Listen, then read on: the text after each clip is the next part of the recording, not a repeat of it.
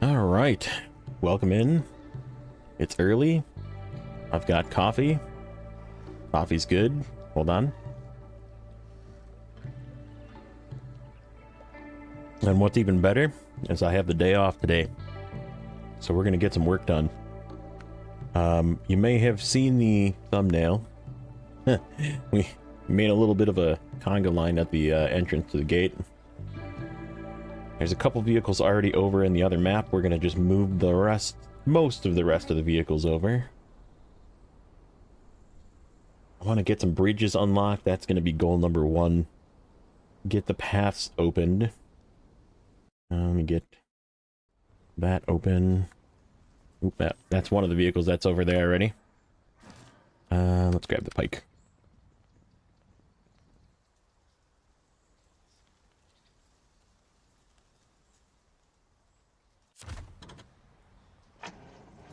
Look at all these trucks we got here waiting to go.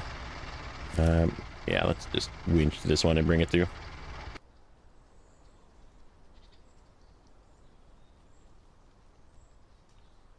Everybody should be full on fuel. I did a top off run. Not necessarily fully repaired, but you know what I don't know? I wonder if there's a repair, like a resupply in this map as well. That would be nice. What is this over here? That is a service hub. That is not... Maybe once you unlock it, it repairs it, but whatever. Okay, so we need... I think it's over here. Yeah, 1 service spare parts, 1 cement. So let's go over here.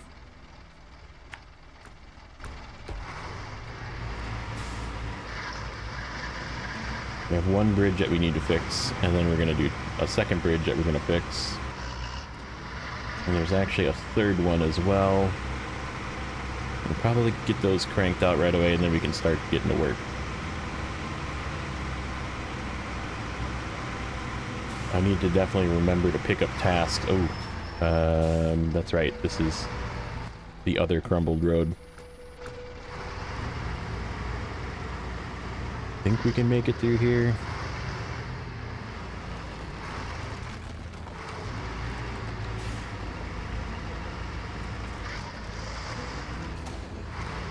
Little sketch.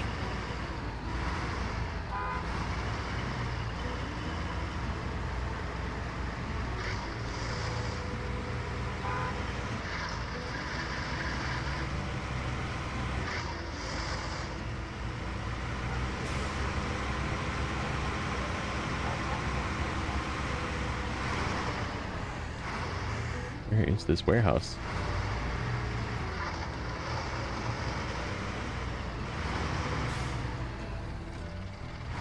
Sort of through this narrow pathway.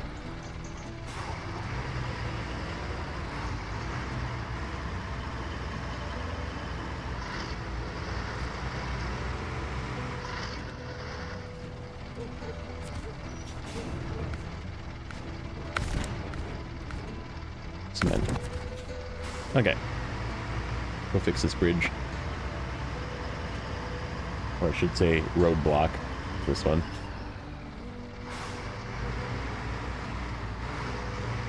Hopefully everybody had a good weekend. I definitely did, and mine is still going.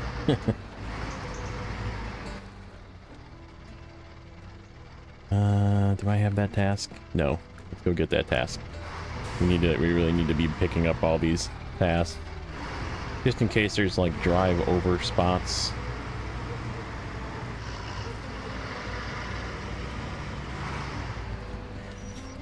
I love the inflatable sales pitch guys on this map. Definitely a good addition.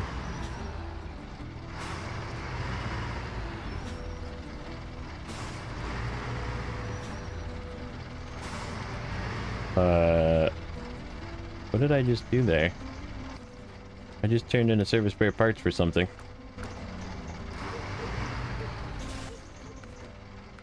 I don't know what it was. Hold. Service spare parts.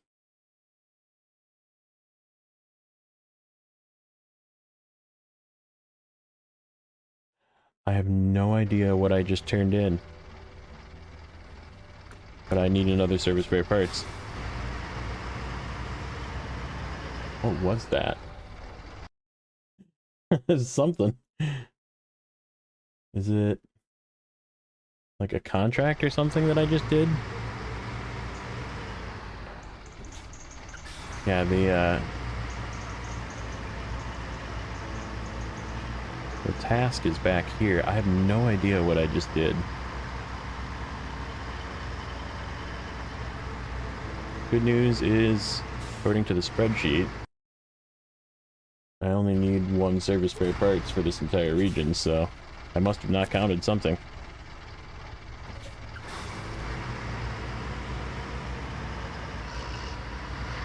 Oh no, that was interesting.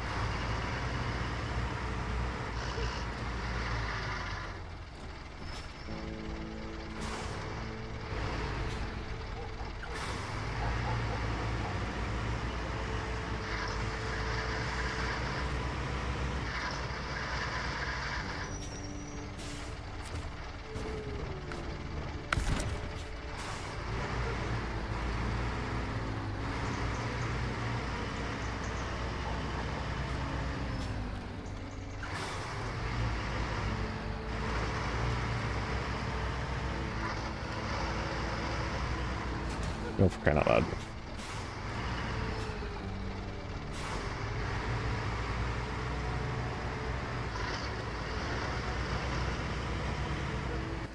Alright, so this one is already done. We just need to go to the southern landslide. Over here.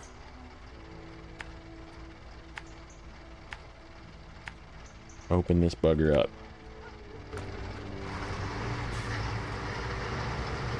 Then we can bring those vehicles from the south up.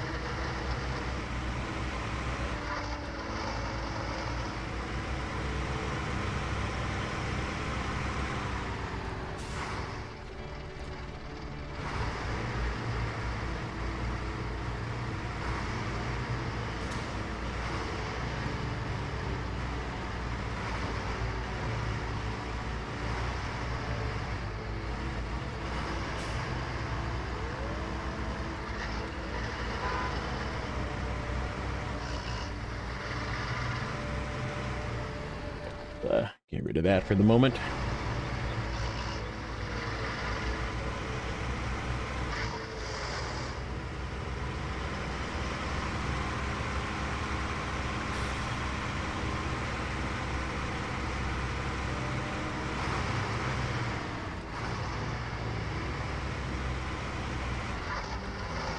Yeah, we fixed this one the last time we were through here. And the only vehicle I really left, there's two vehicles I left in the other map. There is the Gary Longhorn, which is just a high saddle slash log truck, and we're not ready for that stuff yet. And this has got to get delivered too at some point. And then there is, what is that? Other truck. Oh, the Azov 7 is still hanging out at the farm, or at the water station.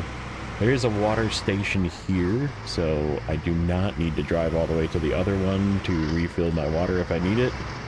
So that's good.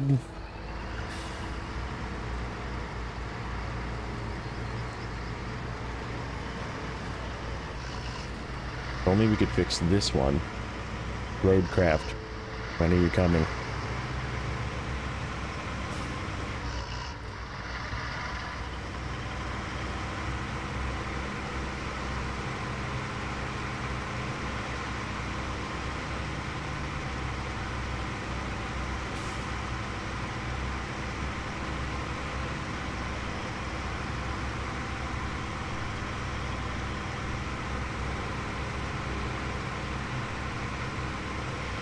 I think that's going to be a really fun game. Roadcraft is definitely going to be not I really hope, I shouldn't even say this out loud because it's going to jinx it, but I feel like it can't be worse than Expeditions. It can't be. It's not possible. You can probably almost drive over that. That's okay, we're gonna fix it. Now we can drive through for sure. Okay, so that's that one. Then there's...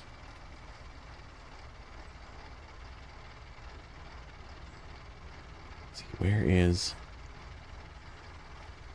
What is the name of that task? Hold. What is this one?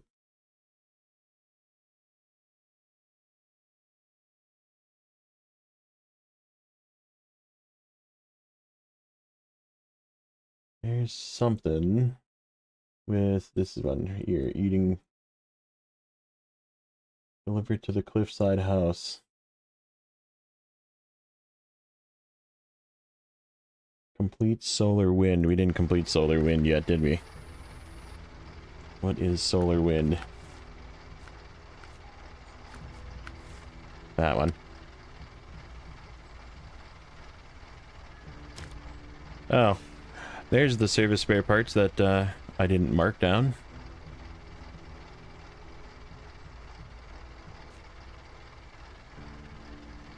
Where are...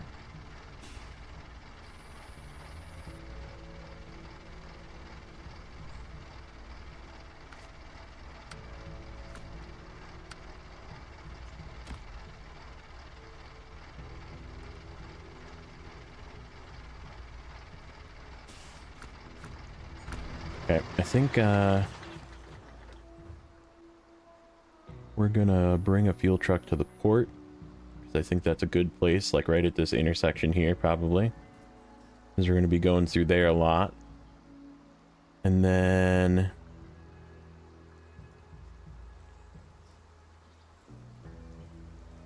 we'll leave a fuel truck up here for the farming. We have some farming to do up here. And then once that's done, we'll move it further south. Okay, so let's grab miscellaneous fuel truck number 1. Which one do I want to use? Oh, it's on their map yet. Let's grab a couple more trucks and bring them through. Royal.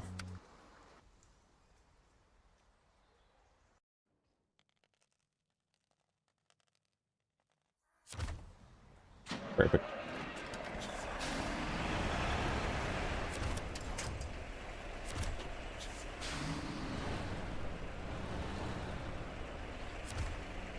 Good enough.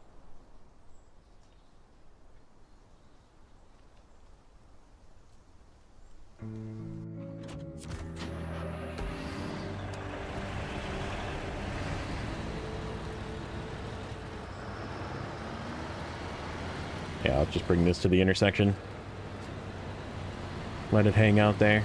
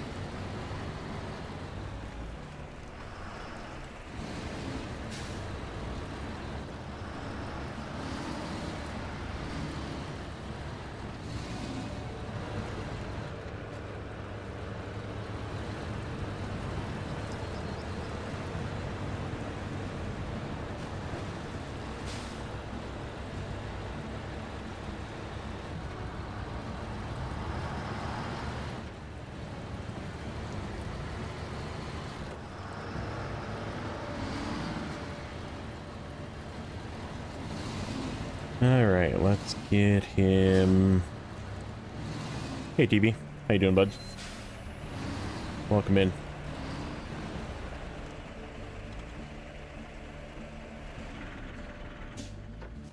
Okay, and then let's grab the plaid. See, where do we need to go? We need to do... Solar wind is here. Yeah, let's grab the plaid. We'll take that down over here.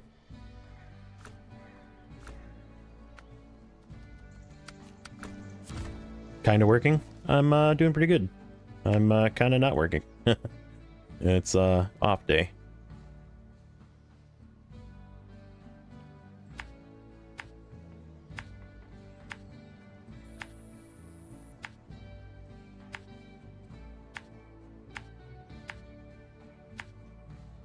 Okay, service spare parts, and then I have no idea where the... I'm assuming that then unlocks... Just like a, requires a crane. Fish warehouse, tourist center. They must be like pick up off the ground somewhere. Be my guess. But yeah, doing pretty good. How was your weekend?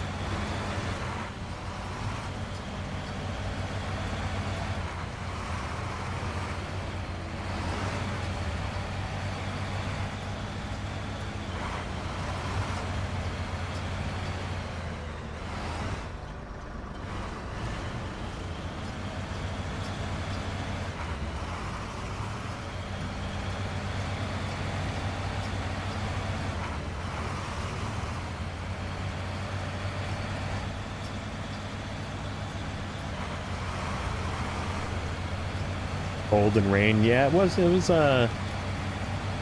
so we cut the grass one last time, I think. Probably the last time it's gonna need to be cut. And when was that? Saturday I cut the grass. Friday and Saturday we kind of did it in 2 waves. Friday was like a hot day, like got hot for one last time, maybe like 80 degrees Fahrenheit, so like I don't know, probably upper 20s Celsius, somewhere in there, mid 20s, 27, something like that. And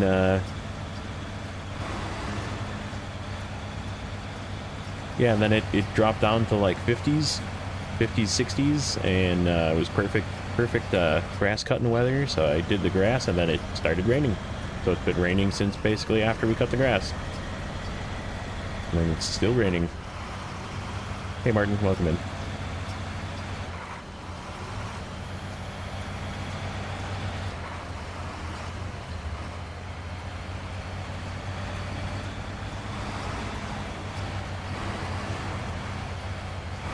Yep, it's an early day for me, but it's also an off day, so here I am, doing work.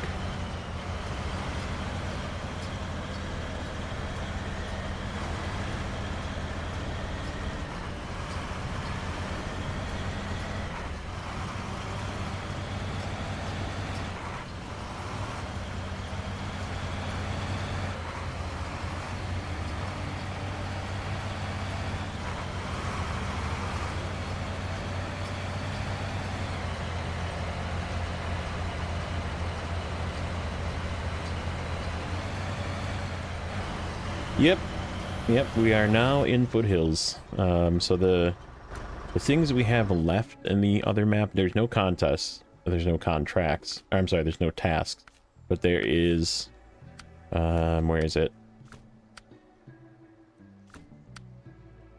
Not this one.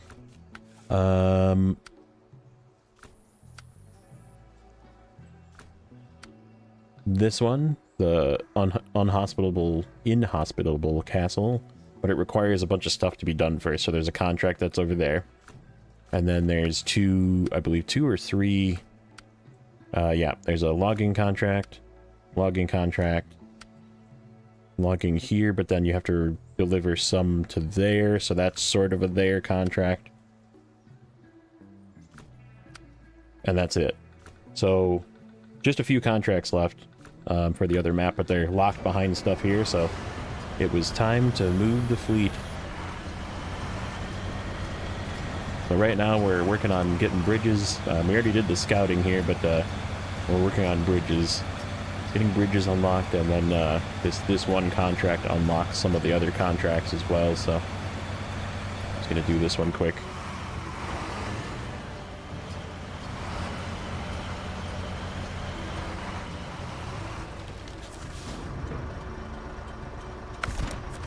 one of those left too. Okay, so this down to here.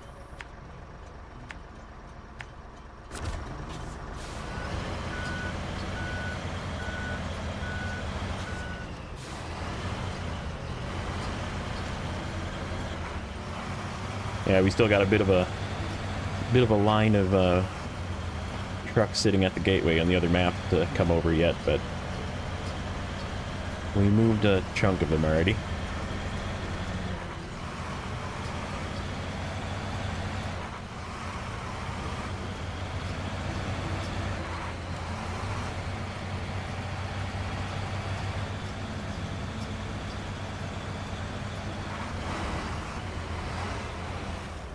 Okay, that's an uneven path.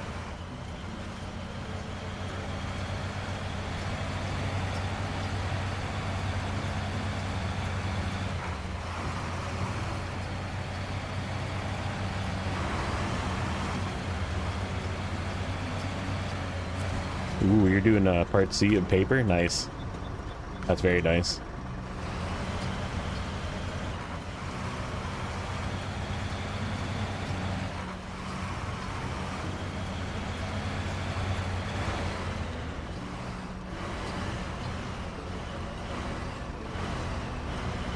I do that too. I agree. Like, you explore first, get some of the tasks done, but like my goal is usually to like open the map up, right? Like you got to get warehouses open. If there is locks for warehouses, you need to get bridges, you know, passes open if possible, so that way you can get through, and then that's when I really start. And then I kind of do tasks. I usually do tasks first, and then I sort of follow up with contracts after, unless it makes sense to do them at the same time. Ooh, that's a hill.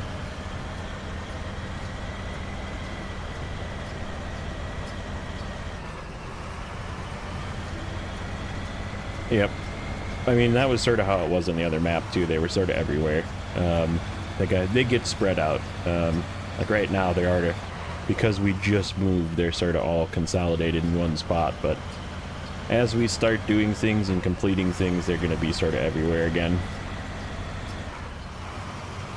I definitely like the 3 gateways to get from one map to the other.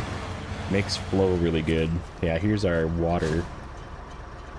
Let's see. Where are the solar panels?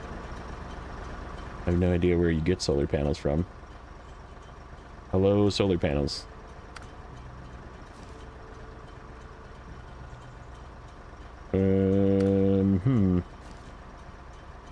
Are they like on the ground and I missed them? This is a task we need to pick up.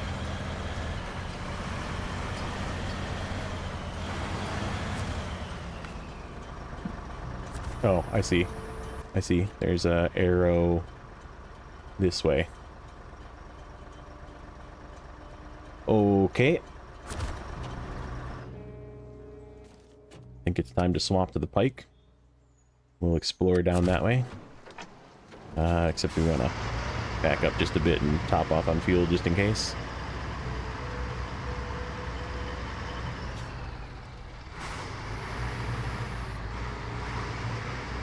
Yeah, I mean, you need the warehouses to do some of the tasks and contracts too, though, right? So, like, I tend to try and get most of it. I mean, a lot of times warehouses are locked behind, you know, a different contract and that kind of thing too. Like right now, there's one that's, I think, locked behind another contract, but that's okay. You just do them as much as you can. And like I said, right now we're kind of we're sidetracking this one because this contract unlocks some other stuff.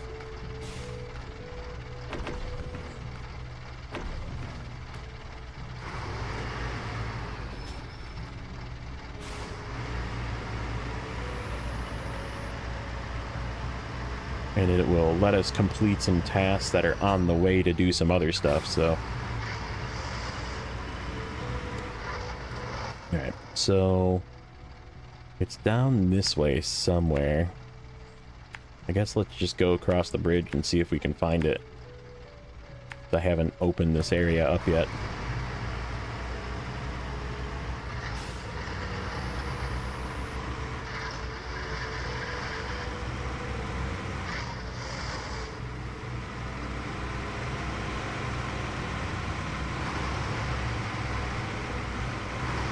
Yeah, I feel like opening the main roads are the most important thing, with the exception of Yukon. Like Yukon, you definitely don't want to fix the pipelines because then you block off your roads. But most of the time, it's like busted roads that you need to fix so you can get through. So, like we fixed both roadblocks along this road, so we can just take this road instead of taking the terrible path through.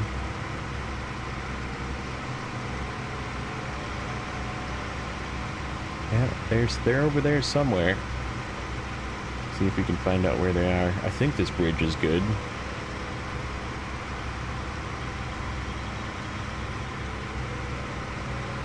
We'll find out in a second.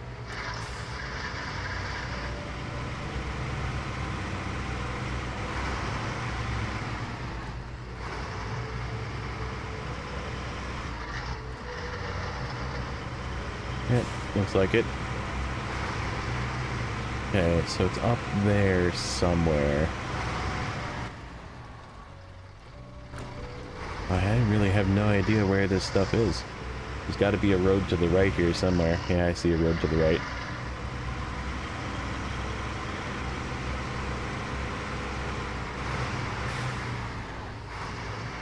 There's another road to the right.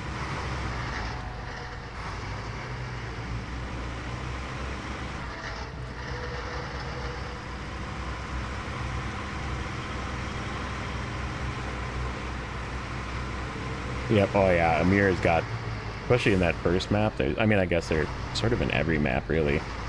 Amir's got a ton of roadblocks. That one going into Cosmodrome, I think it is like, where you need to bring 3 medium logs to it. Holy cow, that one's terrible. I remember doing that one back in the day. We'll be doing that again soon enough. Alright, solar panels. I need 2 of you.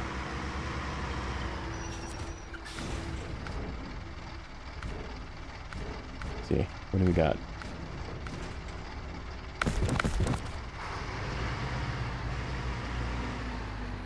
Feel like not grabbing extra stuff here might come back to bite me. I guess it's really not hard to get to, though. The road in and out is nice and easy. Okay, so doesn't look like there's a way that goes this way. So we'll just go back the way we came.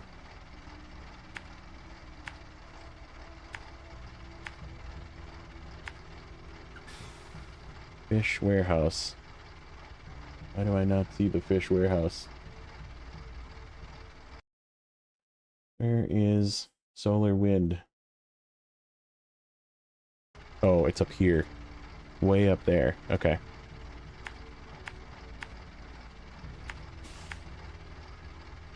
Get some fuel. Go this way.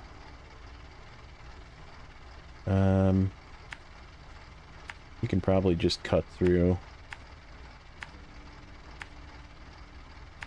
Like that.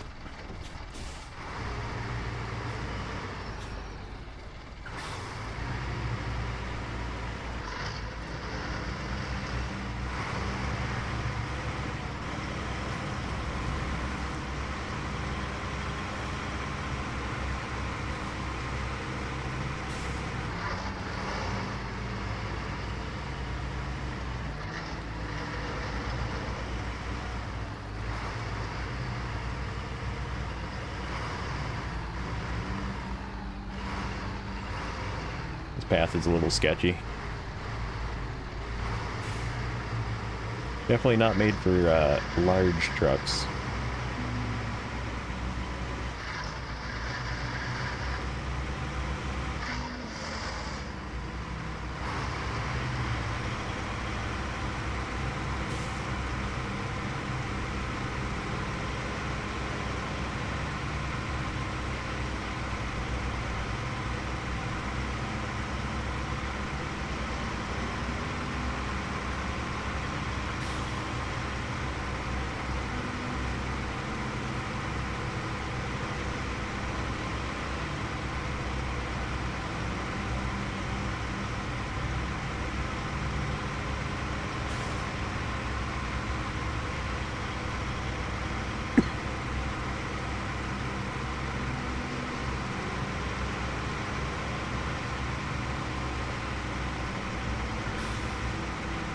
Yeah, we'll see. I know there's that warehouse over there, so we might pick up a few of the things on our way out of that warehouse. If the spreadsheet says we need them, we may as well grab them right away. I think we do need fertilizer. I saw there was fertilizer at that warehouse that we're going to be going next to. Been wondering if I can mount the Zix engine in the FEM to help with this. Nope. Nope, it is FEM specific. I mean, you can run the lower motor, but then you can't get up hills. Like, you just cannot get up hills. If you're interested in seeing how that turned out, look at my early main episodes. the FEM and getting up hills was not possible. And then I just drove a Fleet Star. I decided to bring a Fleet Star to prove a point that the FEM with the bottom engine is just a pile of garbage. And I drove up the same hill with a Fleet Star to go get the cargo that I needed.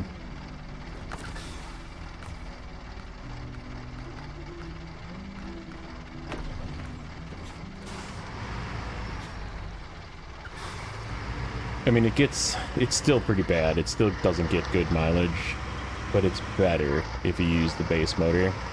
It's definitely, like, significantly better, but it's still, like... Yeah, middle engine also doesn't work. I agree. You pretty much just need to use the top engine, and right, it's... Because of that, it just sucks fuel down.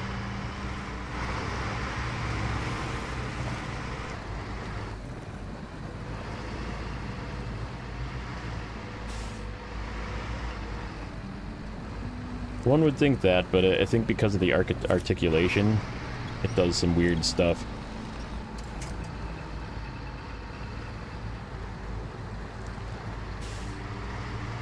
Stuck on a rock. There we go.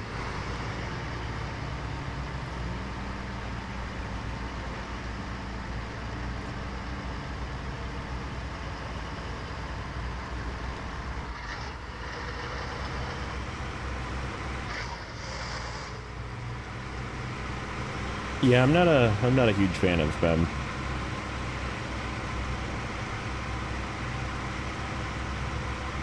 It's just not the articulation really screws with it. It makes it flippy.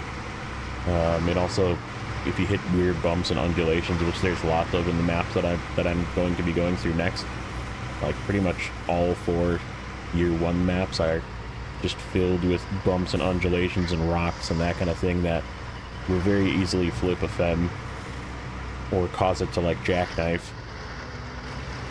Hey, what's up, Grim? Welcome in.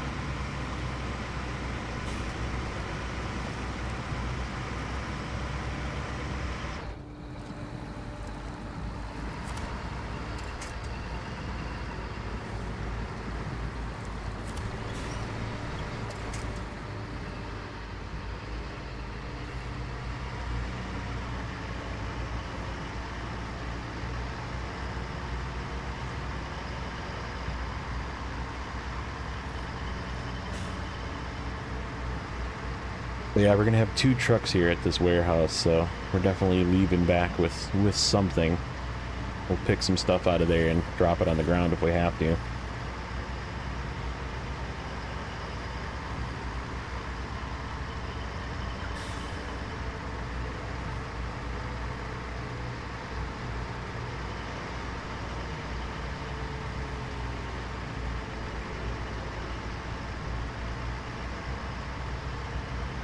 And then this should unlock, there's a task for that Fleet Star that we already, like, repaired and sucked all the fuel out of, so we just need to deliver it kind of right where it is, sitting on the road there. It's like just in from there. So we can knock that task out real quick once we're done with this. Okay, solar panels.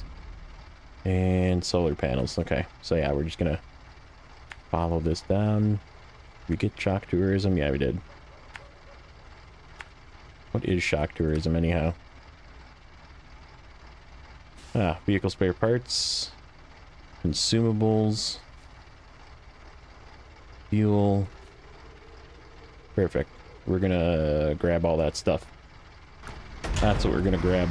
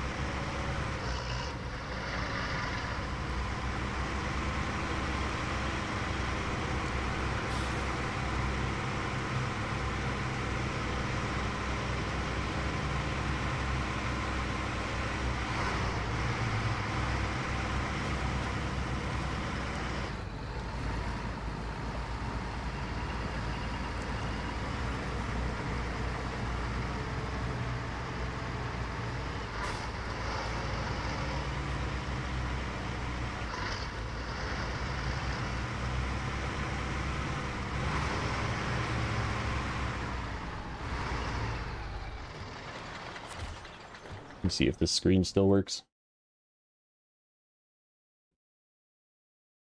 Nope. Hold on.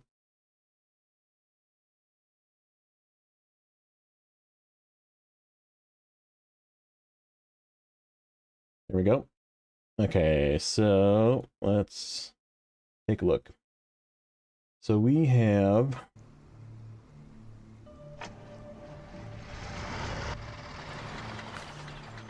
service spare parts.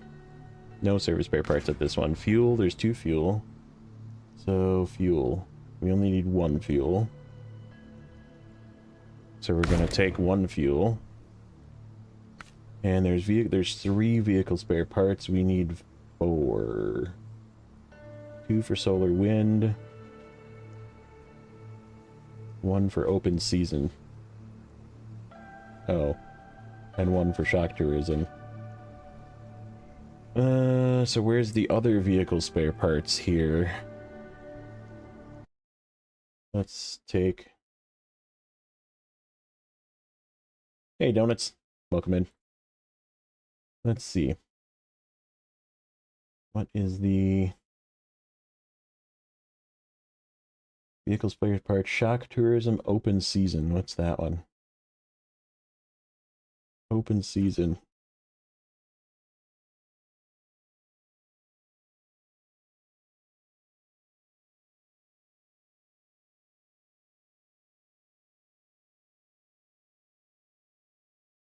Oh, do I need to get vehicle spare parts from the other map?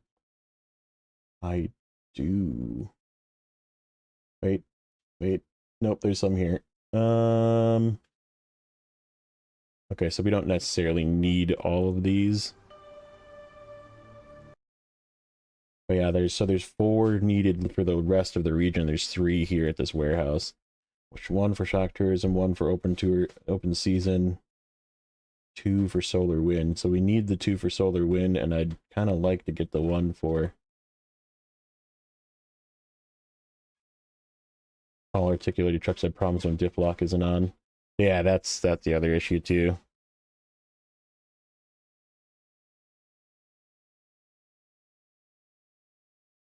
You just have to live. You have to live with frickin' diff lock on, which means you're just going slow and burning more fuel. But it is what it is. Okay, so we definitely need 3 of these out of here. Let's just grab... Should I grab 2 of these? Because what do we need for the... We need fuel and consumables. I have fuel. We need 1 consumables.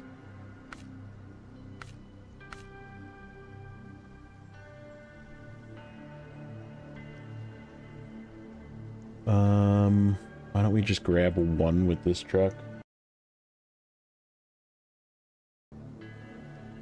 Let's grab another one with this truck. We'll just overload 1. We'll come get the other 2 with the plaid. We'll get the other 2 and a consumables with the plaid, because that one can overload better than this one can. I am moving because my handbrake wasn't on.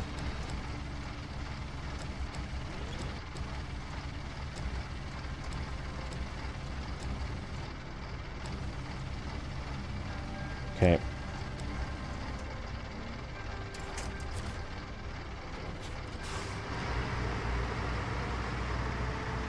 Go deliver this other solar panel. We can drop this down in, pack it.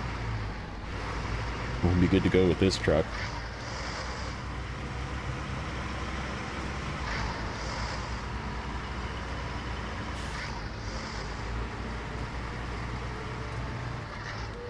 Yeah, the Femme is definitely a beast in mud. If it's flat and there isn't like dippy spots, it's really good. But yeah, if there's anything that like would tilt it or cause the articulated steering to like jackknife, yeah, you're just going on your side.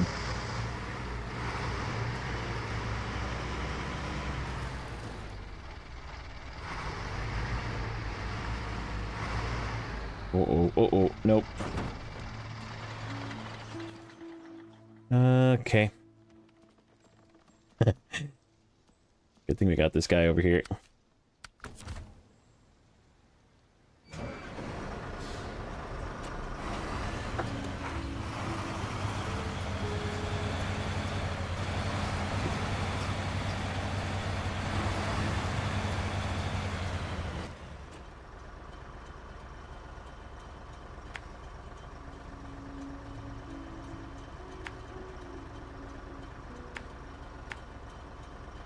Okay, so we need a consumable.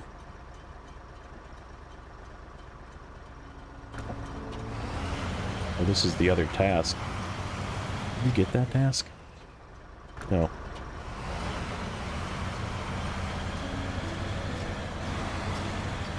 Most vehicles with massive mud tires, obese and muds, stuff like the Nicolobs and all. Yep, that's true. I guess you have to use this in spots, diff, and low plus, or the power on the wheels will do funny stuff, and the steering isn't kind of hard. Or is kind of hard.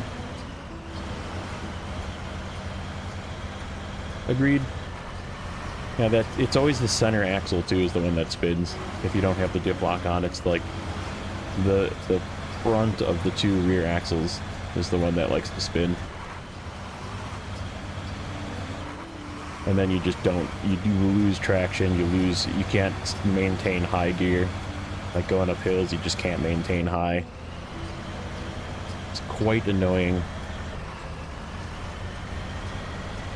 But like trucks like the Kenworth, for example, don't do that. They stall out, obviously, but if you're not like watching and tapping, but so where are vehicle spare parts consumables to the hunter's cabin? Where's the hunter's cabin? Over there. Okay.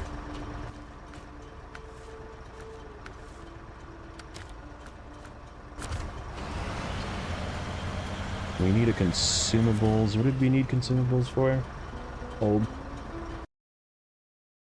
Consumables. We need 3 consumables.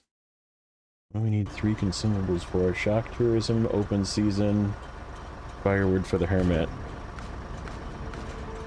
Ugh. And we need fertilizer too. We're gonna have to make another trip back here, aren't we?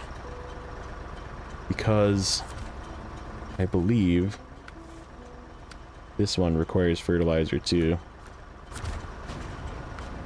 And wooden planks. Let's just do the fertilizer then. So we can do the tractor unlock.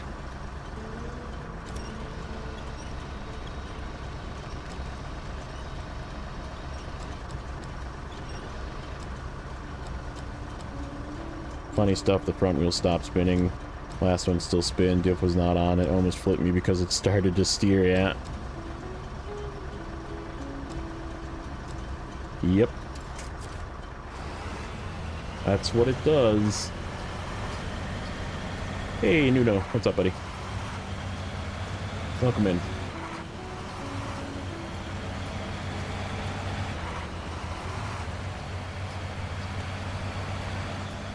Alright, let's fix this mess.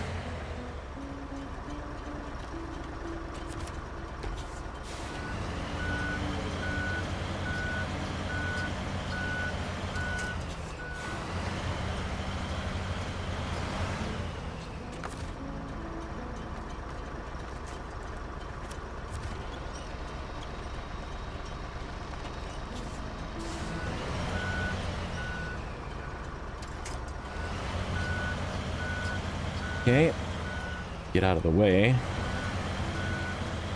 As much as we can get out of the way. Yep, Austria. We're in the second map. We are 59% done.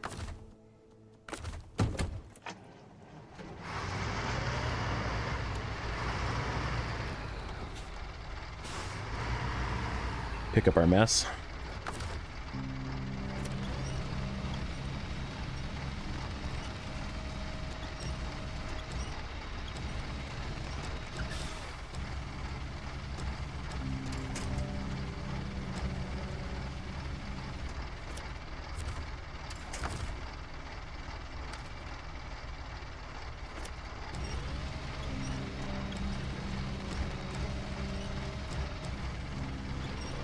Got it struggling on a small incline of Season 12, yep. Yep. Plan is the Season 13 truck, that's correct. Can I reach this one? I can. Power is the issue, but biggest issue is non-diff lock. Yep. Yep. If it had a always on diff lock, it would be a completely different truck. Mind you, I think it would probably be a little bit overpowered, actually. The FEM would probably be very good if it had a always on diff lock. Because then you can run it in high, and you wouldn't have problems with, you know, lockups and that kind of thing quite as much. I guess you still would, but... what do we need for that one task? We can maybe pick up one of the consumables, overload this on the way back out. BM17 only with all-wheel drive is good. BM17 is flippy, but yeah, I agree. I like the BM17. It put in work, man. I took that thing through all of Alaska on hard mode, and it did most of the work. It would stall when you face terrain dips, though. Yeah. Agreed. I am going the correct way. Thought I was going the wrong way for a second.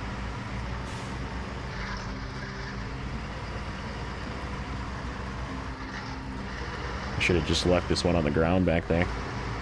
Pick it up when I come back. Alright.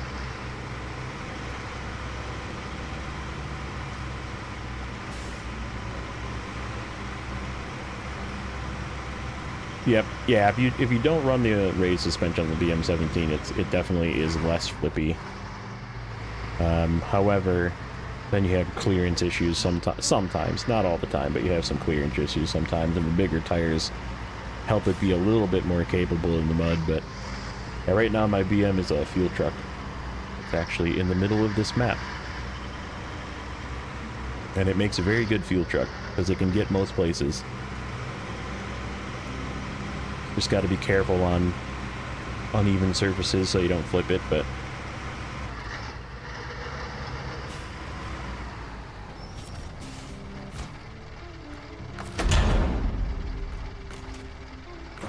Love how loud it is when they place the solar panels. Okay.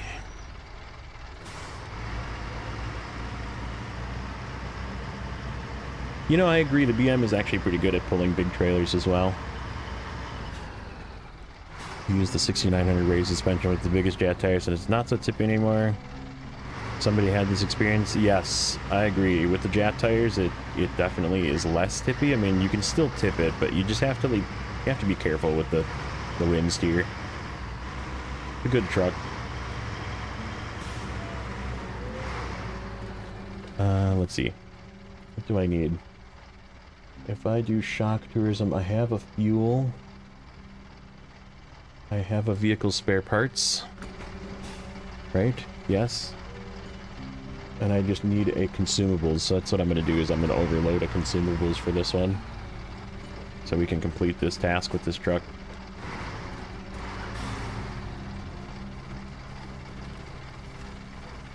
Last time was Azov, but I had less experience. Much better now, yeah.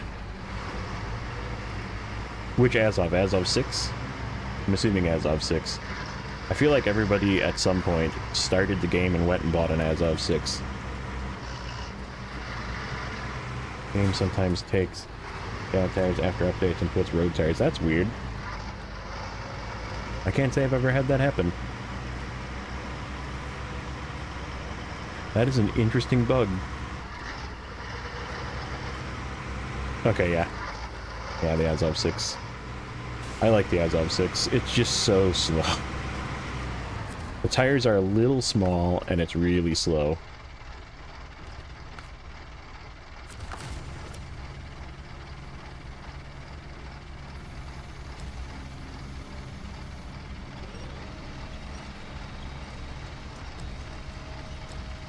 But it is pretty invincible, and it uses almost no fuel. So it's a really good hard mode truck.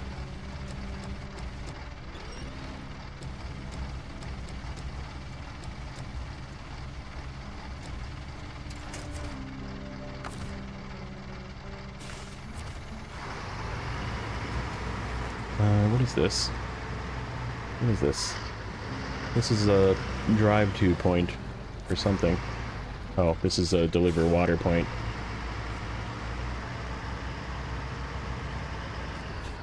Run it with the maintenance frame. Yeah, that is another good use, especially the Azov 7 actually, is because it has the long maintenance frame, so it's really good.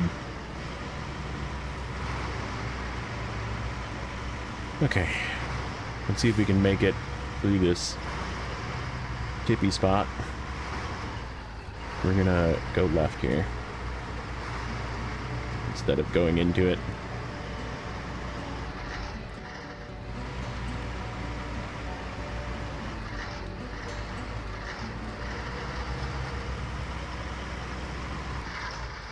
Okay, so we need,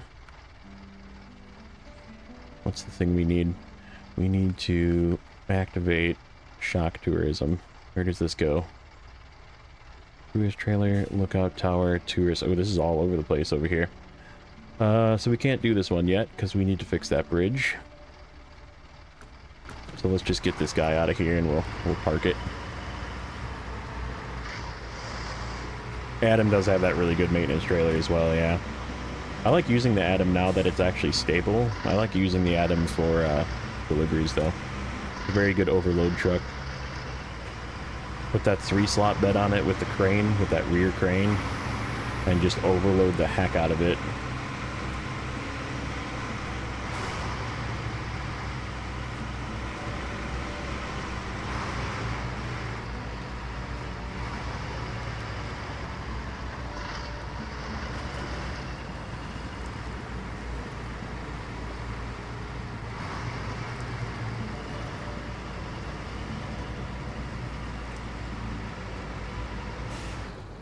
Yeah, true.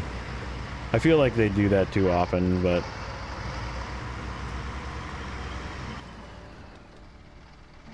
like, that new Scout that they came out with is actually kinda eh. Kinda eh. Not really. Oh, we need to go get that task. I guess. Let's go get that task.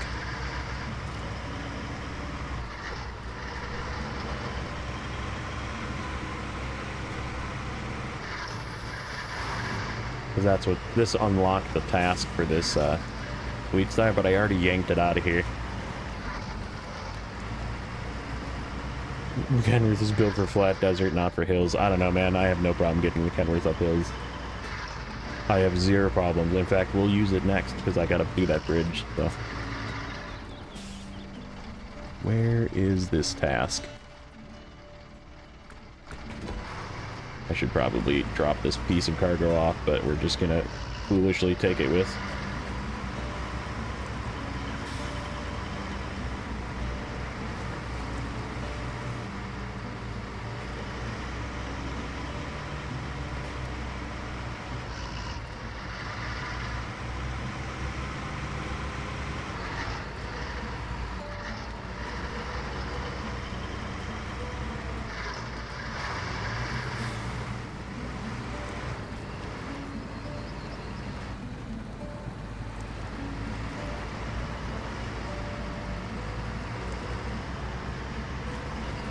People complaining about Austria having too many roads. I mean, I'm not complaining. It's like on the easier side. It's like not difficult, but it's not overly challenging or no overly easy either, I guess. It's like somewhere in the middle. It's a good map. I like the Austria map so far. Gateways are nice. Flow of the contracts is pretty nice. I could have done without doing farming. That's the one complaint. I could have done without farming. And like the farming isn't even bad. Like it's actually like pretty easy, pretty quick. I got like 2 more farming things to do yet.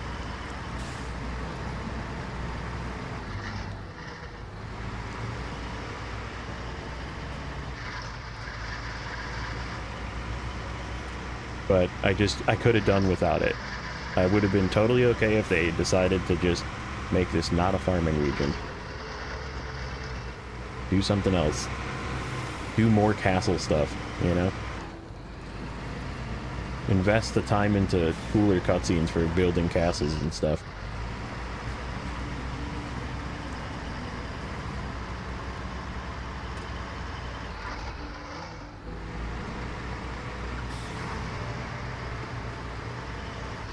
Use the Mastodon, it works. Yep, Mastodon sort of does everything. It's like kind of annoying how easy mode the Mastodon is, but in the same respect, that's sort of what it's designed for, so. Designed to be the everything truck. Pay-to-win truck.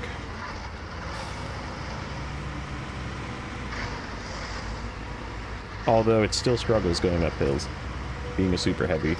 It's sort of par for the course, I guess. All super heavies sort of have some problems going up hills, but if you know how to drive them, you can get them all to go up hills. But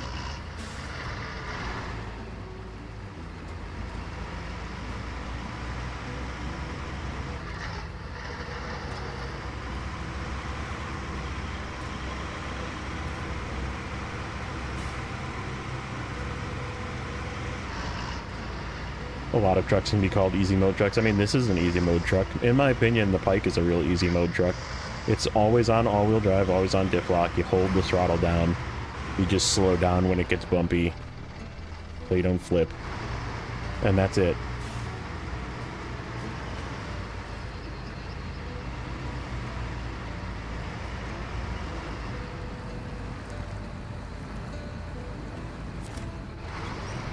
I'm stuck on a rock.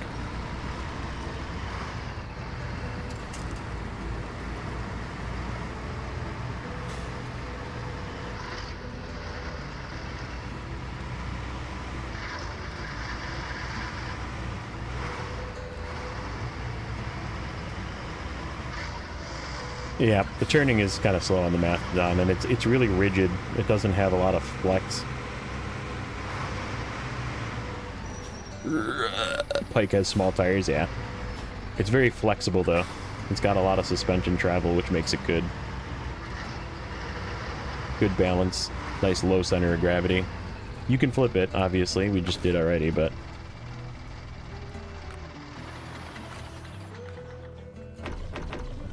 Okay, let's grab the plaid. That's our two... Okay, so let's go here.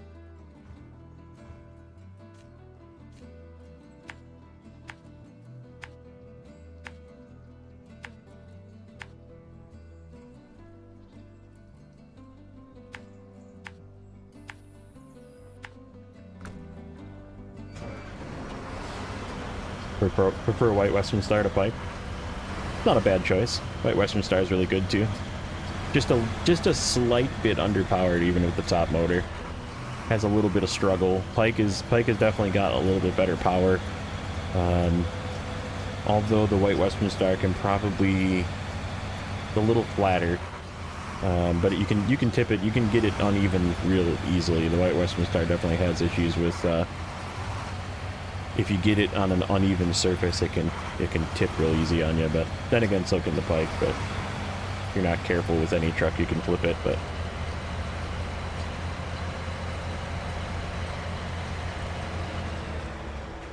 oh, the 47, yeah. I haven't bought any of those in hard mode because they're too expensive.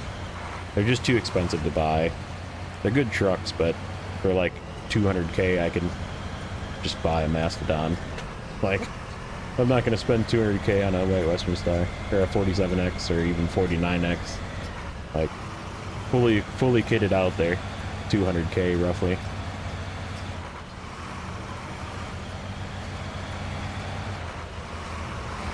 Peterbilt and Snowrunner, please. I know you love that Peterbilt. They need licensing.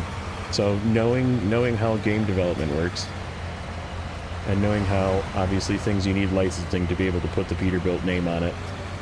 So now you could name it something else and make it look like a Peterbilt, kind of. But it still wouldn't be a Peterbilt.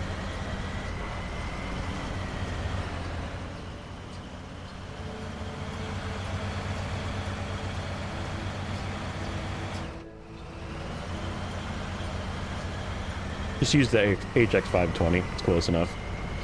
HX is a really good truck too. I don't have one of those either in hard mode just because, again, they're so expensive. And I would just... I already did buy those cats. Because the cats are similar. Not quite as good, but... you can literally buy both cats for the price of one.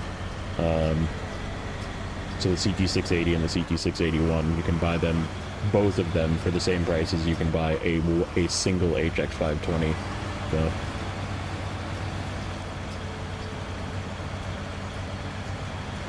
Used for the big heavy trailer, the Dairy 3194, since the head turning don't struggle as much. Yeah, I agree. I only buy maps to get trucks. That's fair. That's not a terrible thing.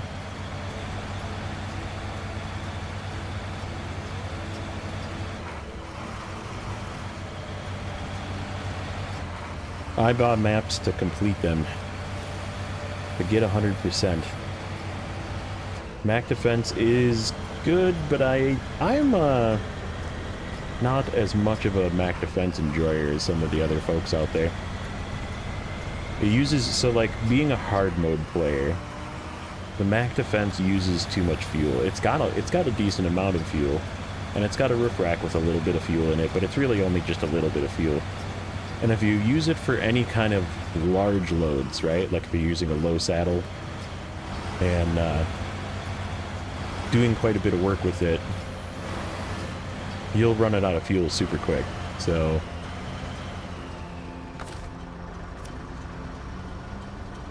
remember Cola was just to get 750 in its upgrades? Yeah, that's what I used to do, but we're going back to Cola here next after this is done. And we're gonna 100% that sucker as well. Hey Retro, what's up buddy? Wolfpack trucks are awesome. Yeah, I do really like the Wolfpack trucks. Like I said, it's just, they're so hard to justify buying in hard mode. Oops, except... stop.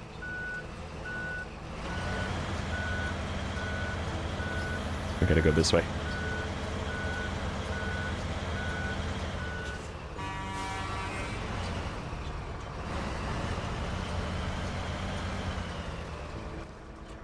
Okay, so here... Can we sneak through here? Probably not. We'll have to zigzag our way up. That's okay.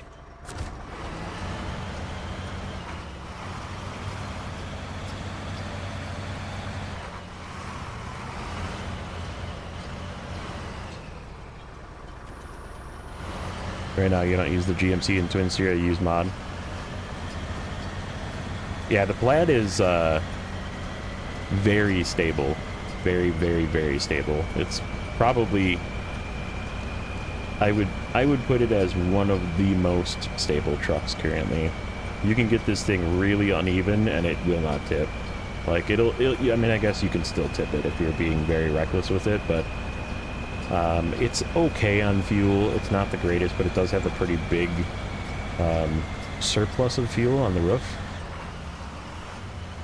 And it's got a little bit of spare parts. It doesn't have a spare... Actually, it does have a spare wheel if you're using the bed. Right now, it's currently lacking a spare wheel. You can see the spot on the back there. Because I, of course, had to use it on the CT681. That always pops tires. Oh, don't flip, please.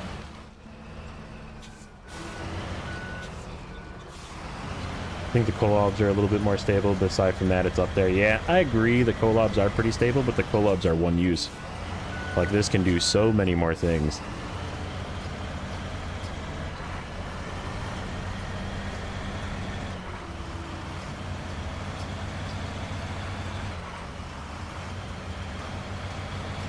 After getting the engine upgrade, the Plaid is way better. Yeah.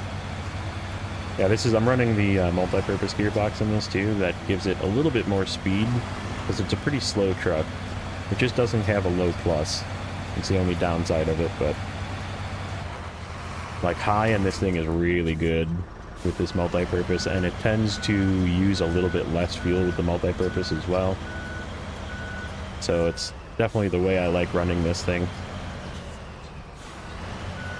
Multi-purpose, big motor, with the flatbed, or with the cargo, 2-slot cargo bed.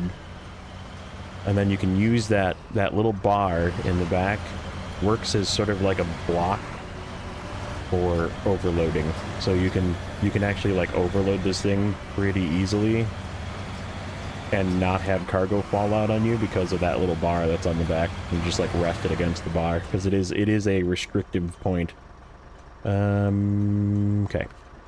So we want to do this one. Fertilizer, wooden planks, cultivate, seed, repair. Okay.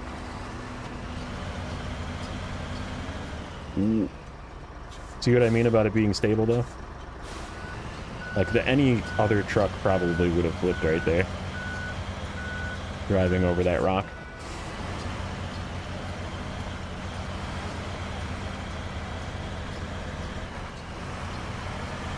Didn't buy. Some JJ and Lewis, those quarries are from a horror movie. Yeah, they're pretty unpleasant. Deliver to the barn. Oh, I need to bring that other... I should have brought it with me. Shoot. That's alright, we'll go pick it up.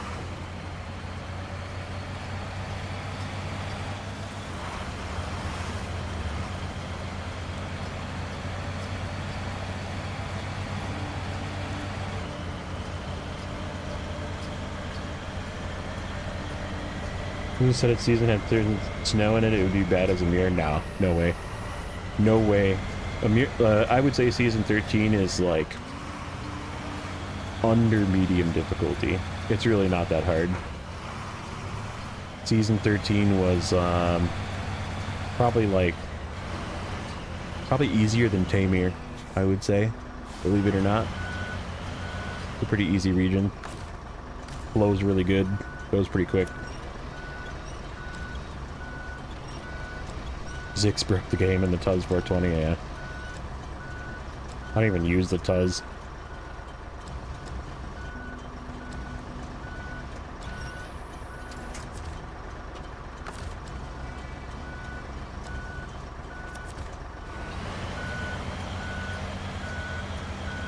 It's all a matter of perspective, Nuno. I really enjoy the difficult maps, so I'm very excited for what's coming. Like, Maine was a struggle for me, but it was also really fun. I feel like it was a really good map. We got through it. Not a fan of the Earth Roamers? Really? Earth Roamers are great. I'm actually, like, way more of a fan than I thought I was gonna be.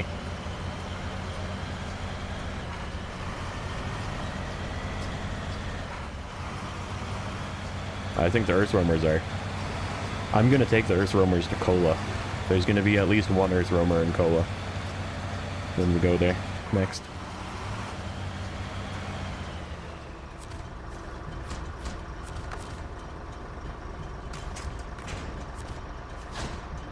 Okay, we cultivate. Get this out of the way. Ooh, this thing needs fuel.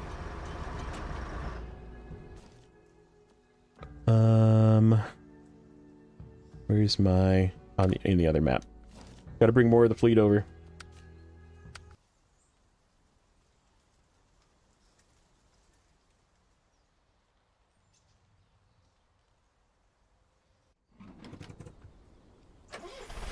I don't really like tractors either. I'm with you on that one. Speaking of Earth Roamers, let's bring this one with us.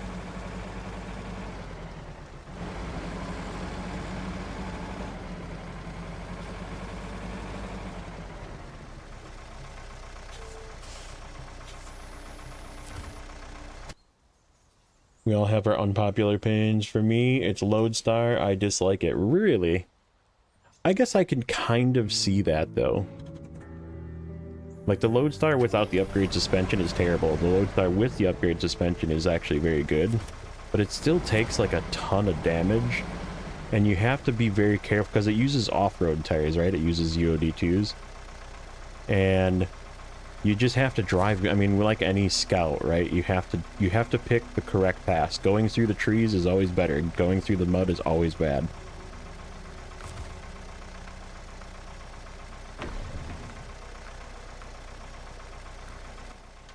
Let's see.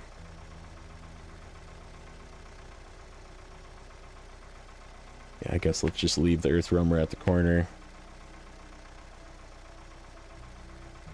We'll cut through the field. I know, we'll take the path.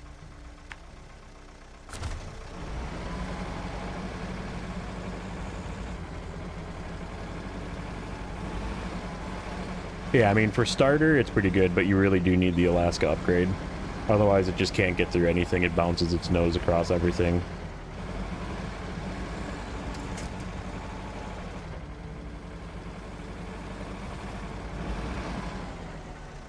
Really? I think the fuel economy is like, okay, it's not great for a scout, I guess. I can see that. It's definitely not great for a scout. There are better scouts out there, but yeah, like going through the mud, right? Like if you're driving a scout, you would not go through this. You would pick a route on the grass, because otherwise you're just gonna struggle. So like you just pick better paths, right? You have to learn the way the game mechanics work and drive in places that are not muddy. Like this, I could go straight through this mud, or I could just go to the right here, like this, and go around the mud. And this spot is dry. So therefore, right, I just drove right through it without any issues.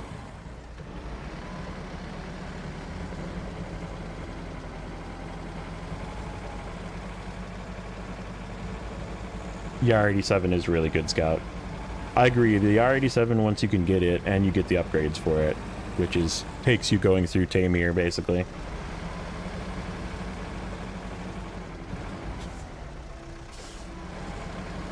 Took you a long time to learn that, yeah. Yep, it's just picking the right path. It's all about picking the right path. Alright, boys, time to do some farming. Yeehaw!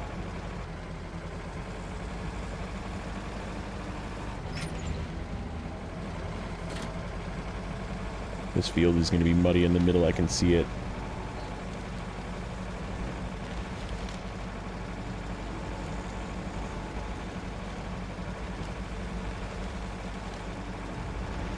Nathan Province, I was watching Nathan Province the other day, and he was commenting how the tires like ride on top of nothing when you're doing a field, but it's because, so like if you look right here and zoom in, see how the tires are touching the dirt?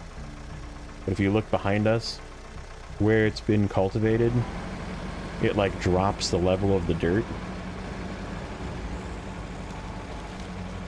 But once you drive over that dropped level of dirt, it looks like your tractor and or truck is like floating.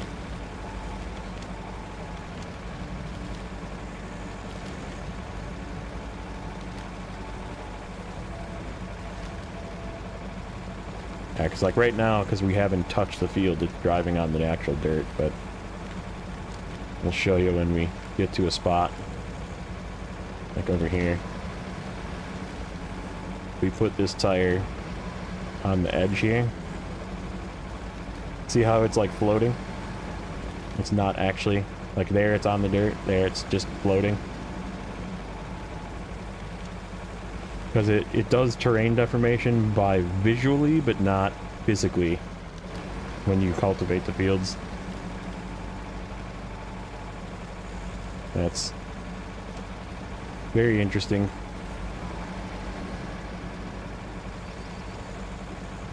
You had nothing but issues with Don Contra and Futon, really? I think, I mean, you just, again, you have to use low and diff lock to get these things to work right, but so you just have to go slow. You can't go fast, but alternating diff lock on and off with low plus is definitely the way to go with these. That's how anything, in fact, particularly the futon, because it's articulated steering trucks. We were just having a conversation about before with the FEM, and how articulated trucks really need diff lock in order to drive. Wow, very fun gameplay of farming. Yeah. Yeah. Exhilarating.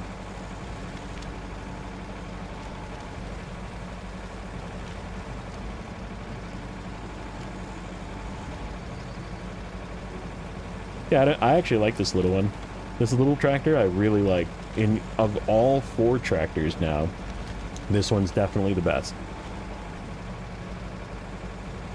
Has no problems doing these fields. Only that very first one in this map that's like flooded doesn't have problems, but all tractors have problems with that field.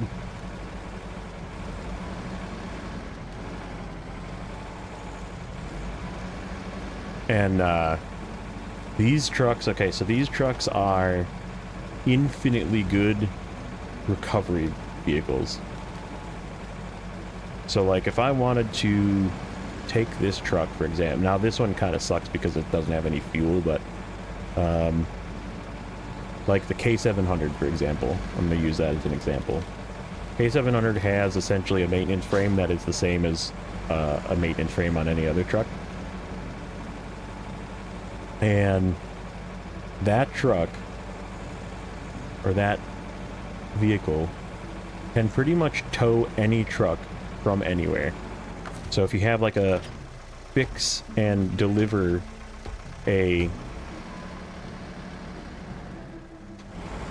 like a task, right, to go pick up a truck and fix it and deliver it. They nerfed the old tractors, yeah, because of the diff lock change. But you can still just drive it in low plus with diff lock, right? Turn on and off the diff lock as you need it.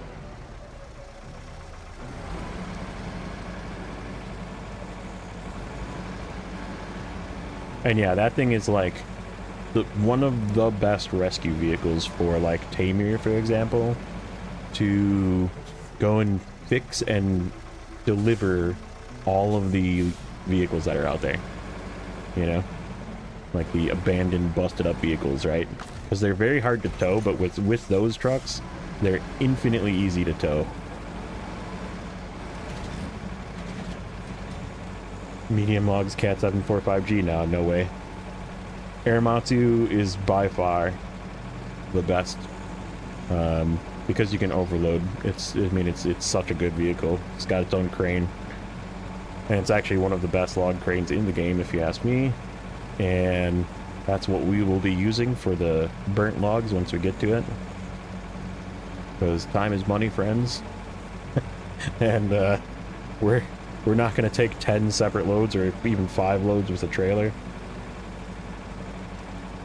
Long Ken Dairy Special, Pacific P16 JBE, yeah. Mods are always going to be best at doing anything, really, but my preference for long logs is Kenworth is good. I've actually used the Baby Zix a few times, and it's actually surprisingly really good at doing long logs, believe it or not. Fully upgraded, mind you. You have to have that thing fully upgraded, but it does surprisingly well. The Dan does well with the active suspension with long logs. That's another good one. And what we're going to be using in this one is the Dairy Longhorn 4150, 4120, I forget what it is. K700's repair add-on looks like it has a crane, but it's not usable. Yeah, it's like a bar, almost.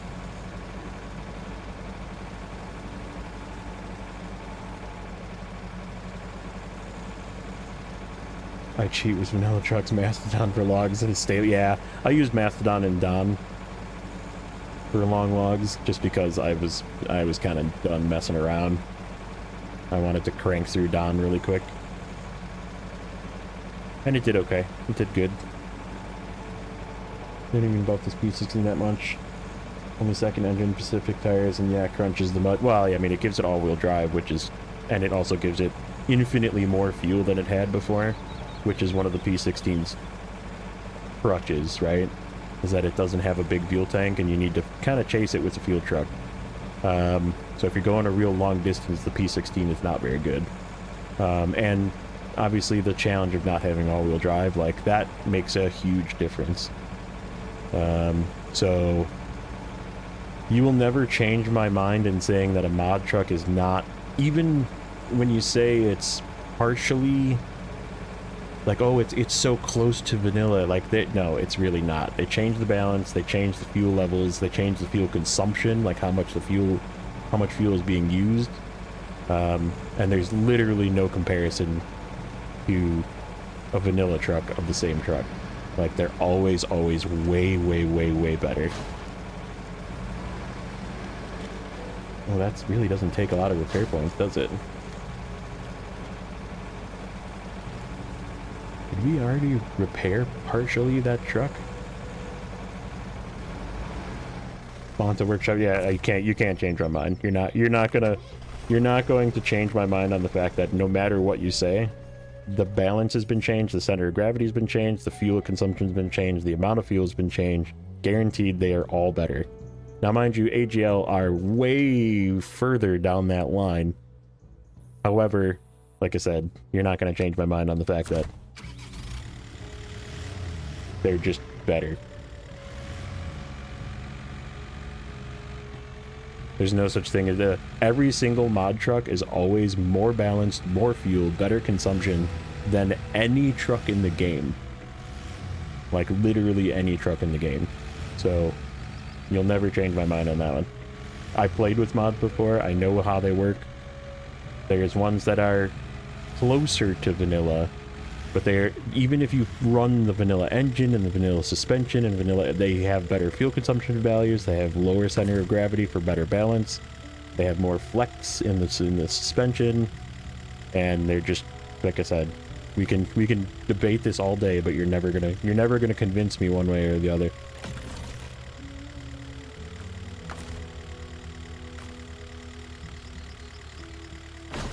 Okay. We have another crappy tractor. You Planet Crafter, new DLC Planet Crafter. I posted my new spacesuit on your Discord channel. Oh boy. Nice. Okay, I'll take a look at that. I like that game. I like Planet Crafter.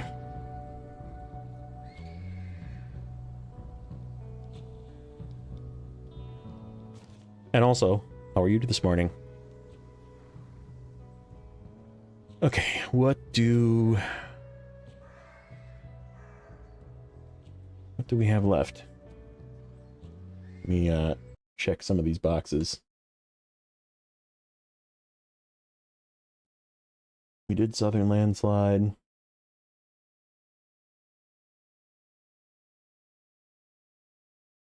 Shock Tourism we can't do yet. What else did we do? We did something else.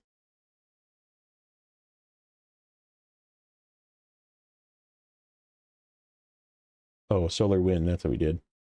Solar Wind. Okay, I think that's all we did.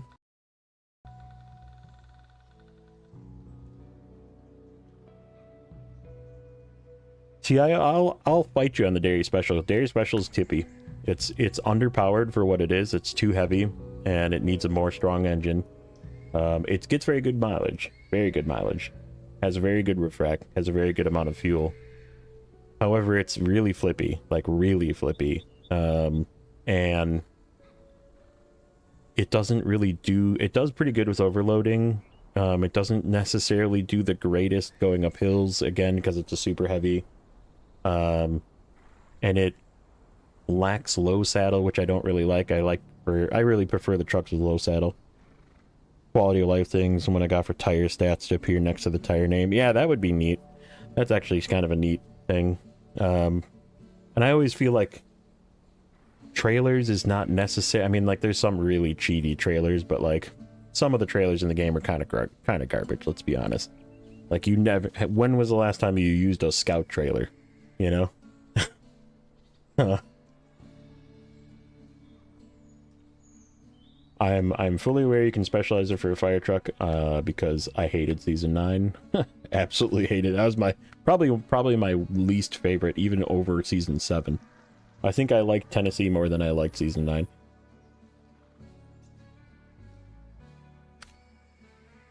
Gooseneck trailer does suck. Yep, there's some really bad trailers that you just go out of your way to not use. Okay, so we have water that we could bring up. We could do the water. One there. One there. And then one up to the cabin. And then there's water, like, over here somewhere that needs to get done. No, we want to get this bridge done. Let's get this bridge done. East Bridge is... What? East Bridge is... Spreadsheet, hold. 2 concrete slabs, 2 metal beams. So that is... That metal? I saw it. Metal beams, yep. And slabs? Nope. Slabs? Nope. Port? Slabs. Okay. So this warehouse, drive over here, turn them in. All right. You know who I'm gonna use. My favorite overloading truck.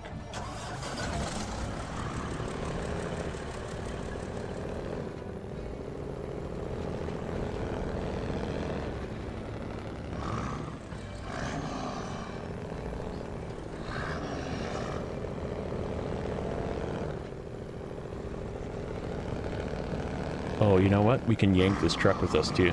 There's a task here that is a busted truck that we need to drive somewhere and deliver. And we're just gonna start this. Ooh, is this a fuel truck? Ooh, is there fuel in this guy? Oh, is there fuel in here? Oh, buddy. Buddy friend. If you're a fuel truck, I have somebody that can empty you out real quick. Oh, yes it is. And it's full too.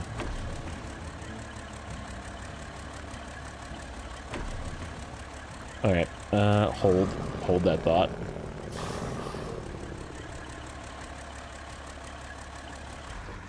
This fuel truck that happens to be right down here.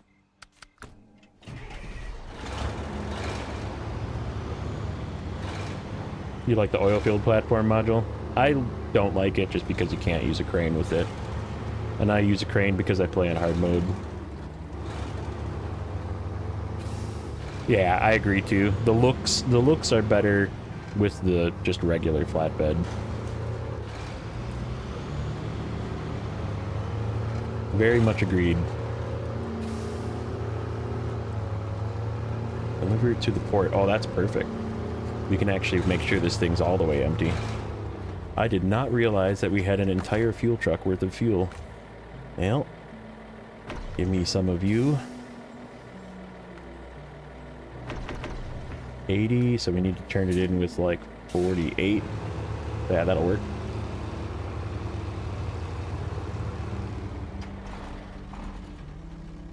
You did this with the Earth Roamer? I believe that. Because this thing appears to run.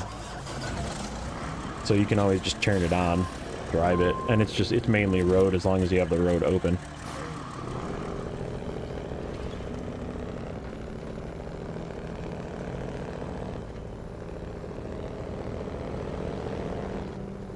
You can use a crane with this. Oh, can you? I guess I didn't ever really try it because I just don't like it. And I thought it had that big spare tire thing on it. That makes it so you can't... Oh, that's right, there's 2 versions. One that has a spare tire and one that doesn't, right?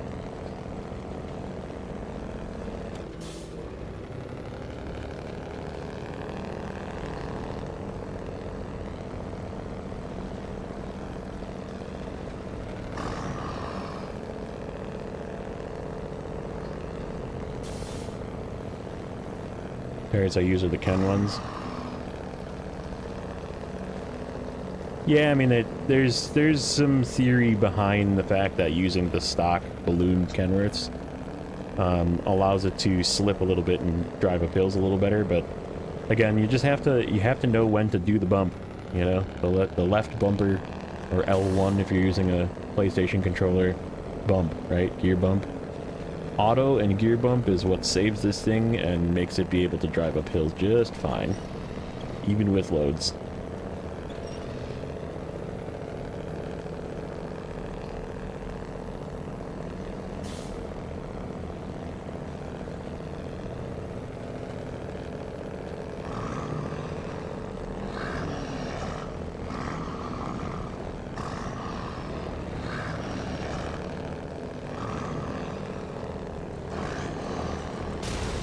Oops.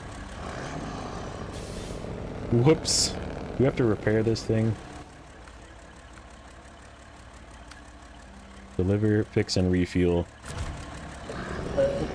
We have to fill it. Okay.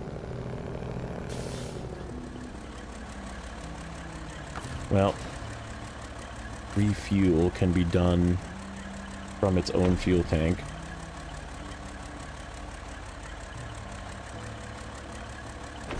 Yep, that'll still be good enough. Thing, what's up, buddy? You sent me a picture of the crane. Nice.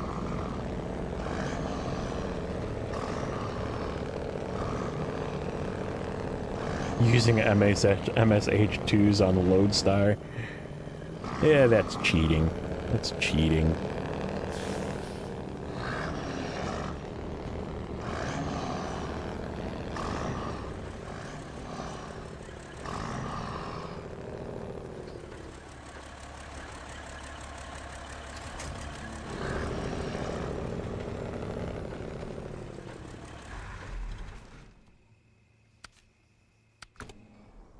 You there. Repair truck. Come with me.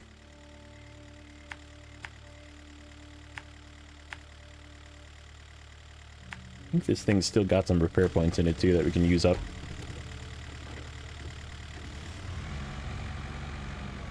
Posted a pick in the Discord. Yeah, either way. I would get it eventually. I still just like I like the appearance of the regular flatbed. Plus, that way that oil frame one kind of hangs down and back, I feel like it's inevitable that thing's gonna get hung up on things. Like, it'll just hang on random things and cause you to be stuck. Which is unpleasant in something as heavy as a Kenworth.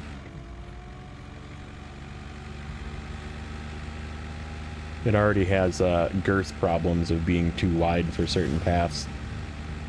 Adding a little bit of a low overhang in the back to get hung up on trees and stuff like that is not something that I'm willing to do. Leave the tires open.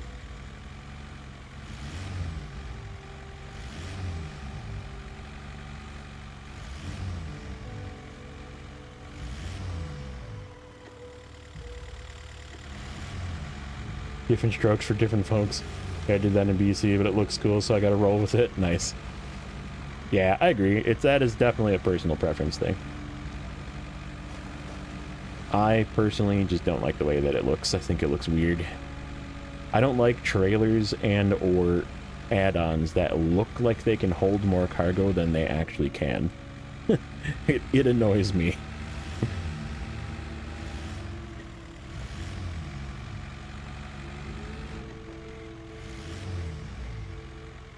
BC is probably the best season to get trucks. Yeah, I mean, there's definitely two good trucks in BC, but...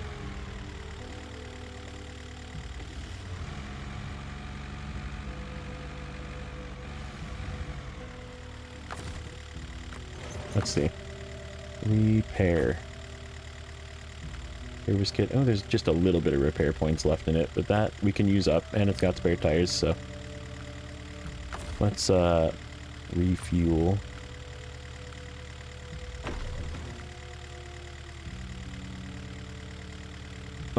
Yeah, may as well. Give this thing... Have this be a little bit of a fuel trailer we can carry on with us. Yep, you do get a free White Western Star and a Taiga there, yep.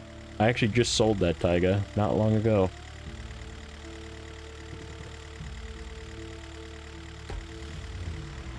See if I can finagle this trailer to back up and tow this thing.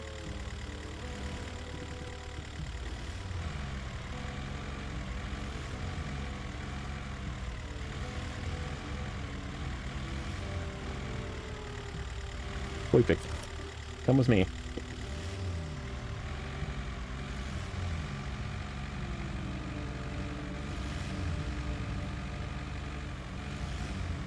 Yep, that was the Taiga that I went and got in my my hard mode walkthrough, because it comes with a crane, comes with a big crane.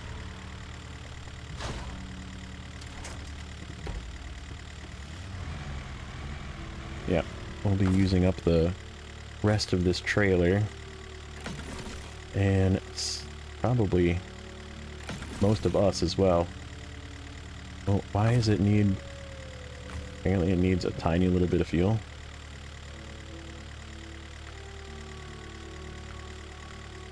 Oh no. Do I need to fill this fuel tank back up? Oh, that's bad. How about if we turn it on, let it get to 73, and then give it 1 gallon of gas.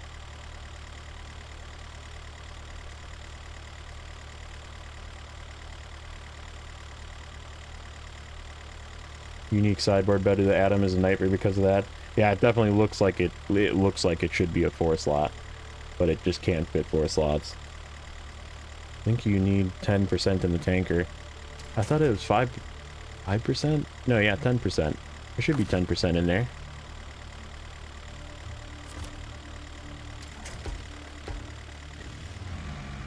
Or did I take too much out? Refuel. Yeah, there's 10% in there.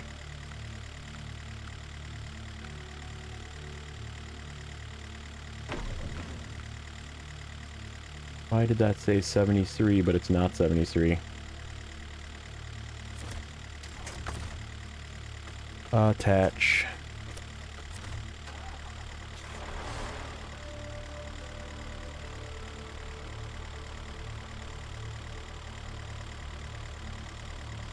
I'm just gonna let it burn down to 72, I guess.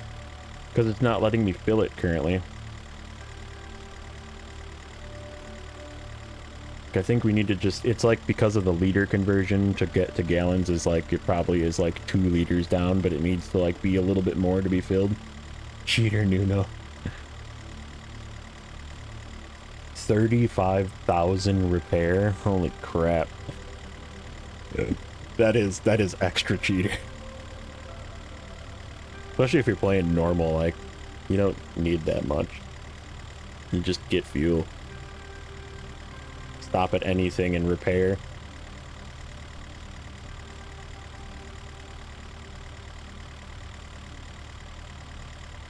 But I mean, that's the way you play, and if that's how you like playing, it's totally fine. I personally like being challenged a little bit more. That's the big difference. Okay, drop down to 1 more gallon, will ya? There we go. Okay, yep, it just needed to be down a little bit to be filled. That was interesting. Repair shop is far and fuel station. Yeah, but I mean, just, it's normal. Who cares? Just go to a trailer store and buy a repair trailer and then sell it back. Like, there's always something. There's always something you can use. Okay, what do I want to do next? We got the bridge done. Oh, no, we don't. We need to do the bridge. That's what we were doing. Kenworth.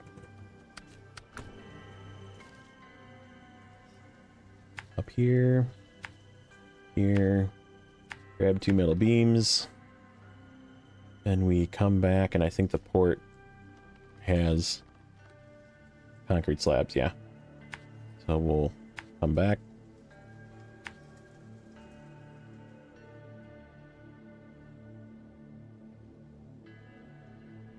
Like so.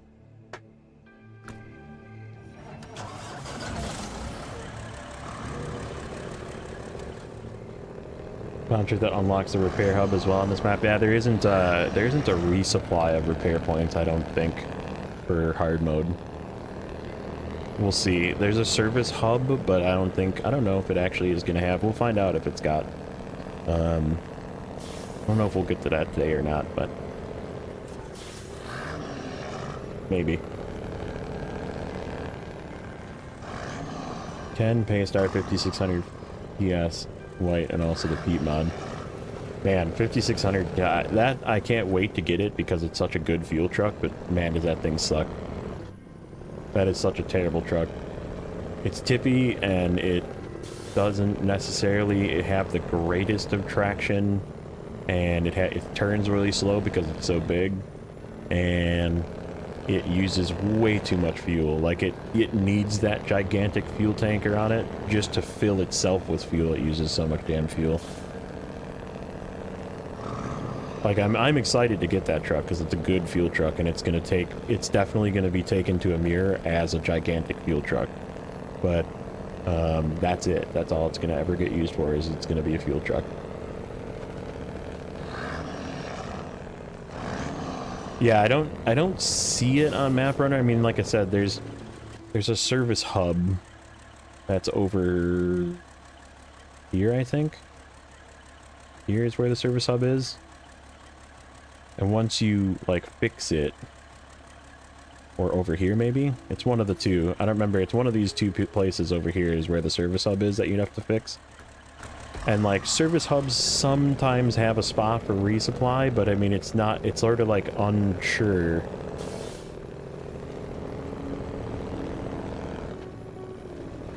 But, I mean, it's such a tippy fuel truck. That's the only thing.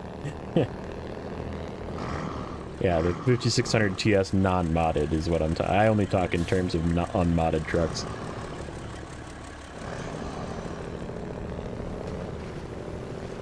I'm sure the mod is perfectly capable and stable and doesn't use 87 gallons of fuel per second. And like the 5600 TS is by far one of the most fuel thirsty. Fuel issues would have been mostly negated if it had heavy gearboxes instead of the medium ones. Yeah, if it had an advanced special gearbox, it would be really good, actually. You have a very good point with that. I agree with you 100%. If that thing had an advanced special gearbox, it would probably be a really good truck.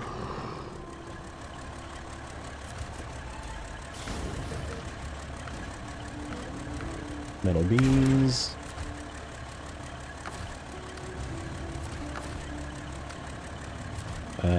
Get one more of those.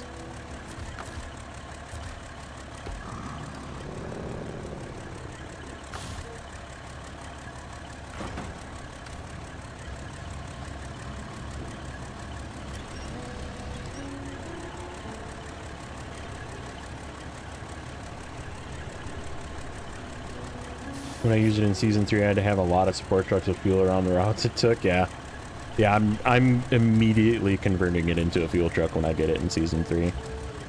Like, there is no hesitation of just using that thing for what it's good for, which is a gigantic fuel container.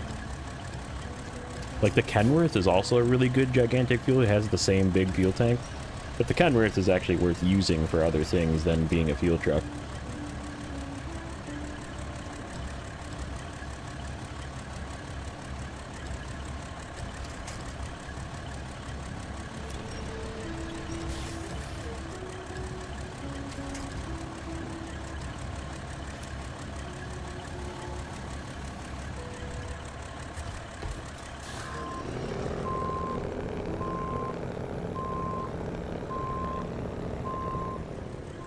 This mod only fixes fuel consumption. I'm sure it probably changes stability a little. Like I said, they always sneak in, the mod makers always sneak in like a little tweak to make it so it's a little more stable, a little lower center of gravity, lesser fuel consumption, maybe a bigger fuel tank as well. Like, all that stuff adds up and makes it significantly better than a stock version of the same truck. 770G dedicated to fuel service. Yeah, I'm probably just gonna sell that truck when I get it. That is not worth keeping. Once we're done with doing the special trailers, it's not getting converted to a fuel truck because we have Wisconsin and a mirror to do afterwards.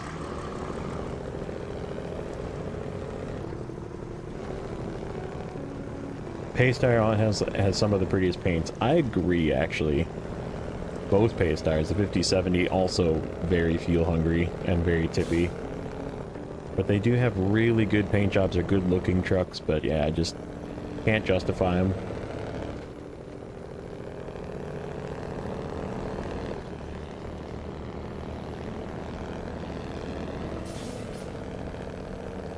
Yeah, I mean, when you're a mod maker, okay, in order to get people to download your thing and possibly donate to you on Patreon, would you, let me ask you just a question, if you were the salesperson of the mod maker asking for money from people on Patreon, would you put in there almost vanilla or vanilla edited truck to use the words that are sales triggering words to make people think that they're vanilla so they're not so overpowered and blah blah blah to sell you on donating money to them, right? So like you can see it, the words are there, but the facts are different. That's all I'm saying. You look at the actual game files, like Nathan Province always does that.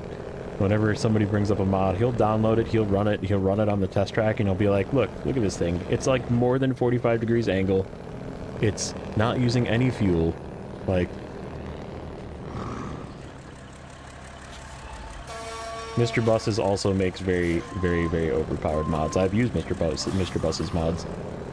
And like, there is vanilla variants, right? Like where you can use the vanilla engine, which has the same amount of torque. But they're slightly tweaked for fuel economy, right? So the fuel economy is a little better. And I've tested this. They're a little better, just a little better. And they have way more fuel. They have roof racks, which they don't normally have. Angry Ginger Life.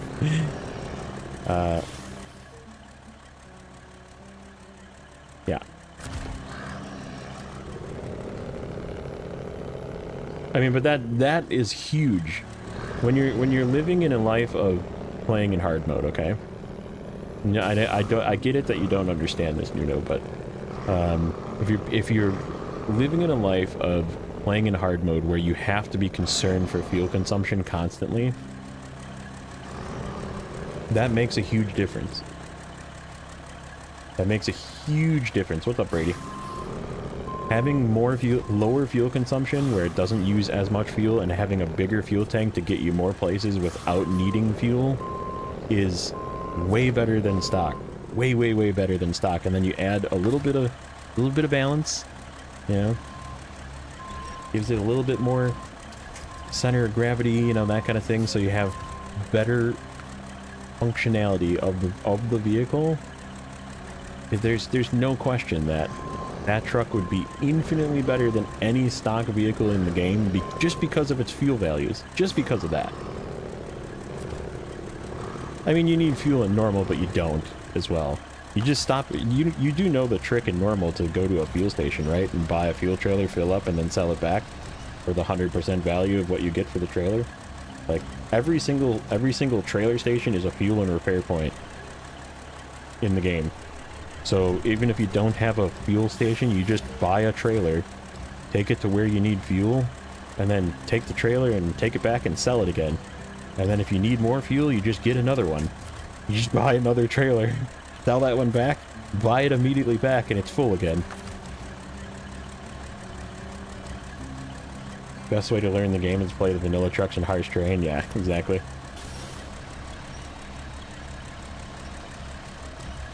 I do agree with that. Some trucks definitely don't have real... I mean, even the Earth Roamers don't have real-life fuel capacity.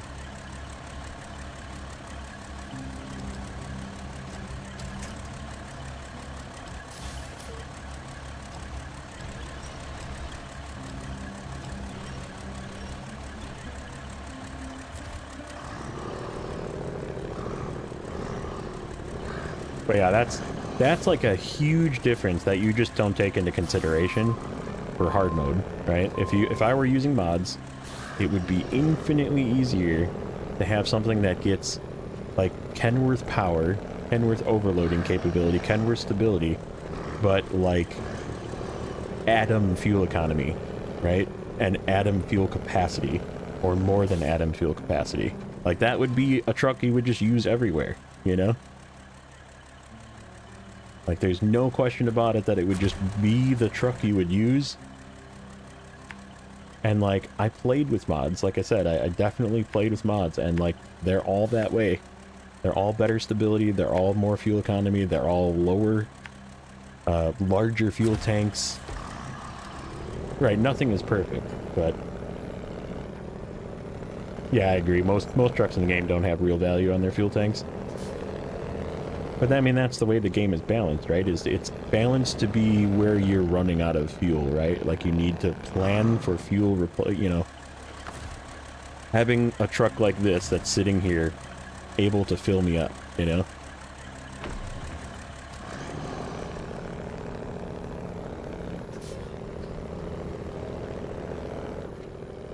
And that's the part of the game that I like, personally. And like I said, you're not going to change my mind on that. I like the logistics of, okay, let's get 3 or 4 fuel trucks, place them in key places that make it a little easier, obviously, where it's going.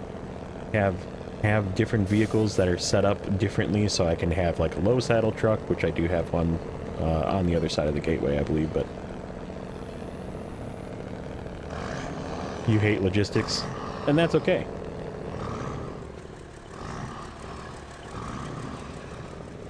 But that's what this game is about, logistics.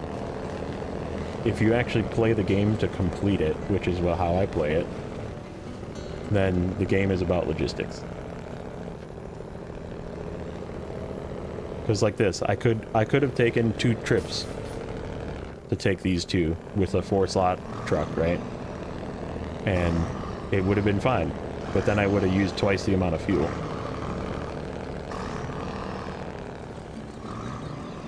What are you going to put on the back of the P512F? I'm going to sell it.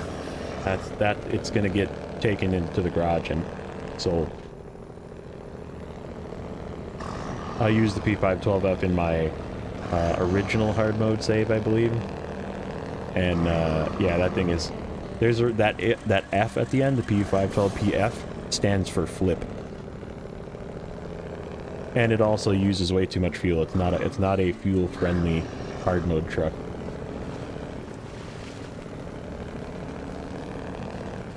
And it's worth a lot. It's worth a lot of money. This is a fuel trailer that goes somewhere, which we're going to use to refill our fuel trailer truck over there. Completely understandable. Have a great day. Yeah, I don't like the P512. If I'm going to use a truck that's a 2-wheel drive truck, I'm just going to use the W990. It's just infinitely better in every way.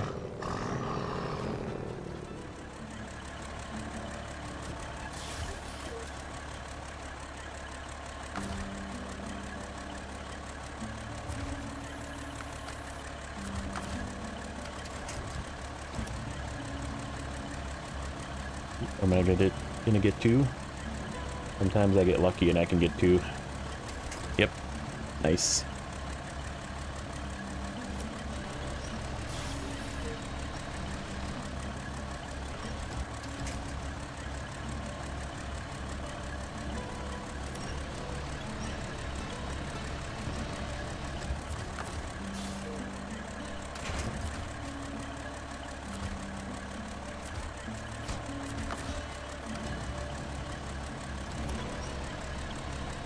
What's up, Sawyer?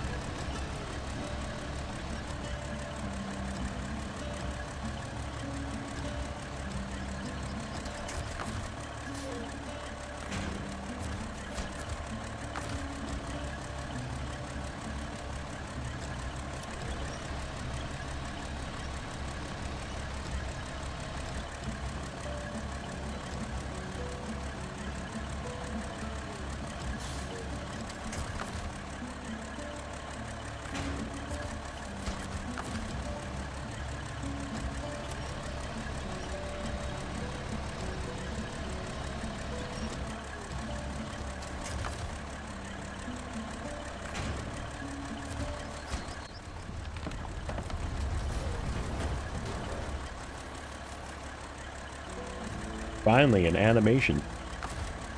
They've been slacking lately. They've definitely been slacking lately on the amount of cool animations that they do.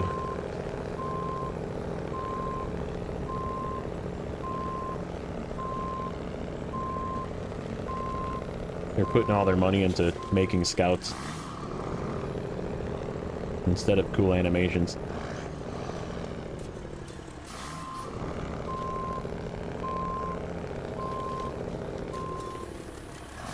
There are some trucks I'm alright with learning their quirks and all, but some it's just too much for too little. I mean, I guess I'll probably use the P512 actually a little bit, because I'd like to go back, because it's been a long time. Hey, what's up, Spoon?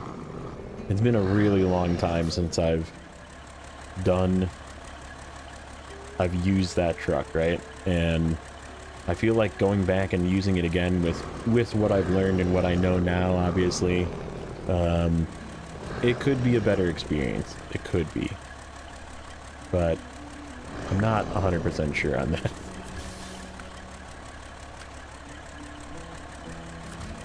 Deliver to parking lot. Oh, there's a... Oh, it's this little one. So where does this one go? Is this just ours? Hold. Nope, that's definitely not ours. Okay, where does that go? Where does that go? Let's see. Let's see. Where is this little... See, this is the service hub right here. I had it selected from before. Where's our gas station? Gas station's here. Fuel carrier. Oh, it doesn't go to anything. It's just ours. It just didn't discover. I do not want to use a truck that is high risk, low reward. I mean, I purposely use weird trucks. Like, I used the two-wheel drive GMC to do the final big trailer in Don. And I've used the Fleet Star with highway tires to do long logs. I did in season 12. I used the Fleet Star again to do one of the big trailers in season 12. Like, I like that kind of weird challenge. So that weird. This is just a fuel trailer. I don't think it goes anywhere.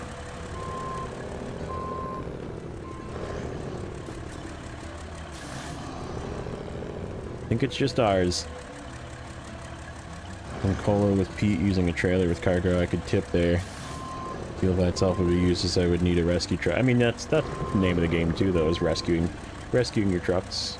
I mean, you can always just recover if you're playing normal, but you can recover if you're playing hard mode as well. If you have 1.1 million dollars, you're pretty good. You can recover if you need to. Hard mode is no longer hard when you're past the money hurdle. But that's also not being reckless in buying vehicles. Oh, sorry. Sorry, thank you. Yeah, 1.1 million, 1.13. I was still on the display to show you what I was looking at on the other screen. I always forget that one. Okay, so this we're gonna use to fill this bugger up. And then this truck can move if need be. Let's say there's no trees around. Pete has electric winch. As long as there's any other truck. Yeah, I mean, that's another thing, that kind of autonomous winches on full-size trucks is, like, in my opinion, super cheaty. It's a mod thing. I've used them before. 920 liters of fuel. Yeah.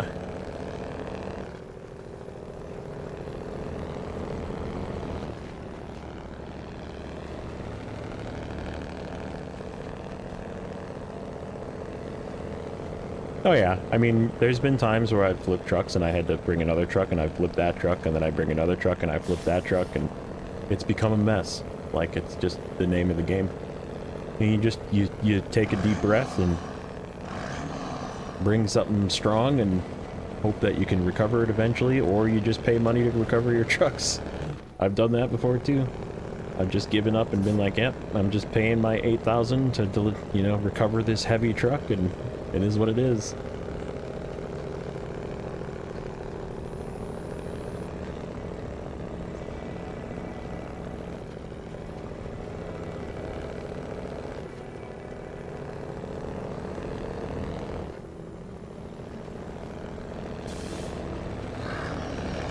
I agree. Scout winches should just all be autonomous. I mean, I guess you just pay for the autonomous one and you're good to go, but it's just an extra cost. But I always put it on Scouts. There's no point in not putting on Scouts, I guess.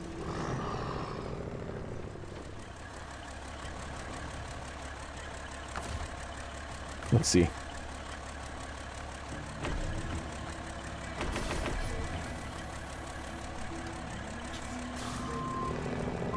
I think I'm gonna try and just scoot this guy off the road.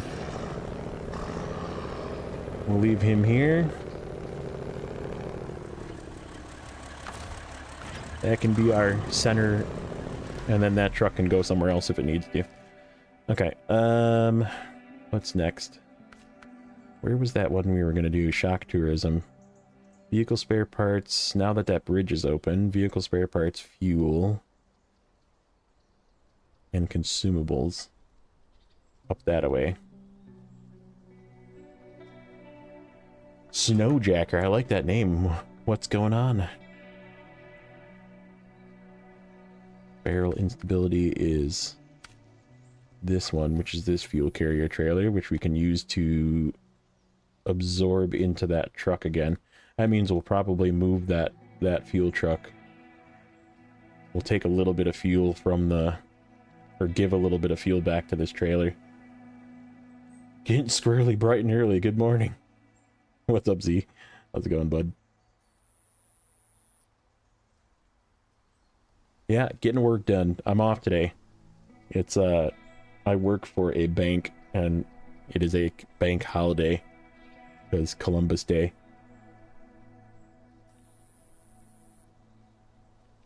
Advanced Scout is barely used on Scouts. Yeah, I agree.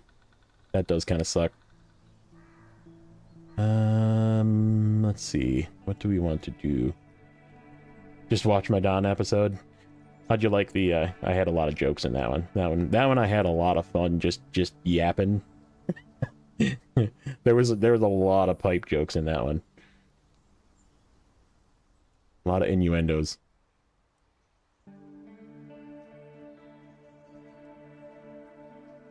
Okay, so we could do that stuff. What's this loan etiquette? Loan etiquette is that repair trailer, which I need to, there's like a truck somewhere down here that needs to be repaired.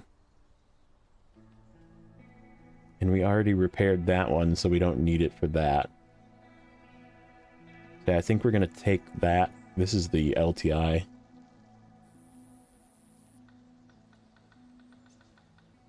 Paystar mod tipped in Ontario once. I was pulling a white 2 with winch. Paystar with winch. Nothing because the Paystar is too heavy for it. Gonna be the next JTC with all your innuendos, yeah.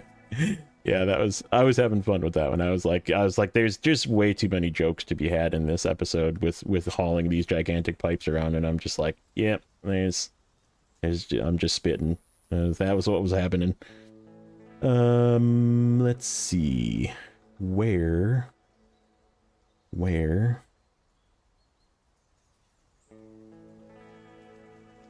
Wonder what this is. We should do that too. Okay, I think I'm gonna take like a 5-minute comfort break, go to the bathroom, maybe get some more coffee, and we'll be back and do some more. So I'll figure out what I want to do next here, but enjoy the chill lo-fi region music while I go to the bathroom, and I'll be back in a moment.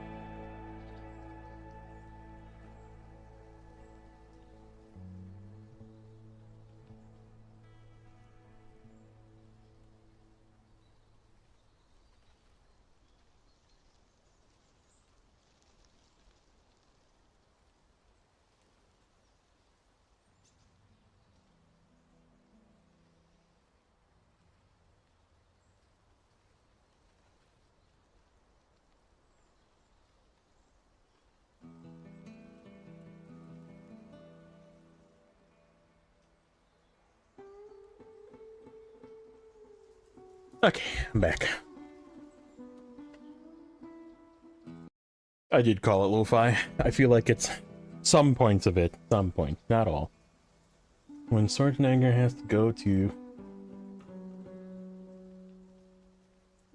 WC, I'm confused at what that means. Taking it off, QB. Alright, bud. Let's see. What do I want to do next? What is this contest? This has got to be like a drive around contest, doesn't it? And this is where that fuel trailer is. Okay. Hot Wheels. Gonna drive me right past it? It is. We're gonna totally do 2 for 1. And pick up that fuel trailer along the way and take it with us. Because it takes me right where I want to go. Right here where I'm going to drop off some fuel from it. And if we get gold, we get gold. If we don't, we don't. And that's okay. So let's grab, I think the SX. Yeah, SX is over here. We'll drop this trailer back off again.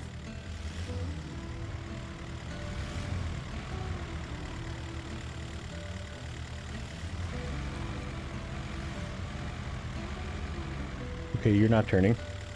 You are not agreeing with me here. Yeah, I don't really care about getting gold. I just do it because I want 100%, right? So, one time, we go for completion. If we get gold, it's a bonus. If we don't, I don't care.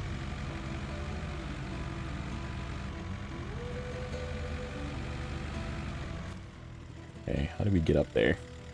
We go left from here.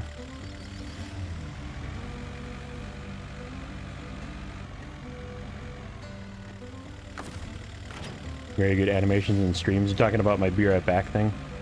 Thank you. That was, it's free. Part of some of the add-ons and stuff I use with Streamlabs, but I think it's like Stream Elements or something is where I got that from. But yeah, it's just stuff that you can find, and I picked some cool ones and made them a little bit different. And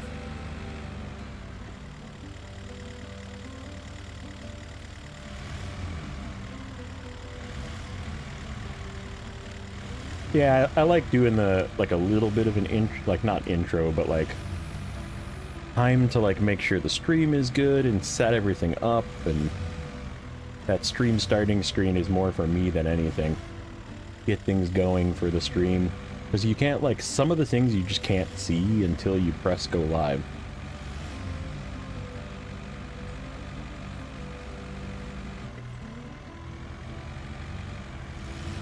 It gives people time to, like, come in, they see the notification, they can come in, hang out for a minute.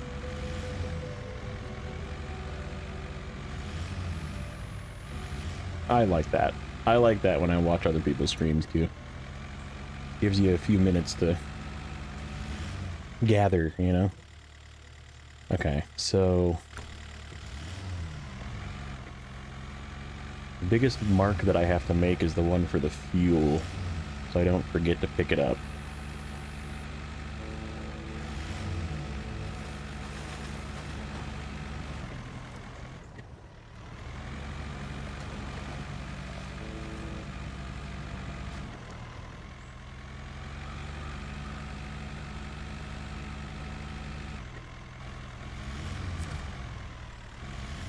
Contests do suck. I'm definitely part of the contest suck gang. Let me get some coffee here. The Snowrunner Mafia. I like it. I like it. Okay, so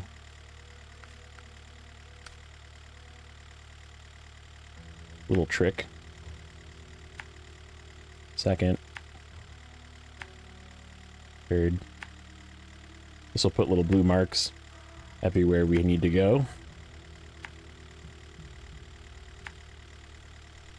Okay, and then this one. like that. That's how I do this, if I'm doing multiple things.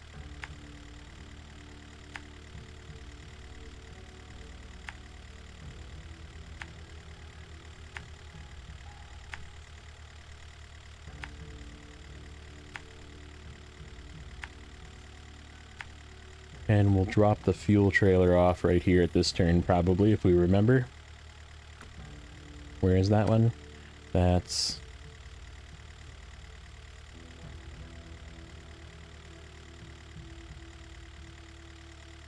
18th checkpoint, okay. So we'll just remember at the 18th checkpoint we'll drop it off. Okay, let's just go. And we get a change of music for this one. Intense.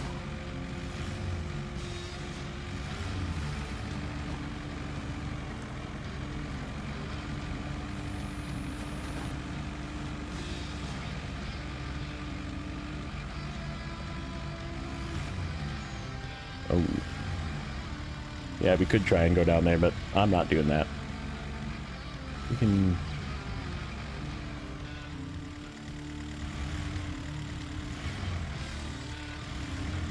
go like that. Take a little shortcut.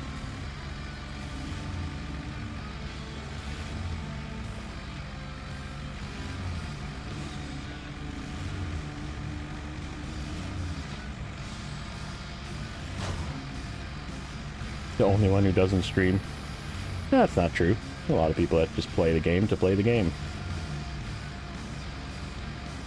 I also play the game to play the game. I really enjoy playing this game, but...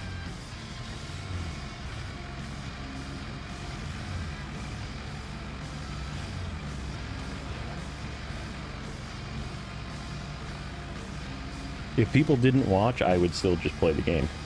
I just wouldn't stream it or record it, but people seem to like watching it, so here we are.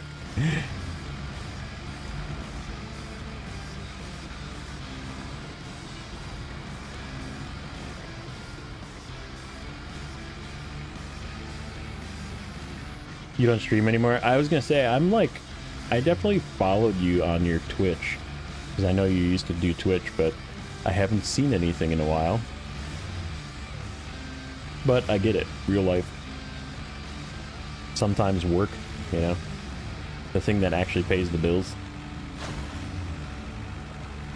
And or, in my case, you know, being married.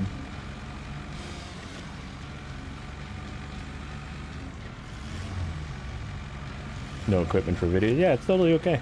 You don't need to. Maybe one day you'll do it again on Twitch. Well, I have you followed, so if you do, I'll probably get a notification for it, so...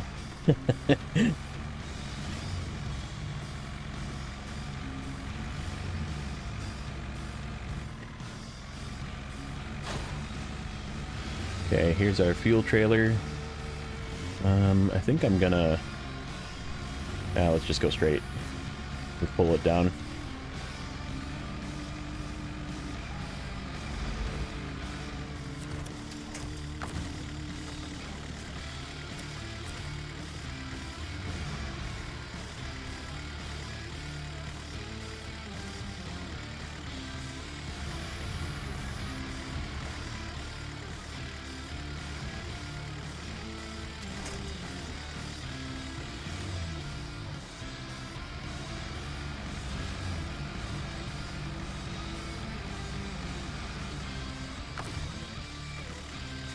Oh, come on.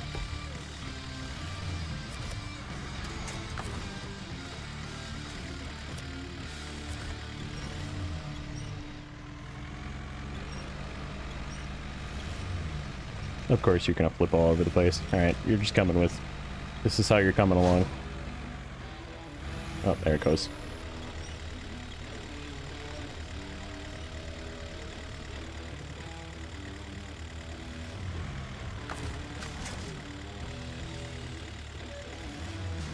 Good enough.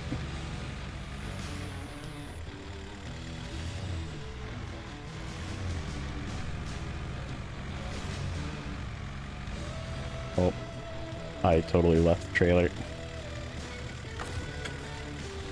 Thought I had it. There goes our timer. Oh, this is precarious. I'm not really liking how this is feeling.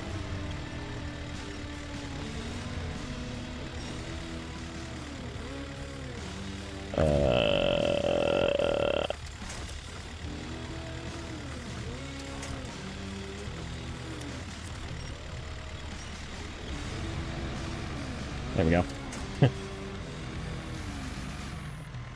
Come on. Get out of there. Oh, I'm like stuck between these trees.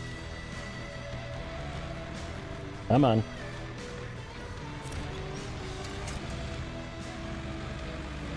Jeez. Send it. Yeah, just go down the hill. No biggie.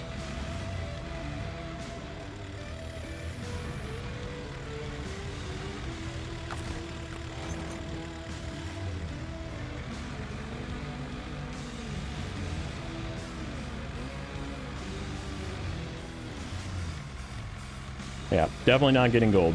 That's okay. Probably 100% for sure bronze.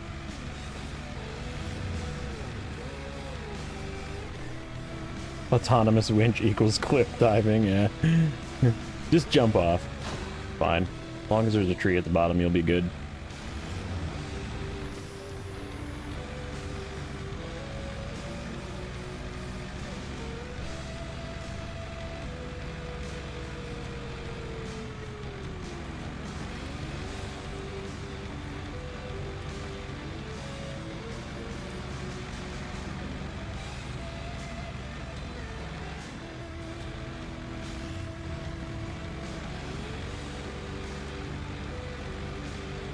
Work, I'm married, have 4 kids. Elected counselor, still make time for Snowrunner. Oh yeah, I mean, I definitely would too.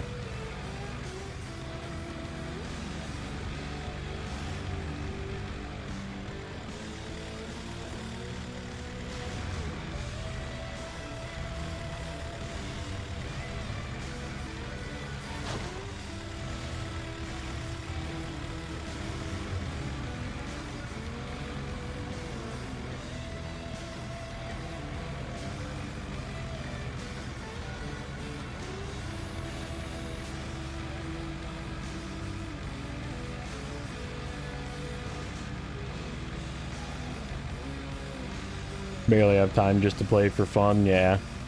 Yeah, I'm like worried about that personally, because like right now, and this is not saying that I play while I'm working, but I work from home and I was hired on as a work from home employee and got upgraded to like a full-time home-based, and they're talking about sending us back to the office because other people are doing it. And it's going to like take away from time that I have normally like after work, because I'll be driving, because it's like 35-40 minutes to get to my office.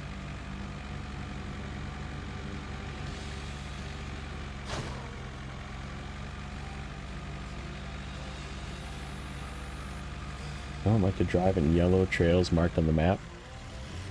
The brown look better. I'm confused by that.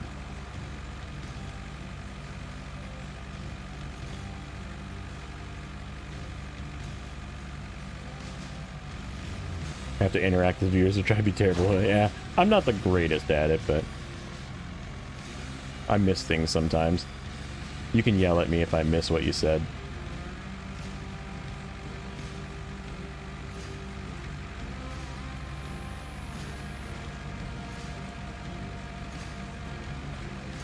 Gotta take log cabins to some mountain where logs are. Yeah, that's a thing that I have to do. Better than you would be. I don't know, you get used to it.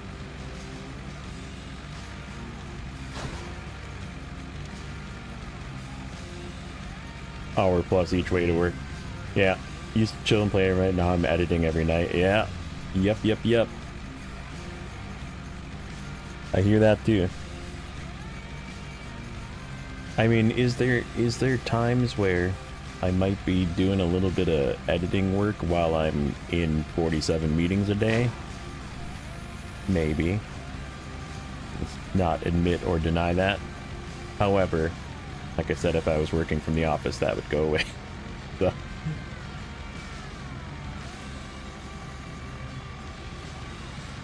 You look at the map, you see the color of the road black, off-road had a brown color, yellow, avoid worse. Oh, that's weird.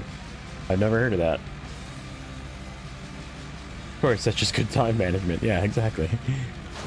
18 is where we drop the trailer. What is that? Is that a drive 2 point? No, I think that's a deliver water point. Seeing as we're already well into the bronze. Yeah, I think we have to deliver water there. Okay. Trailer, goodbye. You stay here. We'll come back for you in a moment.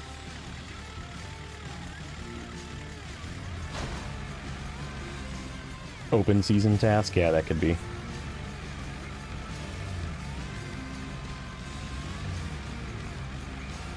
You are in a yellow trailer driving now. I still don't understand. Talking about the yellow marks?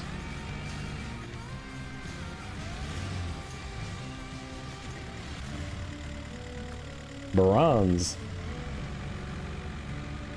Look in the map. You talking about this little circle thing? That's hard mode.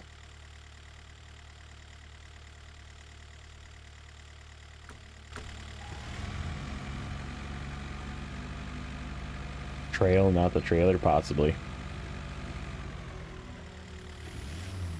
Nuno and his hot takes. The road?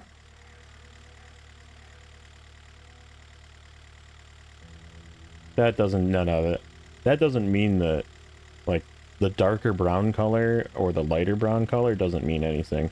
There isn't any meaning to that. Tarmac have one color.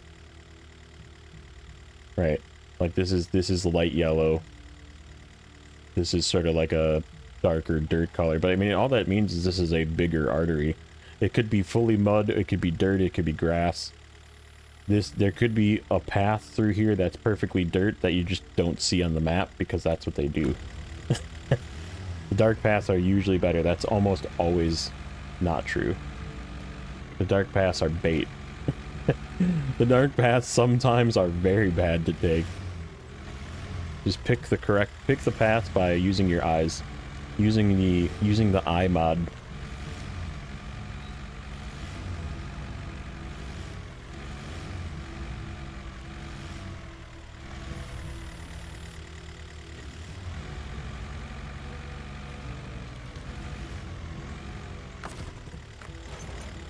The trolls, I mean, devs are good at fooling us. Yeah, exactly. In a mirror you can't trust. I mean, like, here. Okay, here. Hold on. We're gonna use an example of main. Okay. Okay. Tell me which path you would take. Okay. This is the garage. Okay. You see this path? It's got that dark brown. By your theory, dark brown is good, right? Okay. Going this way to go to this sawmill. Okay. Would you take the dark brown because you say the dark brown is the correct way to go? You notice that I never drove through here once because this path is terrible? And the way that I took to the garage in this entire map was going this way. Right here. Up to there. So, I mean, that goes against everything you just said, which is the dark brown is always the better path. This dark brown is by far one of the worst places in this map. And like this path up here, you go up around, and then actually around the back of this, and then up this way, you go north. There's no road there, but that's the way to go. And like coming through this stuff, you just follow this stuff. This dark brown road right here is also one of the worst ways to get across this. If you go either up, down this way and across, like this way, or up this way and around, it's way better getting across this. So right, like, and this, the dark road, is one of the worst paths in this map as well. So, by your logic, I say shenanigans. That's almost never true. This is the bait road. This is the road that says you should go here.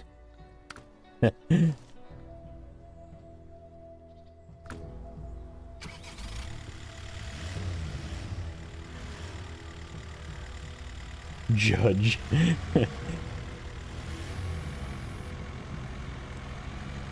If only you could repair that bridge, yeah. So yeah, there's plenty of examples in... I could go in every map and give you an example where the brown road is bait. It's terrible to go that route. You go a different way. Find a better route. This guy goes to the gas station, but before we go to the gas station, we're gonna go left. In Austria, yeah, even in Austria, that's not always true. So, like, some examples on this. These are dark brown roads, right? This part right here is solid mud. This part right here is solid mud. Right here. So, would you take this route? Or would you come around this way and come back to the road? Or come around this way and go down this path and come down this way? Like, there's lots of different ways through that sometimes are better, and you just have to experiment and find the better ways. Like, this road is not terrible, but this road is a dark brown and it is terrible. And this spot right here, like I said, is real deep mud. Let me think. Other places on Unterfeld. Let's use Unterfeld as an example. So, like, this path is actually not bad to get over here to this farm. This path, if you go through this way to the right, see all this water here? You can go up the high road, and the light yellow is actually better than the brown. So yeah, it's just, there's a lot of examples that is just find the better path, right? Just pick the correct path. The path that looks less muddy, or sometimes cuts through trees, or sometimes cuts off of a path. Because it's always better that way. Alright, refuel from the scout carrier. Service kit, me, 60. Okay, then let's give us back. That was weird. The music just stopped.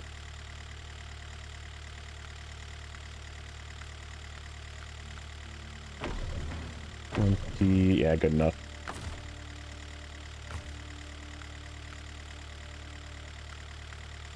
Refill me. Whatever happens, avoid the loose rocks.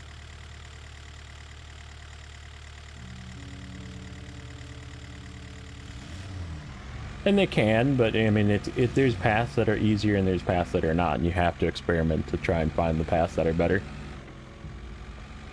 Just sort of how the game is played.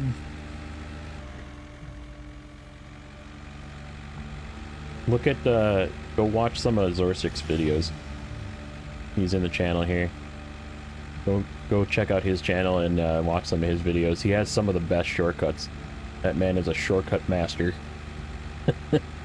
He's got all sorts of good shortcuts that you can like sneak through places that you never thought you could get through, and you're like, oh, wow, that looks way easier than the way that I took.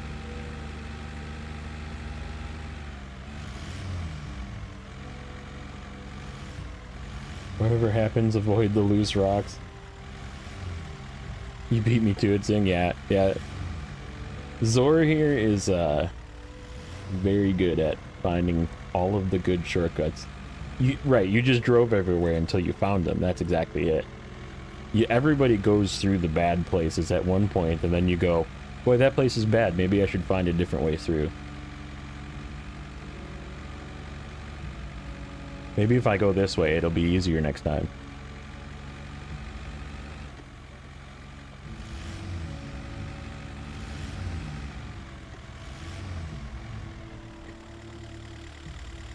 Am I going the right way? Yeah. Yeah. This way. I'm not gonna use up all this fuel, but that's okay. That is half of the fun. That's the fun of the game for me, at least. And I mean, like I said, it's however you want to play the game. I mean, I know, like I said, Nuno uses a bunch of mods that make it easier that way, right? Like that, instead of like figuring out the ways to go through, you just take trucks that can just go through it, which is totally fine. Like, don't get me, I'm never saying that that's a bad thing. I will fight to the end when people say, oh yeah, it's so close to vanilla. No, it's not. That is my one thing that I will never, ever, ever, ever concede on.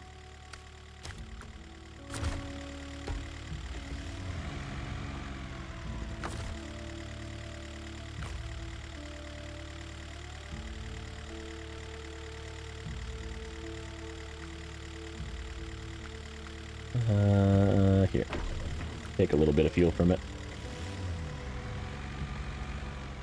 And that's okay. We can disagree. That's the wonders of the internet. That there's different opinions out there, and that's okay. But if you're a nerd like me and look into game files and numbers and stuff like that, there's definitely differences in mod trucks that make them that much better. And I've used them and they're fun, but only way you can be sure is if you make the mod yourself. That is true.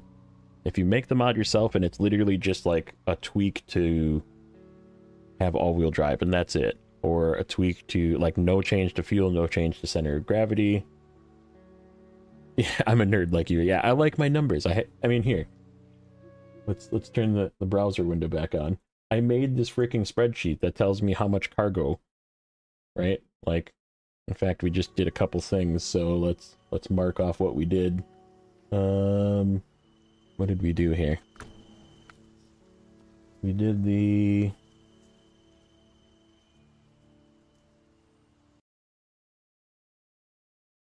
These are tasks. Obstacle on the road, we did. East Bridge, we did. Shock tourism, we haven't done yet. That one we haven't done yet. Eating dirt, we did. Open season, we haven't done. Dry spell, we haven't done. Barrel instability, we just did. So this tells me now that I have, 3 consumables left on the map, 1 fuel that I know I have in my thing, some vehicle spare parts, 6 garbage, 1 wooden plank, actually 2 in the other map as well, a couple cement in the other map, 2 cabins. So I mean, this tells me my stats, obviously, and I made this specifically to track all of them, and then you check the box, and the box says, you're good to go for that quest, and then it reduces the counts everywhere. So that's my nerdness shining, right? Like,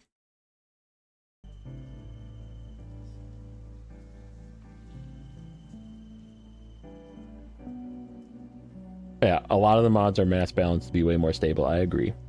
That is, and they always sneak extra fuel in, and a roof rack, and some repair points, and some like things that they don't have. And like I said, all that makes a difference, even if it's just more fuel, right? Like if you're the mod maker and you make a truck that's the same exact truck, but reduce the amount of fuel that it uses and give it twice as much fuel, that is way stronger than the original version. Exactly. You're trying to sell people to give you money on Patreon as a mod maker, and all right, Southfang, take it easy, bud. Like the Bandit. No one uses it because it's tippy. See, I like the Bandit. I like the Bandit. I don't know why. I like the Bandit. Also, I just noticed we're at 69% giggity. We've won the game. What am I at overall? What's the overall number? 76. Look at that. Cola, Yukon, Wisconsin, Amir. That's what's left after we're done with this one. Oh, right. They're all free, but they all include their Patreon saying, if you really like my content, you can give me some money. And it's the same thing as like I don't really want your money. I don't want you to give me supers. I don't want you to subscribe, that kind of thing, for like the join button once I get it. But like, it's gonna be an available option for people that do want to do it. But I don't want your money, right? Like, I just want to play video games. Just caught the 69% comment. Glad you didn't miss that one. All right, buddy, take it easy. Bandit is greater than ANK. Yes, I fully agree. Especially if you take the crane off of the Bandit. That's what really makes the Bandit tippy, is the crane. You know, I like the trucks no one uses. Yeah, me too. I very, very regularly get the Transtar involved because the Transtar is the best truck in the game. So, what do we got left over here? Water obstacle. We should probably go get that task. Hey, oh, there's more. This one I think is pick up something. Camping at the bit and water obstacle. You know what? Let's go get these two tasks while we're over here. See what these are.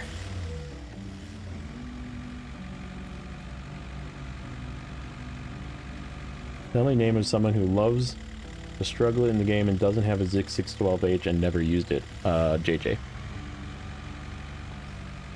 JJ never uses the Zik 12H in his hard mode series. He's used it. He has used it. I mean, that obviously as a content creator, okay, you're going to buy that and you're going to show it off to people so people can see it and see its use.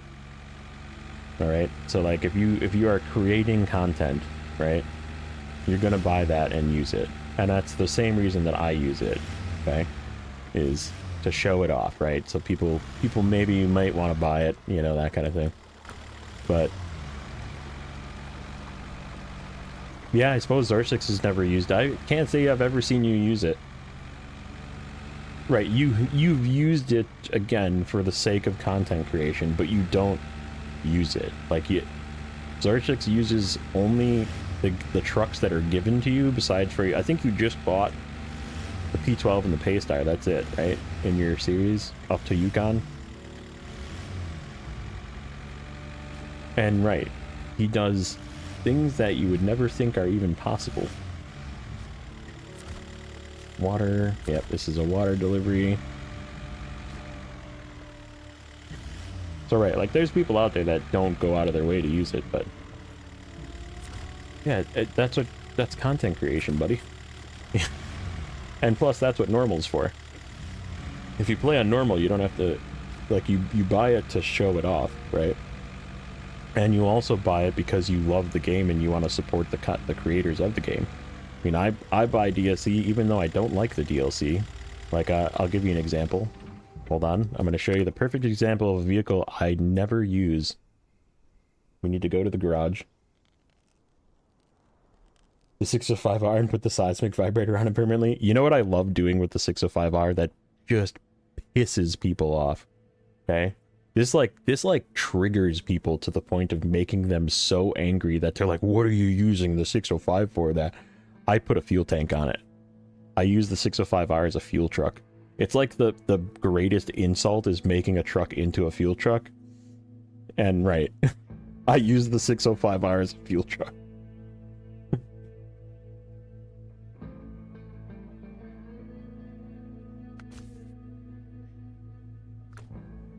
You should be selective in buying DSL because it also shows the developers of what is desired and useful. True.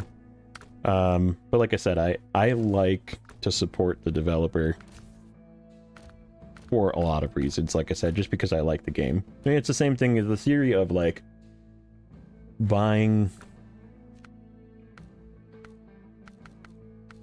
paying a little bit of money for like the ads on a mobile app game, right? G-Pack, Western Star Pack, Hard Pass.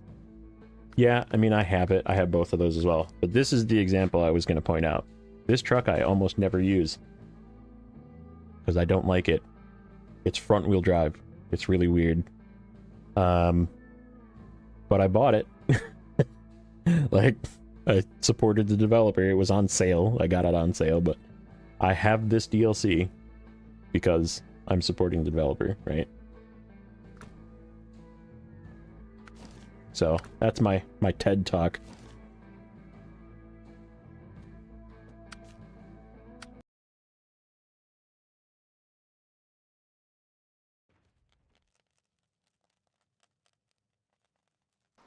But yeah, I mean, I get it. Like, speaking with your wallet is also a good thing to do in most cases.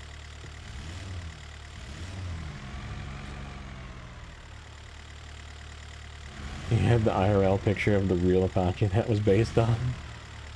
That's funny. Okay, let's go down here. Get this task.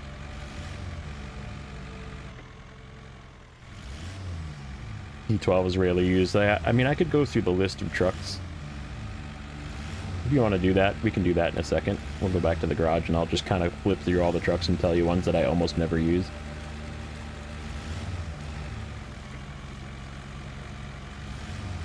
And some that are my favorites.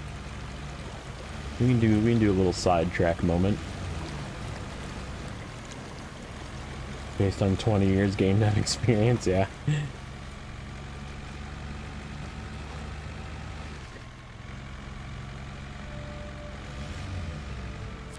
Okay, that's contest. Where's the task? Is that the task? Something. Nope, that's a deliver.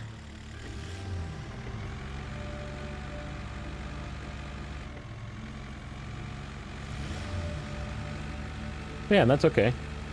Again, I used to play with mods, so I'm very familiar with like being like, I should buy something, I should go find something that's better than what this is. One of my favorite mods that I used in the, because I like the Fleet Star so much. I used there was a mod that I found that was a Fleet Star mod that, like... Sideboard trailer, what is this one? Oh, I did get that one. It's sideboard trailer and something else. More hay bales. So we gotta bring a truck that can pull that plus 4 hay bales. Where the heck do you get hay bales from, though? I think they're over here. Yeah, they are over there. But I used a Fleet Star that I affectionately called the Unicorn because it had like the bandit-style crane that hung over the front. And that was my nickname for it, was the Unicorn. Okay, let's go to the garage. Let's chat trucks. Let's yap for a moment. Alright. You'll see right away ones that I have. Why does that have an exclamation point on it? That was weird. I have that truck here. That one's decent. I like that one. This one I have, but it's a fuel truck. Or no, wait. No, I have one of these. That's right, I used it in Tamir, and it's still just chilling there. Messaged the dev when Almity broke co-op about it, asking if they had plans to fix it. He said report it because they only fix what's highest on their list of bugs. Wouldn't you fix the game breaking problem highest priority? Yeah, I mean, that's how it is, though. There's bureaucracies behind the scenes. I definitely know, working in development for other things. Mods with method connections, I understand. Friend used to say that, yeah. I have 2 of these. One that I bought back in Season 12, actually. We turned it into a fuel truck, and then the other one we found in Season 9. They make good fuel trucks. They're hungry on fuel, but they make good fuel trucks. They also make a pretty decent low saddle if you don't mind not using a crane, but... Forester, obviously best logging truck in my opinion. Burlak, also really good. This one's going to come to Cola with me. This, and we're going to take an Earth Roamer. We're going to use an Earth Roamer for Cola exploration. Cat 745, I have it. I'm not selling it just because it's hard mode. I don't really use it a ton. It's a good truck, but I just would rather overload mediums instead of running single loads of mediums. I've bought both of these because these are purchasable ones. Because again, as we discussed earlier, both of these is cheaper than an HX520. So 2 trucks, pretty good. HX520 really good, but more expensive than the two of these combined. So when I get this, it's getting sold. So that's something that we haven't gotten because we haven't been to Yukon like. Yeah, I do like the CT681. It's a very good truck. Besides for the fact that it likes to pop tires constantly. I'd still have a Chevy just out of nostalgia. Not selling it just because I'm always going to keep one. But it's the OG starter, right? You know, I still have my Rescue Kodiak, is what it got dubbed back in the original days. Because it made a lot of rescues as a two-wheel drive fuel truck. I do not have one of these, nor will I be buying one of those.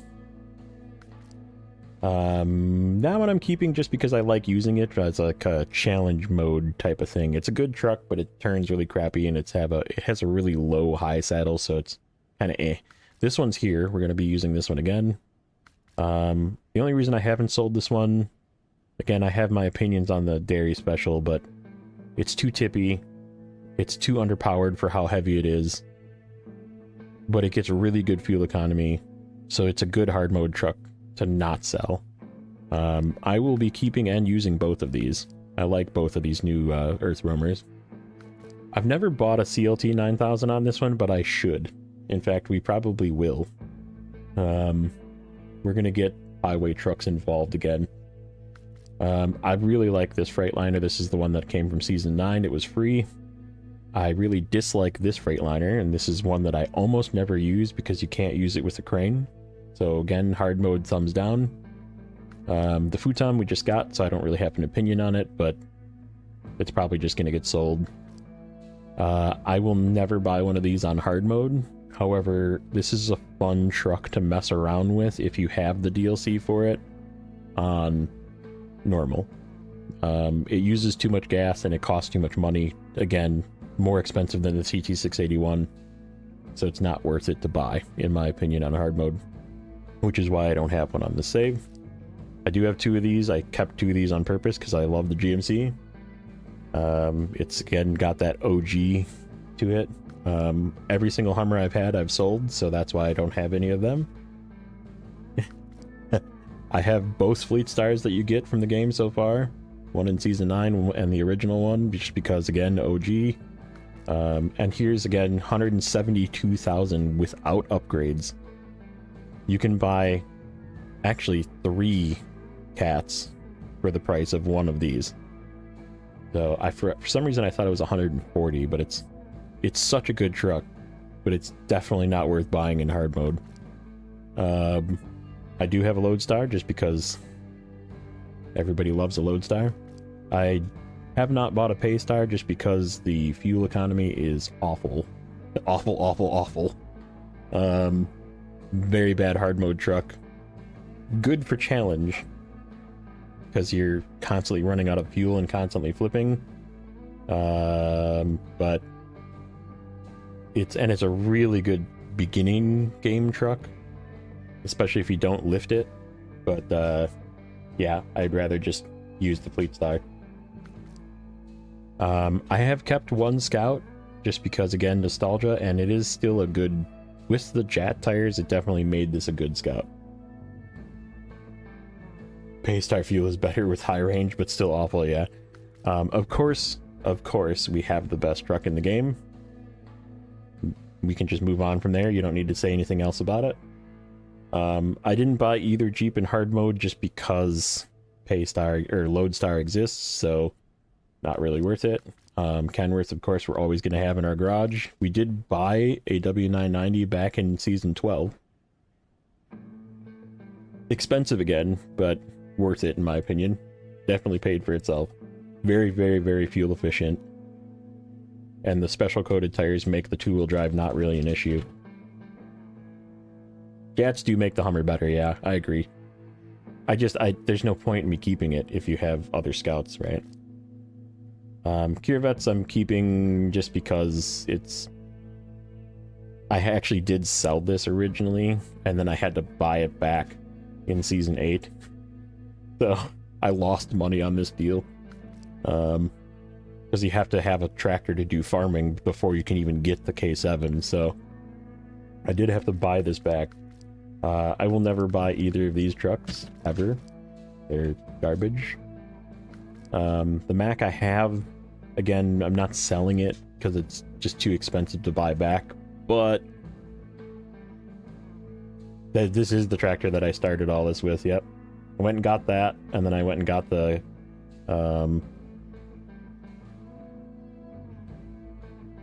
Taiga from Season 8. And then I ended up selling it in Season 12 to have money to buy the W990 and the CT681 because I needed hauler trucks. And I needed money. So I sold the twin steer and that to get those two trucks.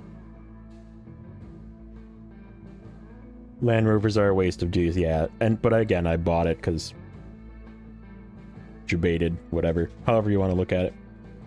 Mac Defense, good truck. Don't really use it a lot because I've spoken my opinions on the fact, again, this is not the greatest hard mode truck. It's a very stable, very good truck, but it uses too much fuel in my opinion. Especially when you put it under load, and it has really weird lockup issues still. When you using like a low saddle with this thing. I'm not doing hard mode after getting that tractor. Look at me now, yeah. Yeah, that is true. If you watched season 12, I used this for like one episode, flipped it like 3 times, and immediately sold it. So, and this thing is staying sold because it's just way too tiny. Like, I'd rather use the Jeep over this thing. So yeah, that thing got like spite sold. Navistar, again, not something I'd ever buy in hard mode, but it's a decent. It uses way too much fuel as well. This is something that you'd never buy it for hard mode. Defense suffers from being in the same season as the Kenworth, as such pales in comparison. Agreed. Yeah, I don't like the Scout of North Carolina. The Rock Grinder is, yeah. Same thing with the Neo Falcon season 11. The Scout was, I used it like twice just to use it for content, but again, I sold it. I feel like buying a P12. Like, it's something that I should just buy. I have the OG P16 still. I'm never gonna sell that thing. In fact, that thing survived not getting sold when we went to season 12.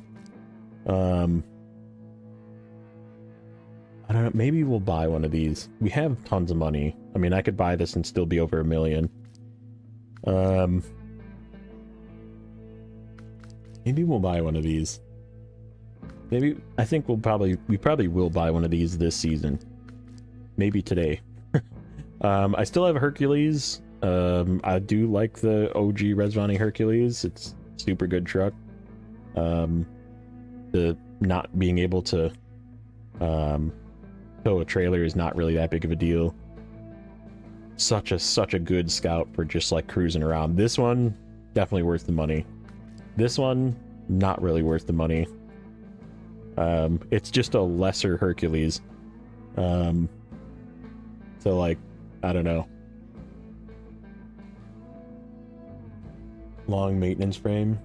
P12, P16, fantastic early on. They don't do well with the hard mode backwards because of power creep in later seasons. Yeah, but they're still okay.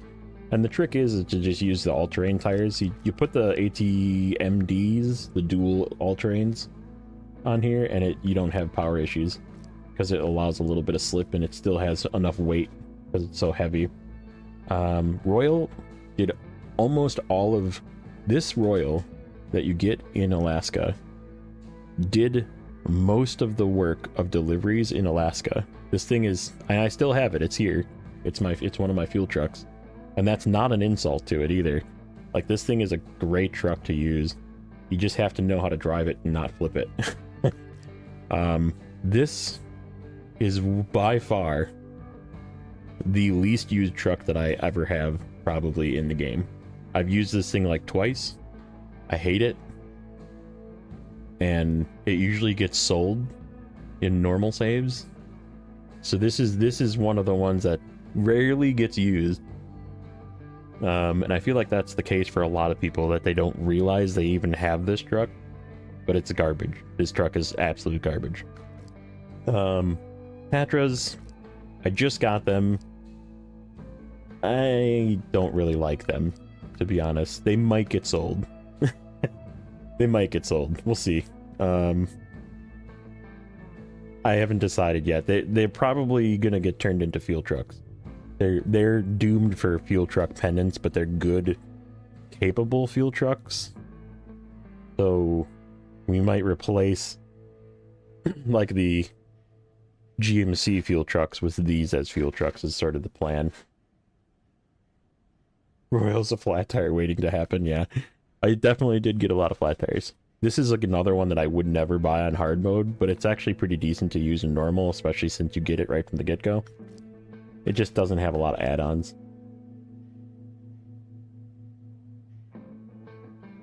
Yeah, they do make good fuel trucks. The entire wolf pack, I love these trucks. I love every single, including the 57X. In fact, I used the 57X in Season 13 when I did it on stream on normal to deliver slate blocks down into one of the quarries. Oh. But I would never, again, they're just looking at the price of these, I would never buy one of these in hard mode because they're just, the value is not there. Like, I can't justify the price. I did keep, this tells you a little something, I did keep both of the White Western Stars, the one you get originally and the one you get in Season 12. Or I'm sorry, Season 10. So that is something that I'll always use. Again, that's a nostalgia thing. Always keep the White Western Stars. Love those trucks. This is one that I sold to get the stuff in Season 12. Someday I'm gonna buy this thing back, because this also holds nostalgia kick for me. We're gonna buy this thing back at some point. This guy, once we're done using it to do the missions in Yukon, is gonna get sold, like 100% for sure. The F750, of course, we'll keep because it's sort of it is a good scout. It actually works good as a single slot with a crane.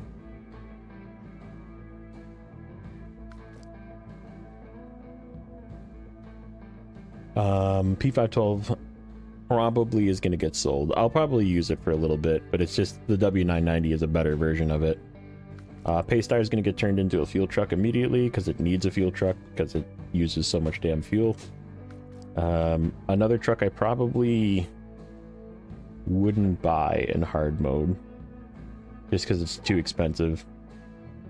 Sprinter I did use. I used it in Season 7 because it was the Season 7 truck. It actually didn't do too bad.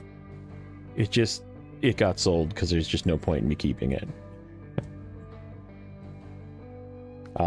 This truck, I wish there was an option for you to get one of these for free somewhere in one of the Russian regions. I think this would be a truck that, because it's like low fuel capacity, high fuel consumption, but like good, right? And I feel like this would be a good truck to like use once in a while for unique missions and that kind of thing if they gave you one. But I just wouldn't go out of my way to buy it. Wind steer is a love-hate. I call it the wind steer, man. You just gotta have faith. It's the wind steer. Have to have all-wheel drive before it's usable. Yeah. I used it a lot with two-wheel drive, and I still think that that's pretty good. Yeah, you have to put a scout fuel trailer on the roof.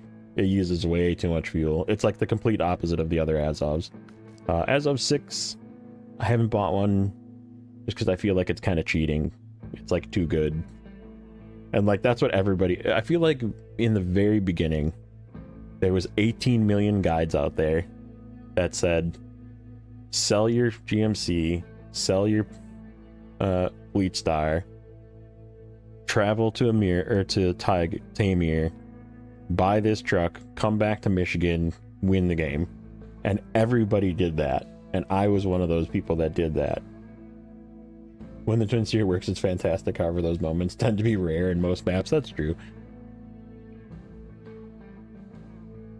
It is a turtle, but it uses no... This is like the perfect hard mode truck, though. Because it uses like almost no fuel. Like this thing is... The Atom and this are very similar in how low of fuel they use. And now that the Atom exists, there's no reason for me to buy that. I bought the Atom because it was a DLC truck and I wanted to show it off, and originally it got benched quite a bit because it was so tippy.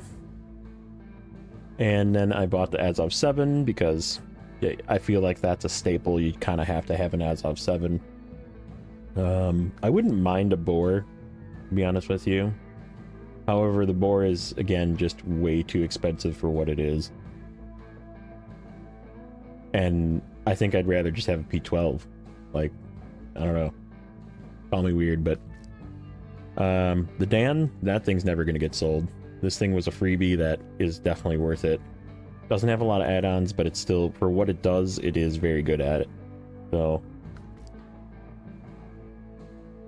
someone came in during Season 9 and never got into the Azov 6. Like I said, I think I only ever used it with the repair add-on. Yeah, that's true. Bore does use a lot of fuel as well, yeah.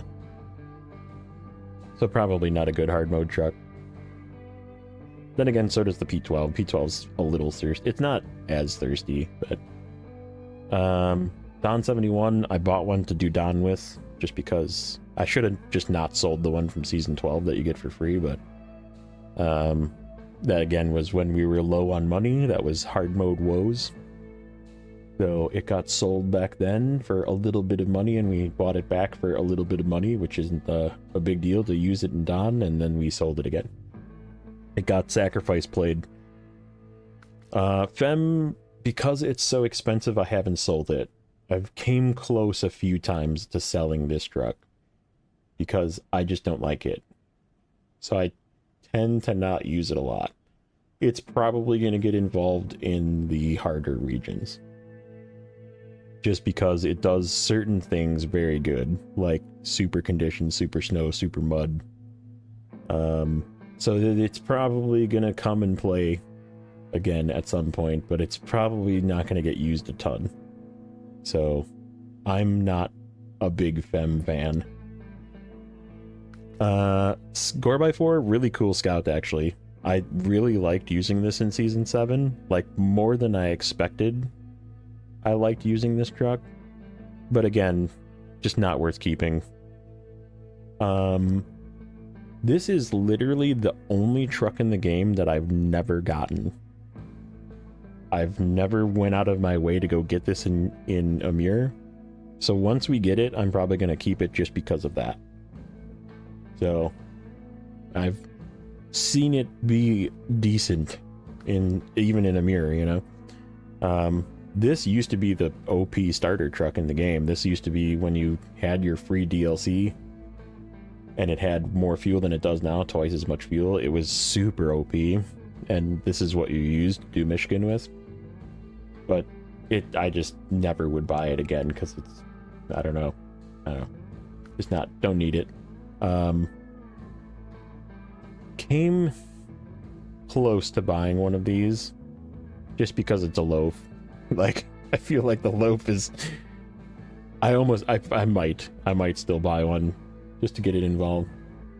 Con is better than the CK 1500. Yeah, that's what I've heard. The Sentinel is better than the 1500, but it's just, it's locked in a mirror. So like, right, like getting it is,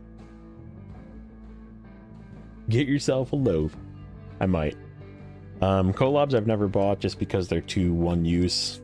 They're very good trucks, but there's other trucks I have that can do low saddle, high saddle, or whatever, just high saddle things, because that's all these are. This collab, the 74760, is definitely the better of the two in my opinion, just because it doesn't have the diff lock. It's always on.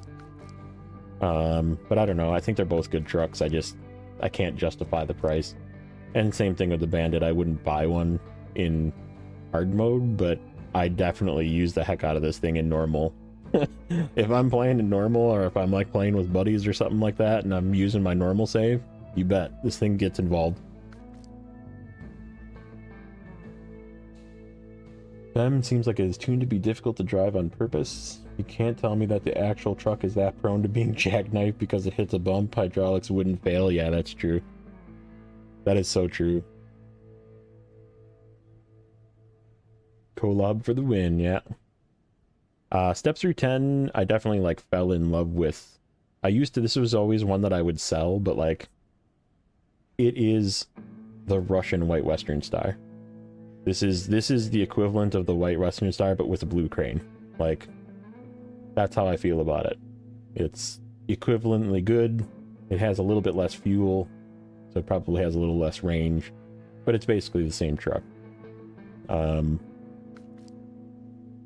that's why this is still in my fleet. I like this croc. This was actually a good DLC. Again, normal mode, I would use this thing with like either that single slot bed or the fuel add-on.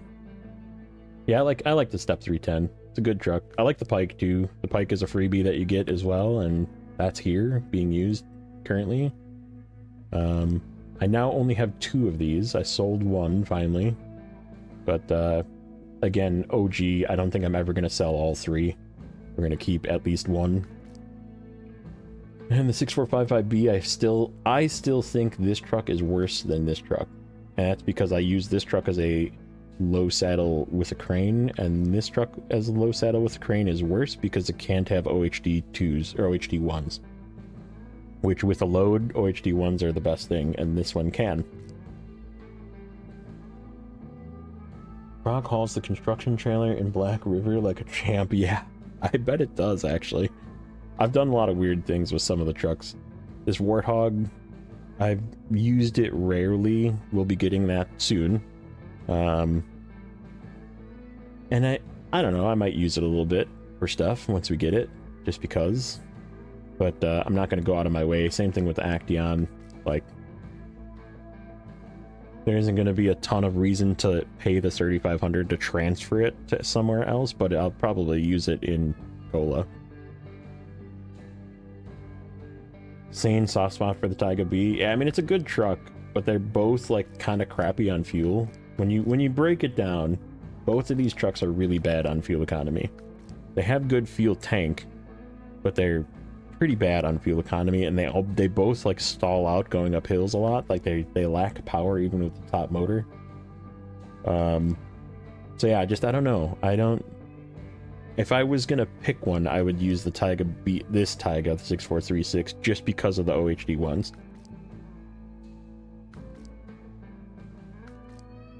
Because I use it to haul stuff. Like, I don't use it... Like, if I was gonna pick a truck to do seismic vibration with, Taiga B, for sure. Because you don't need the OHD ones to do seismic module. And this one's probably just as stable. And I think it has a little bit better... Because it's a little longer, it has a little better stability in that regard, so... But, I don't know. This one I fell in love with doing Tamir. Tells 166s, and also Season 8. I love this little truck. You get one for free in Season 8, and it's definitely stayed with... It's actually, like, ridiculously fuel efficient, too. You don't really realize it until you use it a bit, but it's actually not a bad scout. Action, again, I'll probably use it, but I probably won't transfer it. I still have both of these from Tamir, just because I haven't sold one. I haven't decided on whether I'm going to take one with... We're probably going to take one to Amir, but I don't know if I'm going to take one to Cola. Because I'm going to bring, for sure, probably the LTI Earth Roamer. Because it's a little bit skinnier and shorter wheelbase. And... the Burlak. Those are going to be my 2 main scouts. That's the plan, at least. And the Burlak is going to be with the bed and the crane as well, so we can do all the single slot missions with the Burlak, and maybe even some 2-slot missions. Voron AE, you get one for free in Season 11. It is also been doomed to fuel truck destiny, because this truck also sucks fuel down. This truck needs to be a fuel truck because it uses way too much fuel. Capable-ish. The thing that's the worst part about this truck is the turning radius. This thing has really slow rate of turn, which the other Vorons don't.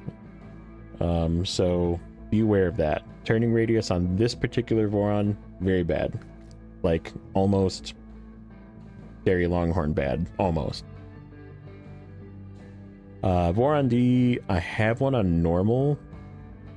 I like this one almost the same as the Grad. They're both good trucks, but again, it's just, I didn't buy one because I could buy another CT681, and I think it's a better truck, and it has a yellow crane instead of a blue crane. So, Yar, I've never actually bought one. I wish this was another one. There's so many times that you rescue Yars, but I wish they gave you one. This would be another one that would be cool to get for free. This one definitely needs to be given to you for free, and is one of the most underrated trucks. I've done long lugs with this truck. I've done lots of low saddle work with this truck. This thing is way more capable than people give it credit since the Jet Tire upgrade, because you can run duals on the back, and this thing is insanely good. Yeah, I didn't buy one on hard mode just because, again, I don't use scouts for scouting. Yeah, 5368 is like super underrated. People sleep on this truck, and again, this is one that I should just buy, and I probably will buy, but I just haven't got. I use this a ton on normal just to like show it off, but it is what it is. Seagrim, take it easy. I got this one for free, obviously, in Season 9. I haven't gotten around to selling it yet. This one also has a really slow rate of turn. Really slow. It does have a small roof rack with fuel, but like it doesn't have a lot of fuel, and it uses too much fuel as well.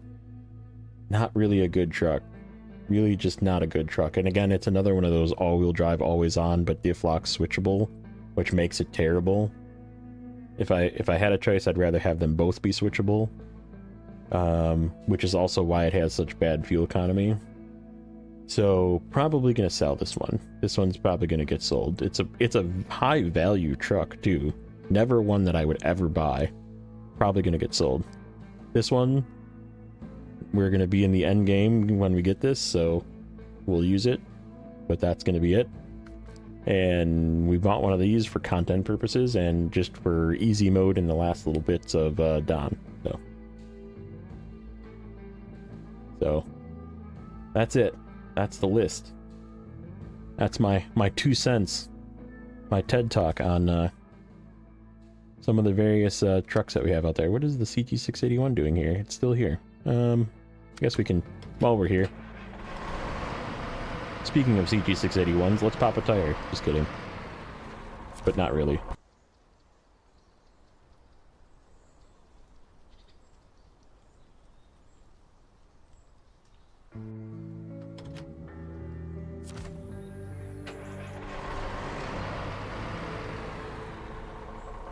Zing's 2 cents. Innuendos included, yes. Accurate. Okay, so what were we gonna work on next? That's the question. There is a scout trailer at capacity. What is that one? What is that one?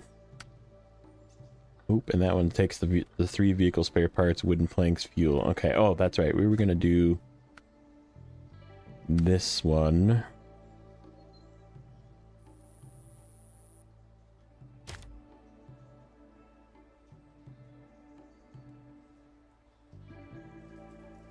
Yeah, let's grab the pike. That's got all of 3 pieces of that. Let's head over since that bridge is fixed now.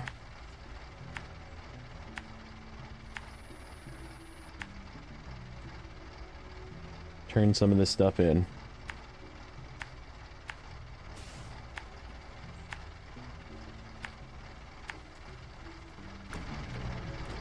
Heading out, Zar. Alright, bud. Take it easy. Thank you for stopping in, as always.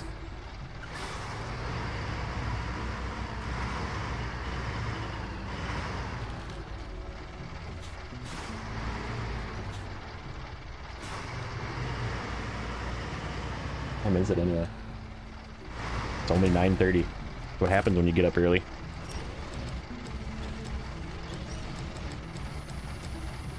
I love off days. The greatest.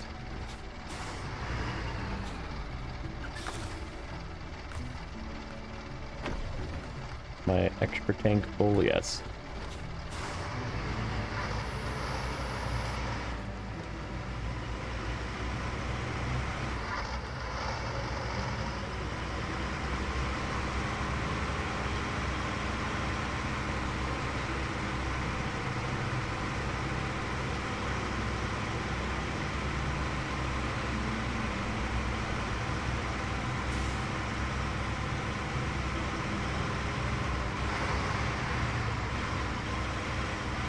Oh yeah, having the day off of work is always nice. I don't like the day after having the day off of work. That's always the worst. Because for me it's, okay, how many more meetings am I gonna have to, like Tuesdays are usually my meeting heavy day as well. So Tuesday I'm probably gonna be like triple stacked in some slots. In fact, there's usually a quadruple stack sometimes on Tuesday, where I have to pick 1 out of 4 meetings that I can go to. And it's going to be even worse tomorrow because we had the day off, so they're going to try and cram in a bunch of meetings tomorrow to make up for the Monday meetings that were not there. Right now I have a week of vacation, should be able to finish Season 12, get some progress on Season 13, nice. Season 12 takes a while. Season 12 is a lengthy one. Mainly because of like how many things there are to do. It's not that it's hard, it's just that it is the largest amount of missions of any region.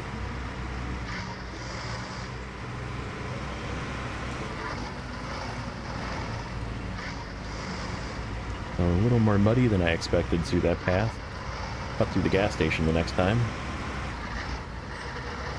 Meetings to schedule meetings about meetings. Yeah, dude, tell me about it. This is my life. I don't actually do code work anymore, I just talk about code work. I always joke about that, but it's not really joking.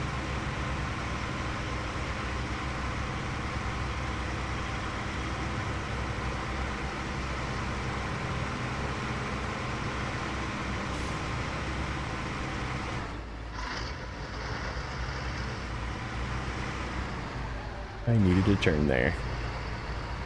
Please don't be a stump. Okay. No stump. Couldn't see underneath that bush. I just expected there to be a stump underneath. This way?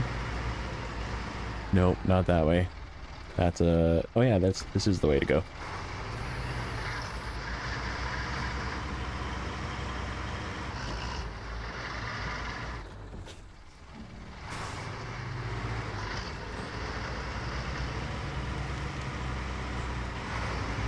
Tasks being locked behind contracts and sees, yeah, that they did a lot of that, but I mean that's how they had to, really, because there was just so much stuff to do.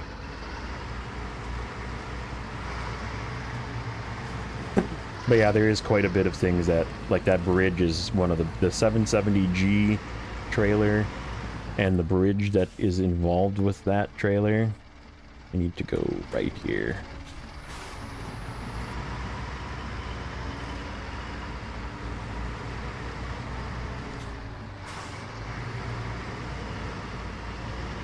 Only like 10 contracts left. Nice.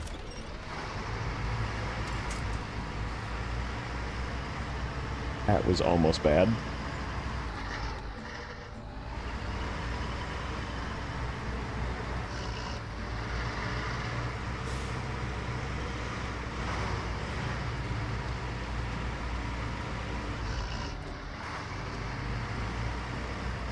A little bouncy back here. Once we get rid of this extra overloaded piece, it'll calm down a bit. Yeah, that wasn't a solid tree either. That was close. This thing is light enough where it doesn't instantly break trees, which is kind of nice. It's another reason why I like using this thing.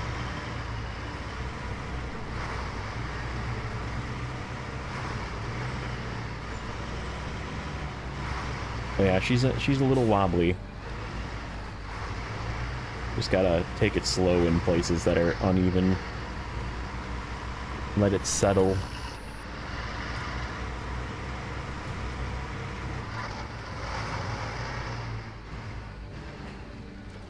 Okay, what deliveries? Let me guess, it's the consumables here. Might have to unload. Nope, vehicle spare parts, okay. Okay.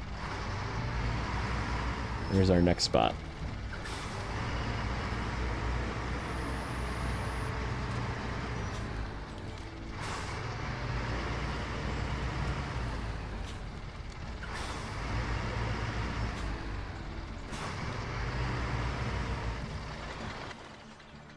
Okay.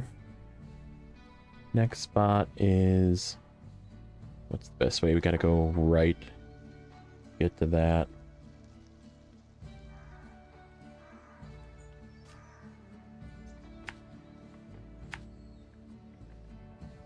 Here.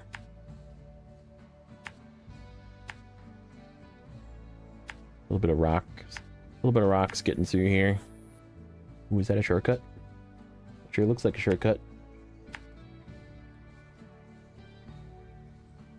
And then probably just continue this way.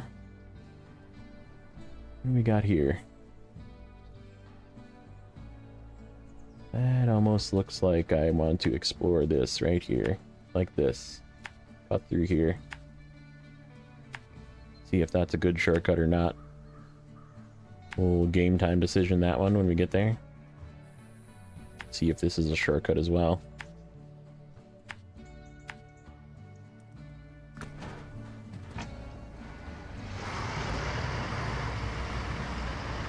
I think you're the only person I've heard saying that the Taiga B... I mean, the Taiga B has the ability to do crane plus bed plus trailer as well. So, like, that's a positive, but I don't really like using the crane plus bed plus trailer. And the no duals, okay, that's what really kills it for me. Taiga B does not have a dual tire rear option, so like a rear dual. And because of that is why I prefer the original Taiga. Because you can put duals, which gives it stability and load bearing capabilities. Yeah, trailers always flip. So that's why I tend to not use trailers.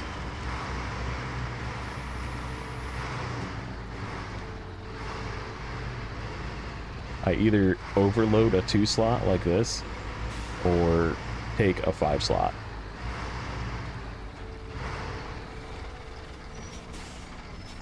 You have for a bit to hit the story, be back later. Alright, bud, take it easy.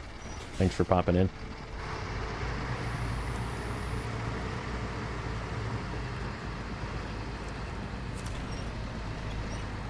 See what I mean? Like, this thing is light enough to not instantly snap that breakable tree. I'm still using it to winch.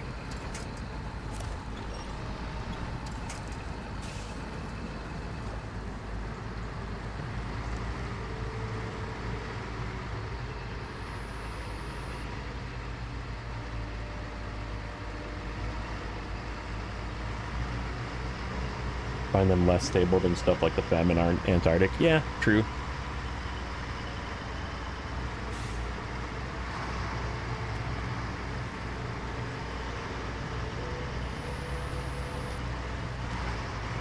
Maybe I'll, like, last hurrah up Antarctic as of Antarctic in a mirror or something. So I've, like, never... That's another trip that I've almost never used. And it's just because I've just never had a purpose to use it.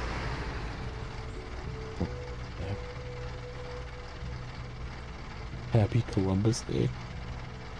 My brother-in-law knows that I'm off today, so he sends me messages like, Happy Juneteenth Day, Happy Columbus Day, on days that he knows that I'm not working.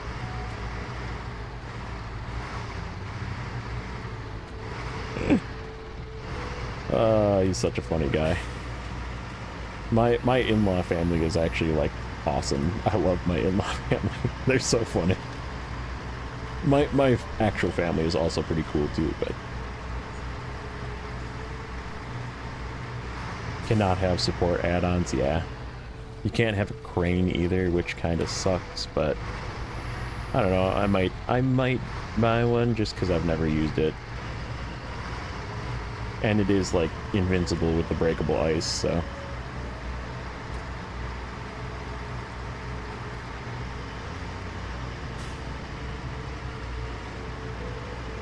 Yeah, I definitely like my in-law family.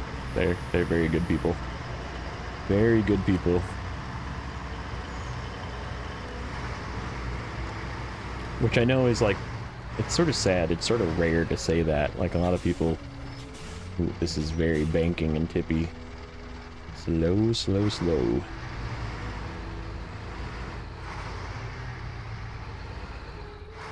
Come on. Don't fall over that edge of that rock. Okay. Even missing saddle high. Yeah, if that thing had a saddle high, ooh, that would be a good saddle high truck. Yeah, as of Antarctic would be like a really good, because I think it's already really high too.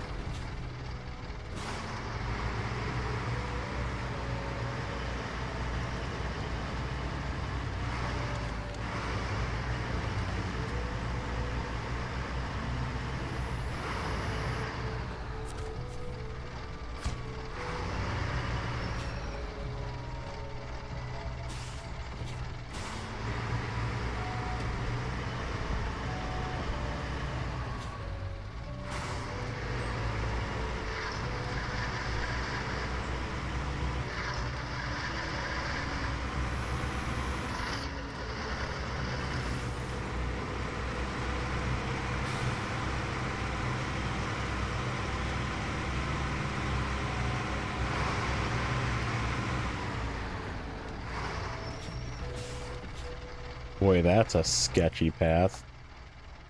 Yeah, I don't know if that's worth it. I don't think we're gonna go that way. We are gonna move these marks. Good thing we looked. It was worth checking, but I don't think that that is worth tipping for it. Yeah, that's very uneven. Because it's like a rut. Which is like the perfect storm to tip this particular truck as well. Anytime there's a rut like that, this thing is just on its side.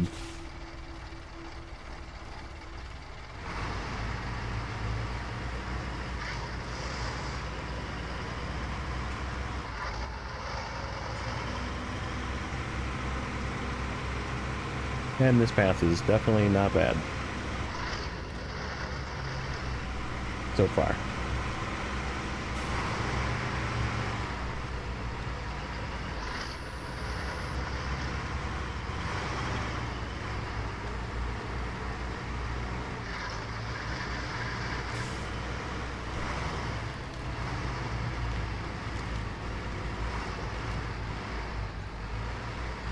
Ironic seems comes to the yeah, this thing flipped a few times in season 8 as well.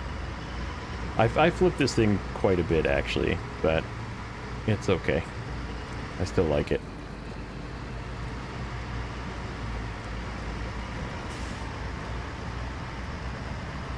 Not the most capable or the most stable, but it gets the job done, that's for sure. And it does have a little bit of repair points, which is always comes in handy. It does have a blue crane, which kind of sucked. But the little bit of extra fuel in the bed and the roof, that definitely helps as well. And it's like relatively fuel. It's like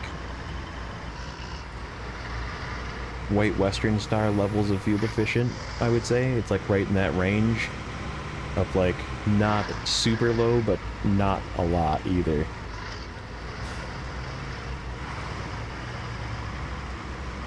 And it's got more fuel overall than a White Western Star does because of the extra fuel. I should have went right. I should have went right over that hill.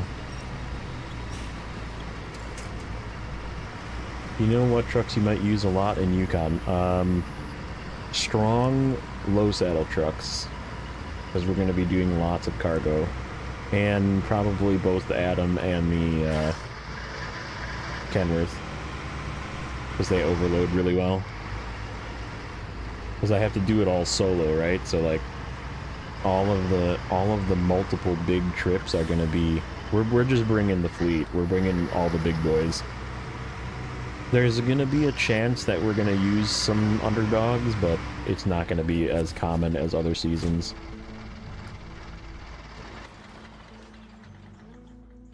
we need to pick up that trailer.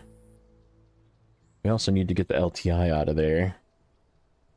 How much fuel does the LTI have? Ooh, it's pretty low. We have spare fuel? We have spare fuel.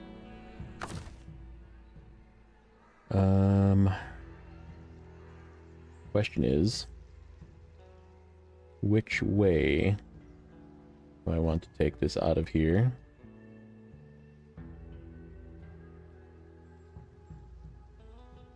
Boy, that almost looks like a path you can go down probably, but not up. That also kind of looks like a shortcut path, doesn't it?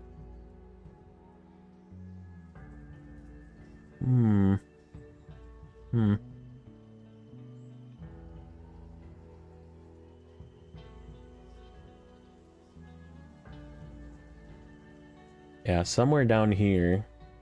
Somewhere down here. Let's take a peek.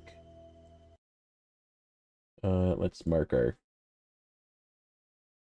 We did loan etiquette. No, that's this one that we have. What was the name of that one? Shock tourism. Shock tourism is done.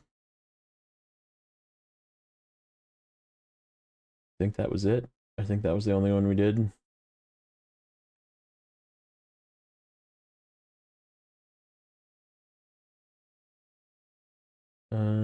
Yeah, I think that's it. Okay, so what was I looking for? Oh yeah, where's that truck? Over here. Firewood for the hermit. Short logs. Short logs and consumables. I guess consumables is like right next to it. This is the one that we want to get though. And it's a fix and refuel. And it's got to go up there. And we're kind of low on extra fuel on both of these trucks. However, there is a gas station right here. So we could fill up. We could pay to fill up. Or we could drive our fuel truck over there. Why does that part in the map is marked as yellow? This is hard mode. So when you play hard mode, it doesn't tell you where exactly the stuff is. But like this map that we're looking at here is Snowrunner. It tells you exactly where stuff is. But like on the in-game map, when we get back to it, I'll show you there's like a circle. And it shows you like a general vicinity of the item that you're looking for, and you just have to go find it. So it doesn't tell you exactly pinpoint where it is like it is in normal mode. That's actually how you can tell somebody's playing hard mode as well. Okay. So we need fuel and repair. How much repair does this thing have? Did we use up some repair? We didn't use any repair in this thing. Oh, except we're gonna use this thing for the repair part of it. That was the plan. So yeah, like this tells me I need to find a service trailer somewhere in this spot. Obviously it's right here. I can see it because I'm up close to it. Shows the little yellow, oop, except sorry, hold on. I was showing you things with the screen in the way. Okay, so this is the yellow circle saying this is where roughly the service trailer is, but when you get up close, it shows you where it is, obviously. So you just have to like travel to that circle and then find where it is.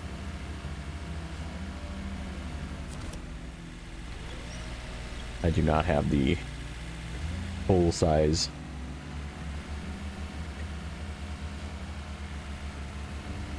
So yeah, I think we're just gonna take the pike. Oh, it would help if I turned on all-wheel drive, huh? What is this anyhow? Something we have to deliver here.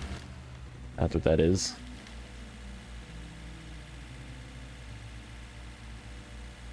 Yeah, let's just go to here. We'll drop it off, swap to the pike.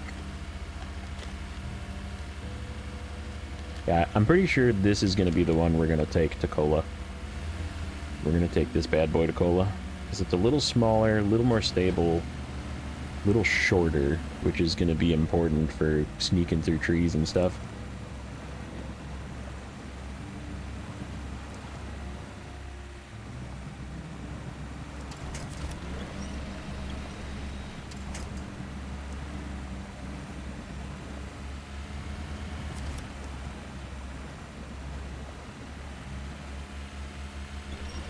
And it's really like not that much less repair or fuel. So that's my thought. I think this is going to be the one we're going to take to Kola. Plus, I already put the radar add-on on this one, so we'll just get a fuel trailer and drive this thing around. And okay, so let's see if we can figure out if this is a working shortcut.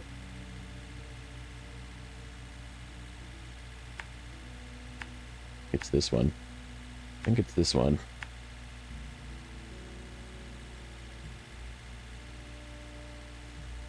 And let's go this way. Cut across the river over here.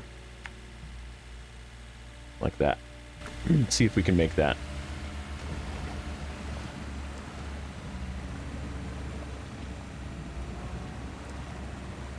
Hard mode is not necessary.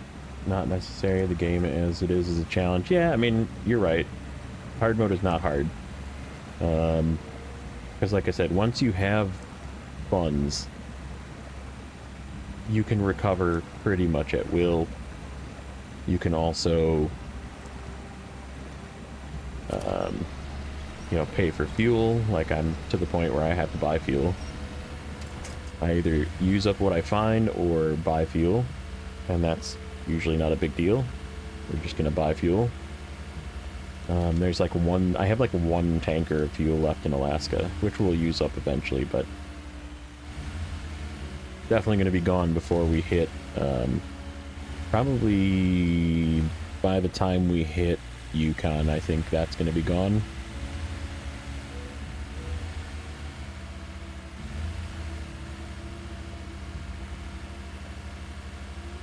There's quite a bit of fuel in Kola. Kola gives you a lot of free fuel. Okay, what does this look like? Unpleasant, but doable. Okay.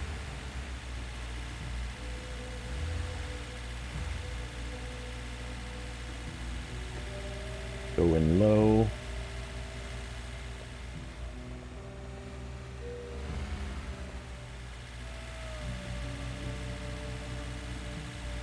Use the brakes.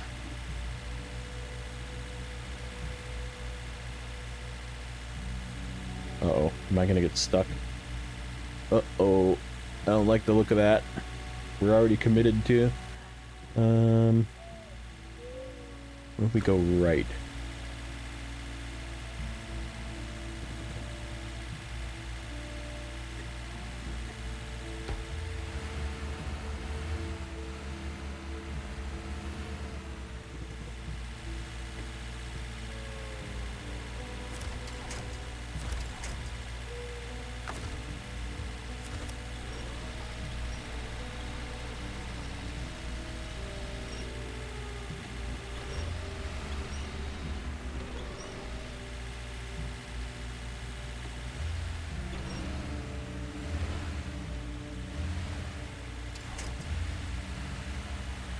Cut through some trees.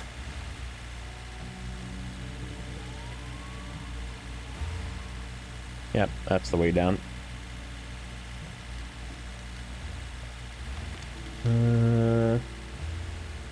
I know. I hate the engine sounds of these things.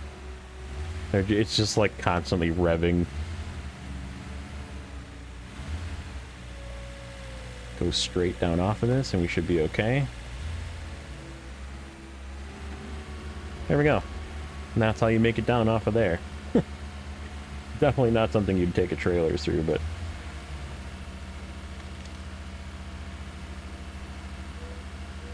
yeah, these things are ridiculously capable as long as you're just somewhat careful with it.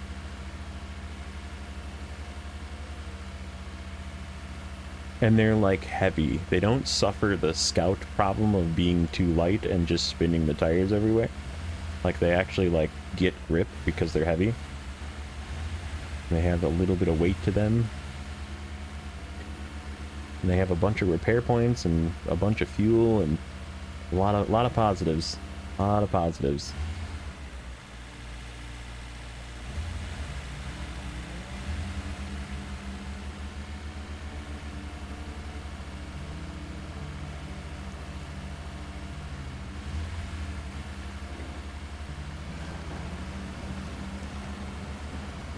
What is this?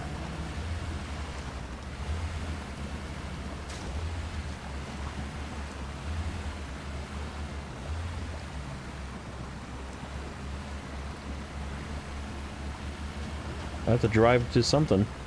I'm supposed to drive to that point for something. I don't know what it is, but I drove to it. Oh. There's been stuff I should have been driving to. Well, we drove to one of them. I guess we'll go across this way with that trailer to hit that other one. Oh, except we're not going across that way. We're going south. That's alright.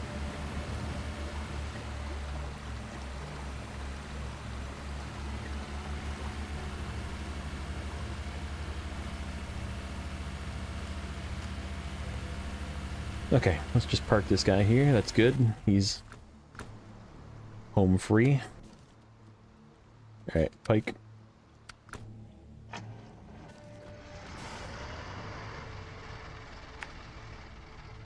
Let's go back this way. What is this task, by the way? What? Oh, that's the trailer. I wish I could do both of these. I probably could. I probably could.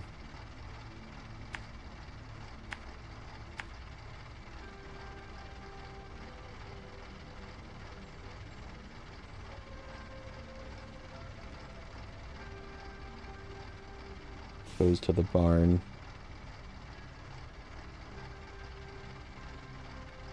Yeah, why don't we do that?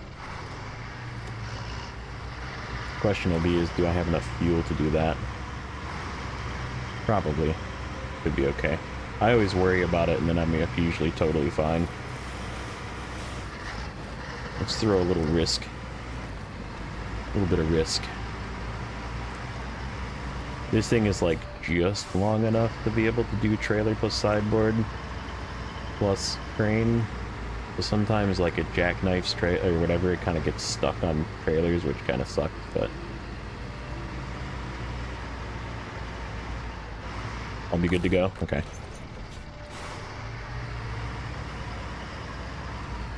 I can see how close it is.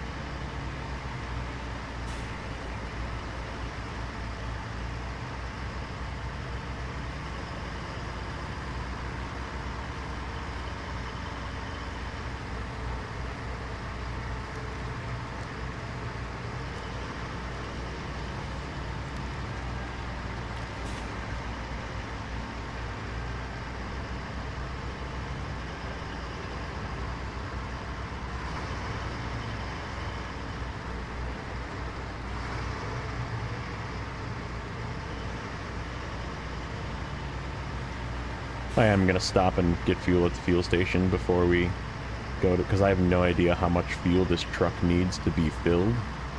And Paystars have a 53-gallon tank, I think. This implement is useful to carry it everywhere. Yeah, and that's it's just part of this mission, right? So I have to deliver this. But if we're going to deliver it, it goes... where? It goes to the port, okay?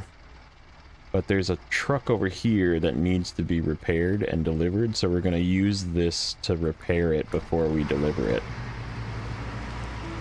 Then I don't have to use other repair points. So yeah, it's just efficiency. It's using this to do something else before we go and turn it in. I don't think there's any other... Let me see. I don't think there's any other vehicle delivery. Seasonal work.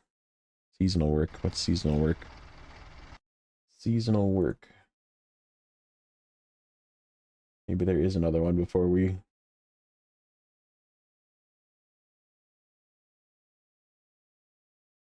Is this a contract? Yeah, it's a contract. Let me shut this off. Oh, seasonal work. Lodestar. This is not a repair, though.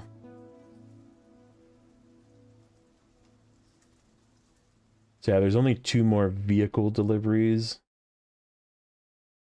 It's this one, which is a repair, which is down here somewhere. It's like down here, I think.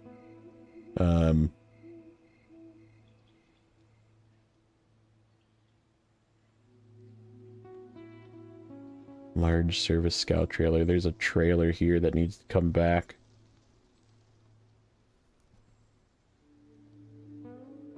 I wonder where that Lodestar is.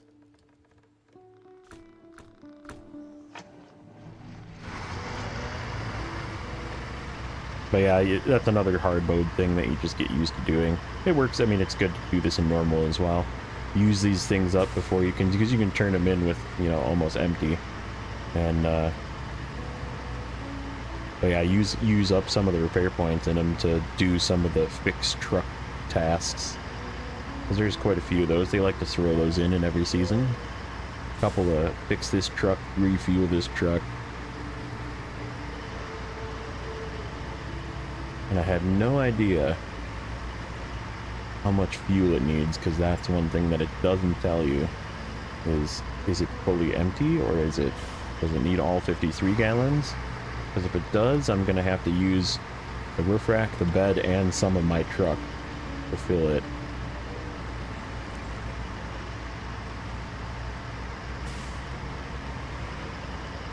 Yeah, we'll go top off at the gas station. I'll just pay for some fuel. Yeah, money really isn't a problem, but I mean it is the reason why I have so much money is because I've played with efficiency in mind for the entirety of this playthrough. Yeah, I just pay to auto load. I pretty much, the only time I don't pay to auto load is when I'm overloading.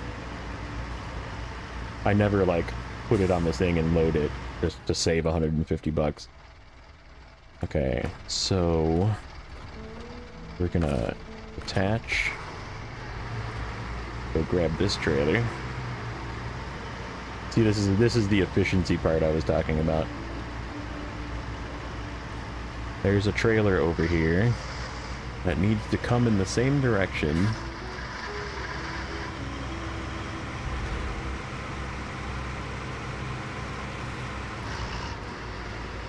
It's right here. So just a little tiny sidetrack. Go get this trailer.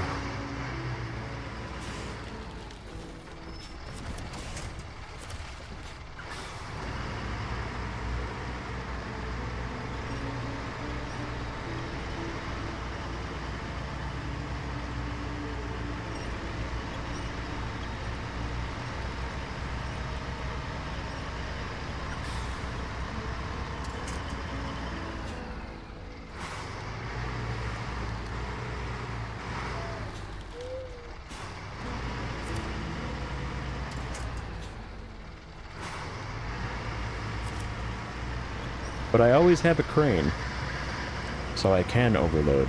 That's one thing that you'll see most of the trucks that I play with have cranes.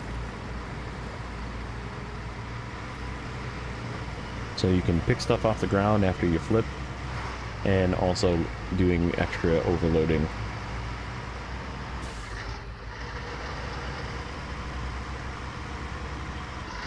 See, now we can deliver this trailer too. And this becomes a trailer we can use as well, but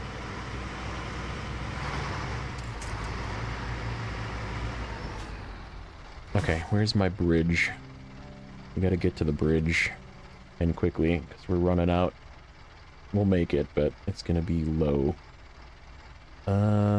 See, like this path I don't think is as good. I think we're gonna go up this way. We'll go over some rocks. We'll deal with some rocks to go this way. And we'll drop both trailers off here, go get some fuel. Yep, both trailers can hang out there.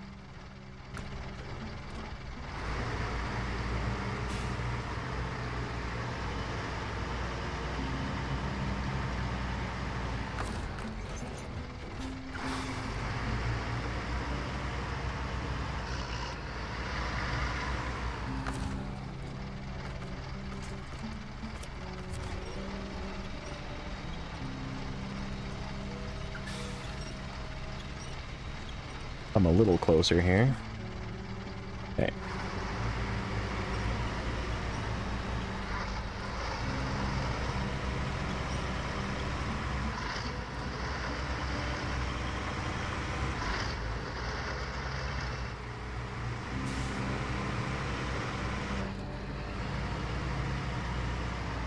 See what I mean? How tight this thing is to the back?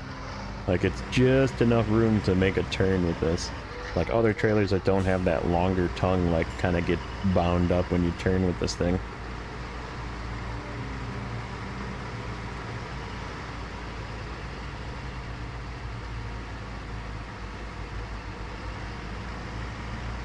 We are going to be coming into the gas station on fumes, I bet. Very low.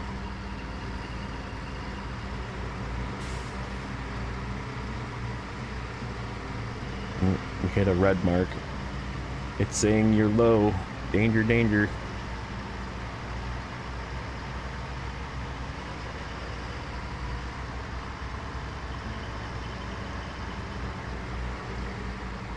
It can cause problems, yeah. Yeah, that's why I use this truck usually either in this configuration or with a low saddle and a semi-trailer. It's sort of my go-to is one of those two configurations, either a flatbed. I prefer the flatbed. Flatbeds are a little easier to overload. Obviously the sideboard bed prevents stuff from falling out when you flip, but when you flip this truck, it's like all the way on, like, on its roof half the time, so like you're losing all the stuff out of the bed anyhow. So if this thing had a flatbed option, I would probably do a flatbed, but it does, but then it doesn't have the extra fuel. So that's why I use this bed. But if it had a flatbed with a tiny little bit of extra fuel, I would use it instead of this one. This is a nasty bump. This way. Put my tire in that little crack right there. Hopefully we can get up this. Yep, there we go.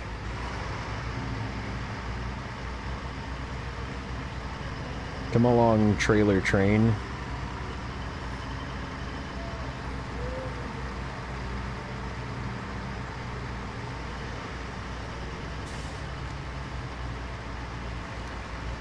Yeah, this way's a little more rocky, but I think it's just a better route than the going down low path. As long as we don't pop a tire.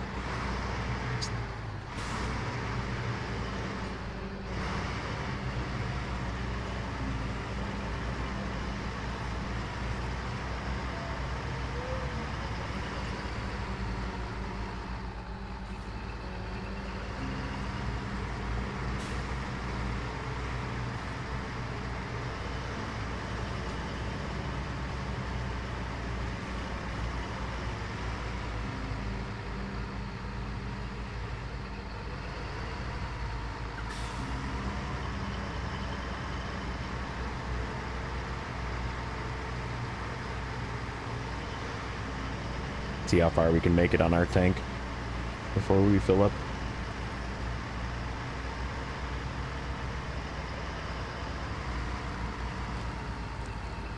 Oh, this is... I should have went further left.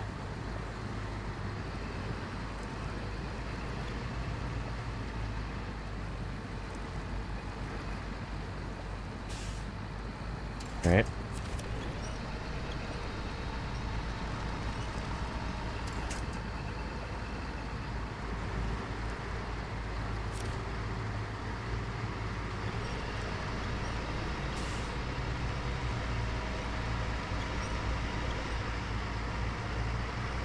Can we make it down the hill?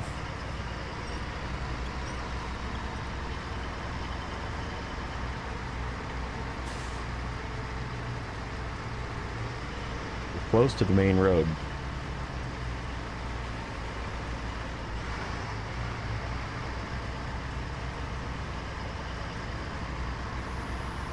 Oh, I see the main road.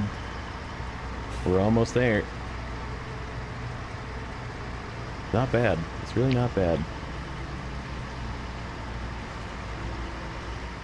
Okay, let's just use this to repair us quick.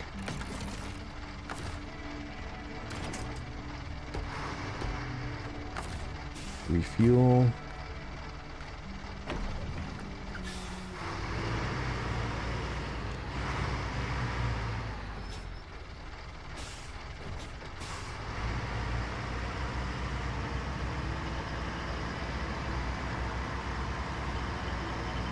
Now get this bugger out of here.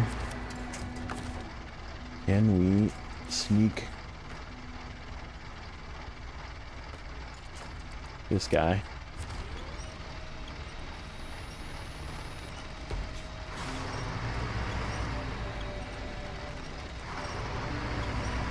Come on. Come on. Come on. Okay. So this guy just goes down to the farm, which is... Which one is that one again? This one. We'll deliver this real quick, and then we'll go get fuel. I do run it with the MHS. Oh, okay. I don't know why I like these tires, but I think they just look cool. This is more of a cosmetic thing. I don't think that these tires are actually any better. I just run them because they look neat.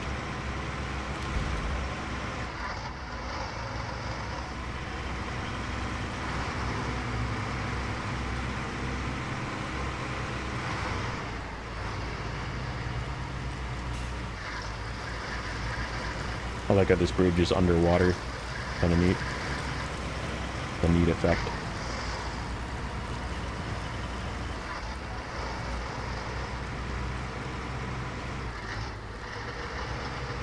Plus the jats are a little bit wider, so you do have the benefit of having width.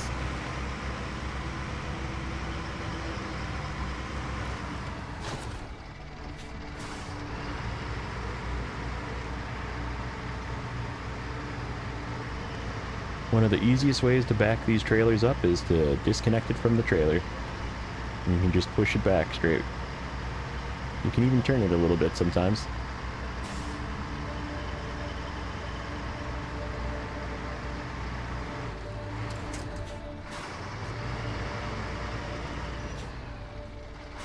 JJ's truck, yeah, JJ likes this one too. I like it. It's a decent truck.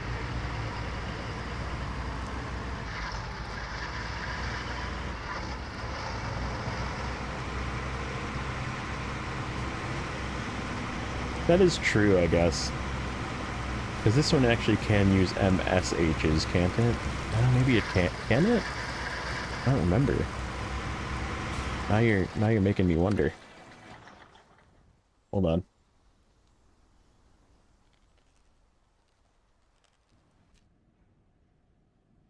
Truck store. Off-road.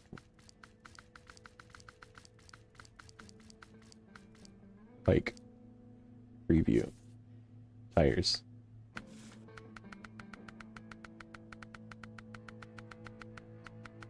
MHS. So this one cannot have MS. Oh, yeah, no, it's just MHS, not MSH.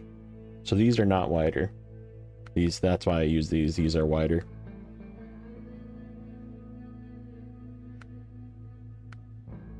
Because this thing is light, so it likes to float on top of stuff. So I prefer the little bit more stability.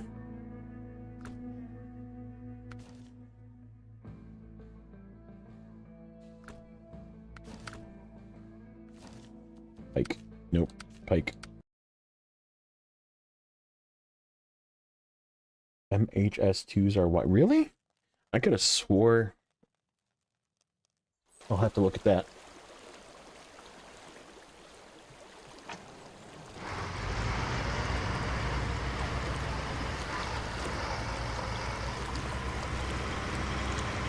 Plus, these actually have, I believe, slightly better dirt traction, which you tend to be in a little more often. OHD2 best off-road? No.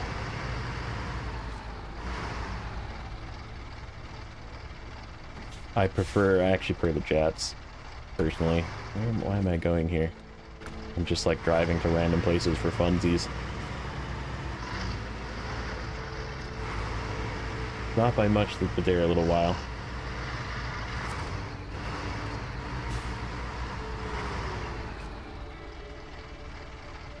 A little wider. Why did I say while? Okay. We need to go get fuel. Fuel time.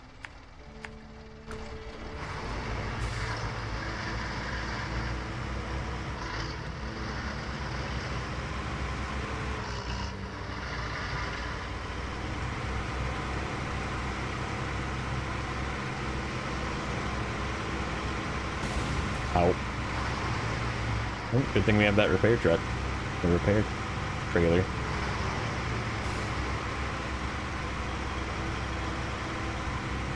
Good old auto driving on the road.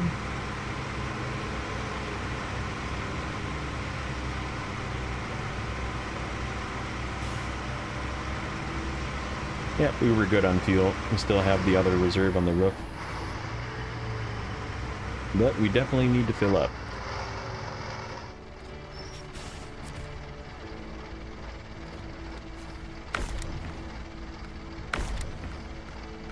Everybody full? Oh, no. Okay, now everybody's full.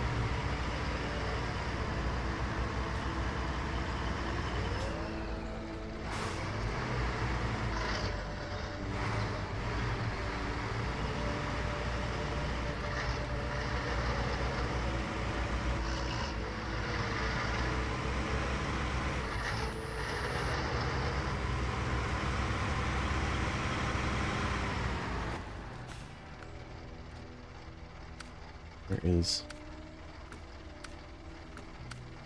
this one? So I can find the trailer again. It's here, and then the truck is back down through here, actually. This way. That's where the truck is, and then it gets delivered up the hill. Okay. Let's go.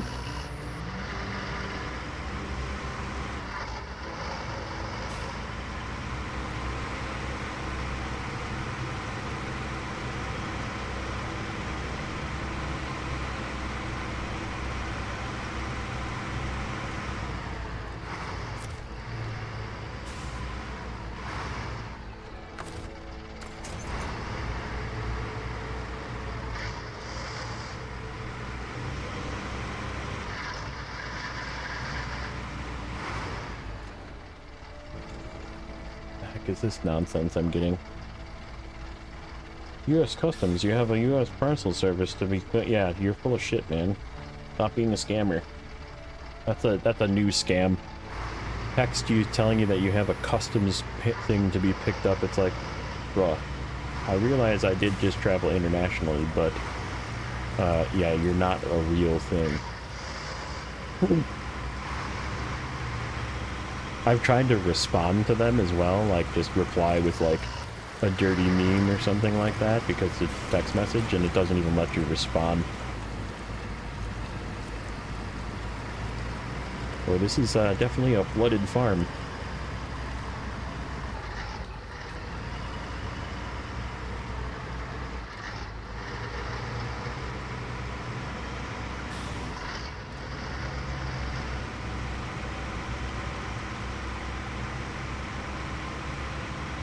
Stay on the dirt.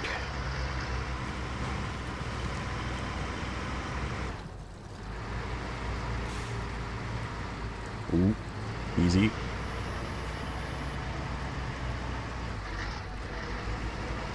A little bit uneven back here.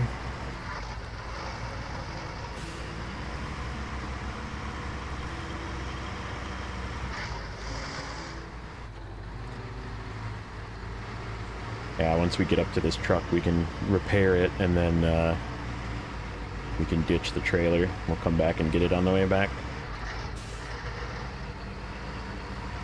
Because we're going to have to drag this truck. Let's see how busted up it is. Should be like right up here. Yeah, I see it.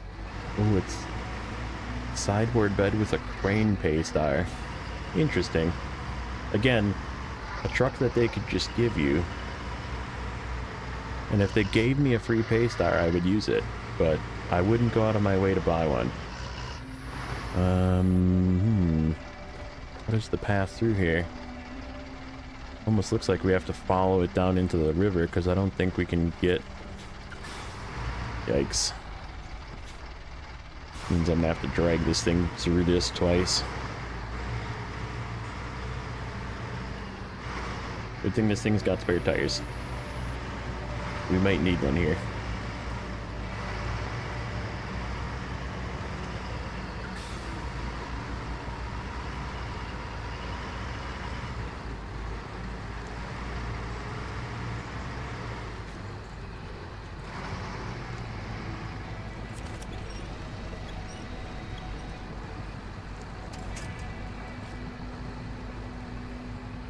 Okay.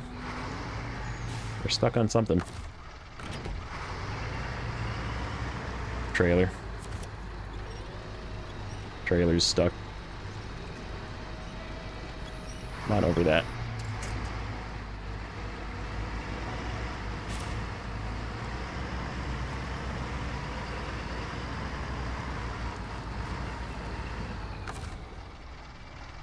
See, make sure the fuel tank isn't leaking. Nope. Okay. 286 repair points. Plenty in here. We just got to get this thing out of here and attached. And not flip.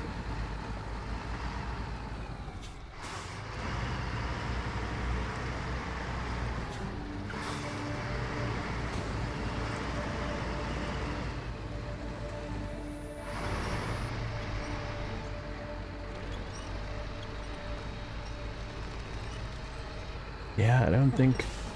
Well, I guess you can go around that way, can't you? I guess we'll go back that way. I didn't think it looked like you couldn't get around that way. Oh well. I should have checked.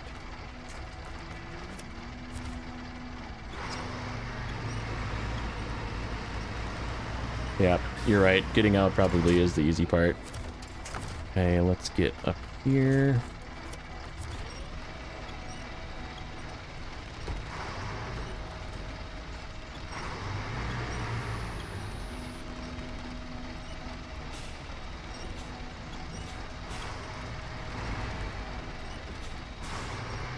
Give it a tug.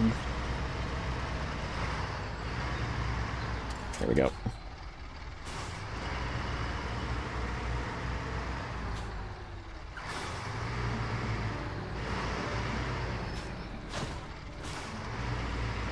Oh yeah, we should probably activate this task, do you want?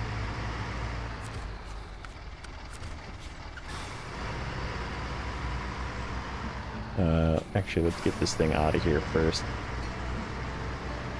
Get this thing up out of the mud. Then we'll connect to the trailer, repair it.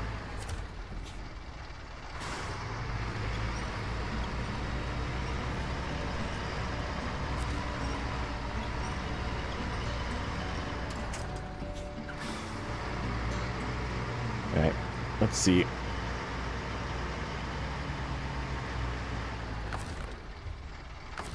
And this way, if it takes any little bits of damage on the way up there. Ugh. Then I can just repair it with the roof rack when we get up there.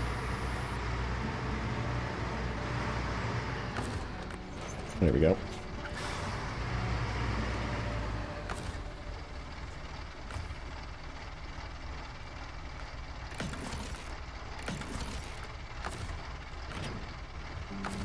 Let's see, how much fuel does it have?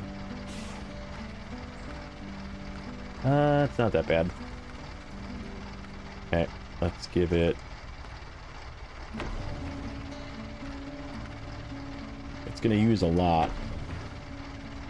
It's gotta be full too, which of course it's gonna suck all of my extra fuel. Okay. Where does this have to go? This has to go... Looks like... Easy way is straight. Probably. Somewhere in this general direction. Like this. Up a freaking steep hill, too. I'm gonna try and resist turning the engine on just to not use extra fuel, but it might need to have it turned on a couple of times.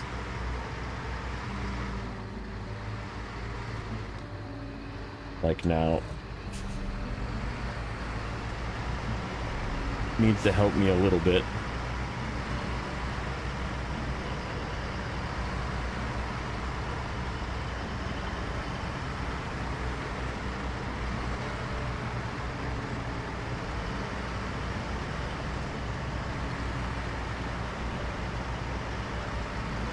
I think that way is bait. This is going around this way is probably the easier way according to what it looks like on the map at least.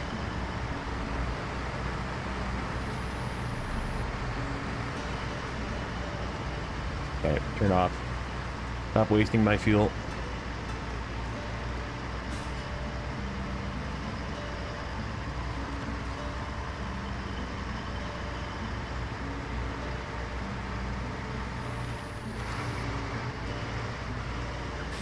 Okay, we're not turning.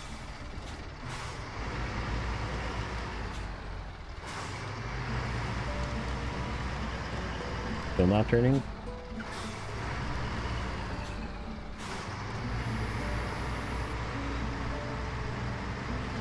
There we go. Come on.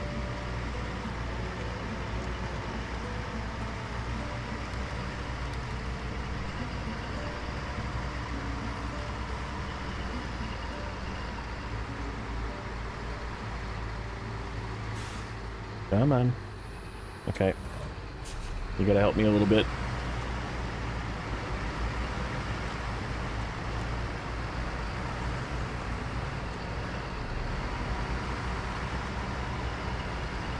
Even though it's got highway tires, it's just that little bit of push from it is enough to get it up this hill. Then we'll turn it off again.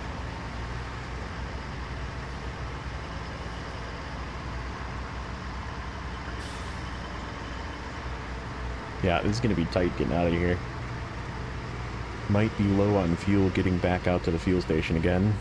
Worst case scenario, we do have a mobile fuel truck we can drive and meet it, so... Okay, turn it on. Power is power, yeah.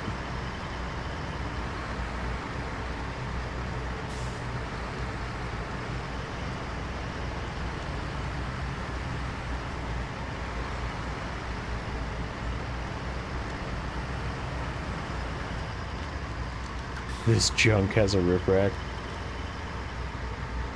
It's balance, man. It's balance. You get a yellow crane with American trucks. Okay, refuel. Give it 2 more gallons. Use up all my fuel. Okay.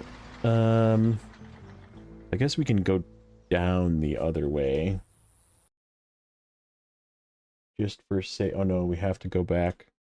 Yeah, let's just go down this way, since we're over here. We'll see how bad this path would have been coming up. And then we gotta grab our trailer again and get the heck out of here.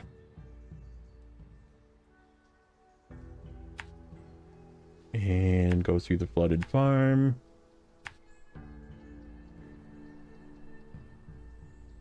Oh, we need to do this task too. Where the heck does this thing go? Beaver strikes again. Deliver hay bale. Oh, crap. I should have done that. I should have done that with this. Because it's right to the same spot. Crap. I guess we'll go get fuel and then we'll come back and do this.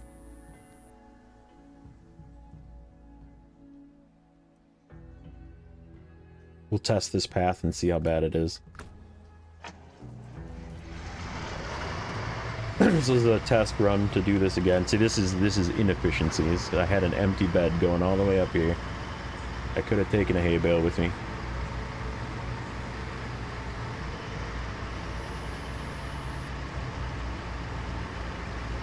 Yeah, we'll go down and get some fuel, just so we don't run out. Drop our service trailer off. Come back, do this contest, then we can be done in this corner. At least for the time being.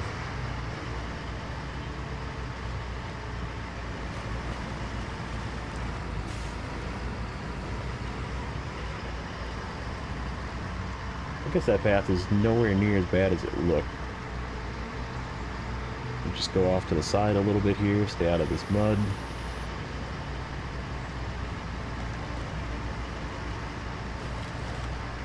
Can't be efficient 100% of the time, that is true. I just, the stuff like this kind of irritates me, because I very well could have just went and got that contract, picked up a hay bale, and then continued forward. And yeah, I definitely wouldn't have gotten gold dragging a truck up there, but I definitely could have killed two birds with one stone there if I would have just looked. I knew that that one was pick up something and deliver it too.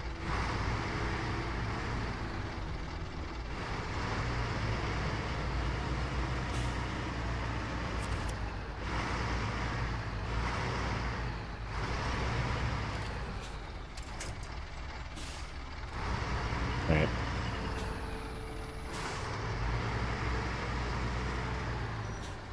Third grade rescue engineers. Man, you're just full of hate. I like this truck. It's a good truck.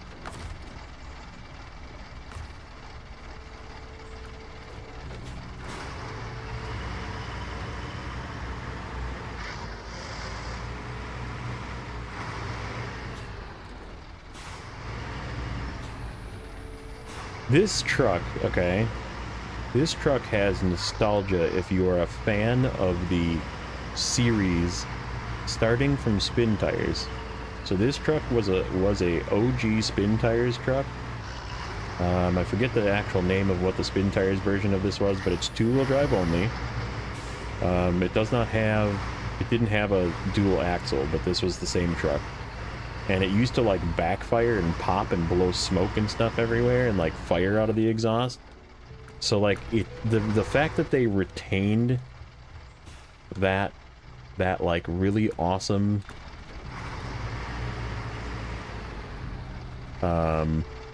like being broken sounding, and then this one also transferred to Mud Runner as well. So this truck has been OG for the series. Yeah, some European like cab over trucks, that would be alright.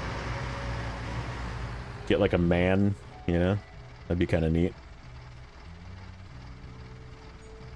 I could see that being alright. Okay, so we're just going back.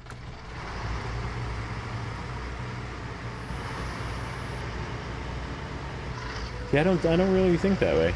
I think the American trucks are good. I like the American trucks. In fact, I use them a lot more often. The only reason I've been using this one because it's just been here. It's been what's close to doing stuff, but don't worry, we'll get back to using American trucks.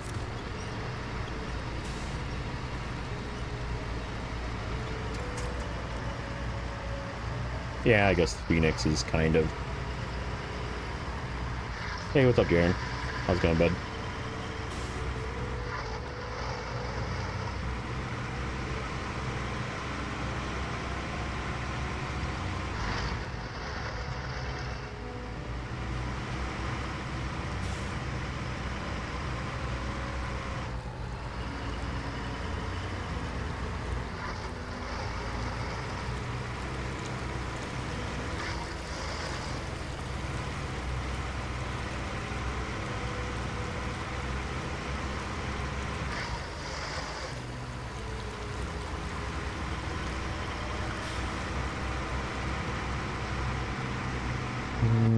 we gotta go right. Right and around. This time we'll take this with us to the fuel station, I think. Because we have to go... Yeah. Yeah, we'll take this along with us to the fuel station. Drop it off there. What time is it for me? It is 10:43 a.m. Still morning.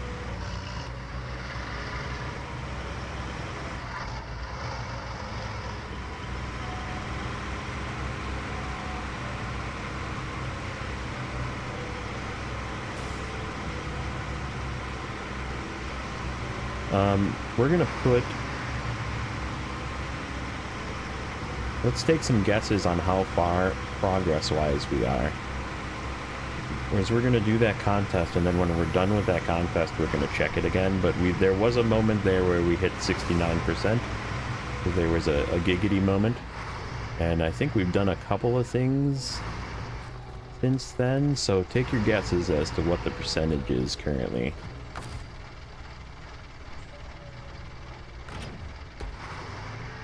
$74. I think that's probably where I would put it too after the contest. Because we're gonna do the contest, and then we're gonna check. Okay, we're full.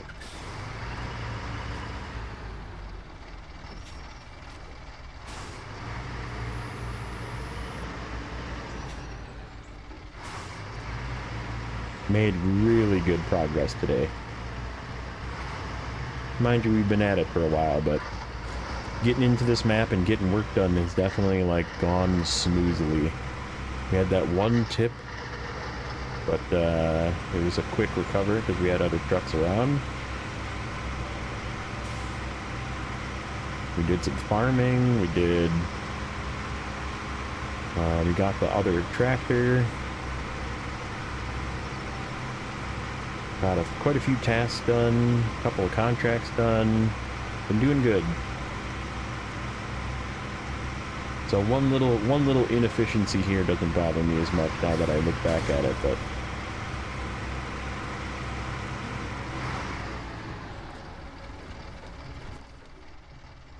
this way and this way, and then it's go up here.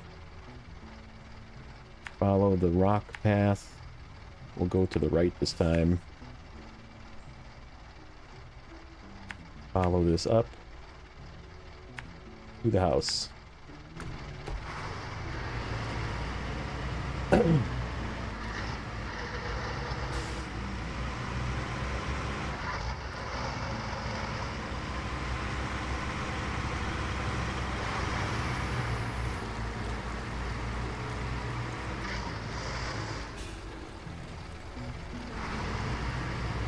Yeah, I agree. The Russian trucks sort of... like, they are strong, but they're also, like... I don't know. I still prefer selectable diff lock and all-wheel drive, which is a lot more common in American trucks than it is in Russian trucks. It must be a nightmare to go to shop with that junk. It's just artificial, you know. It's artificial. The sound is artificial. Like I said, it's all nostalgia. If you understand the series, every single version of this truck sounds like it's broke. And I'm very glad that they've kept it in the game for this many years. Okay. Somewhere it's going to have us pick up a hay bale. So we're just going to put our crane out so we don't have to wait for that to go. Visit the Beaver Dam somewhere. Ooh, it's behind us.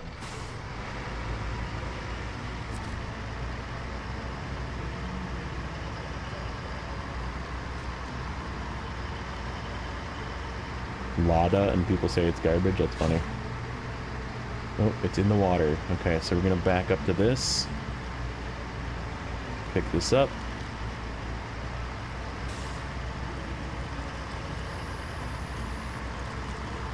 Ooh, it's a little tippy back here.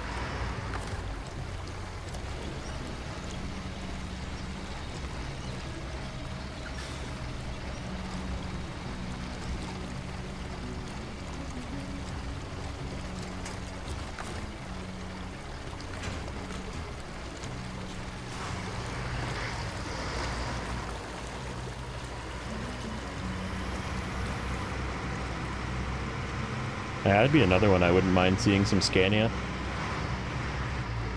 Some Volvos, but again, it's all licensing, you know, they have to pay. Every time they use a Ford, they have to pay. Anytime they use the Earth Roamer, they have to pay.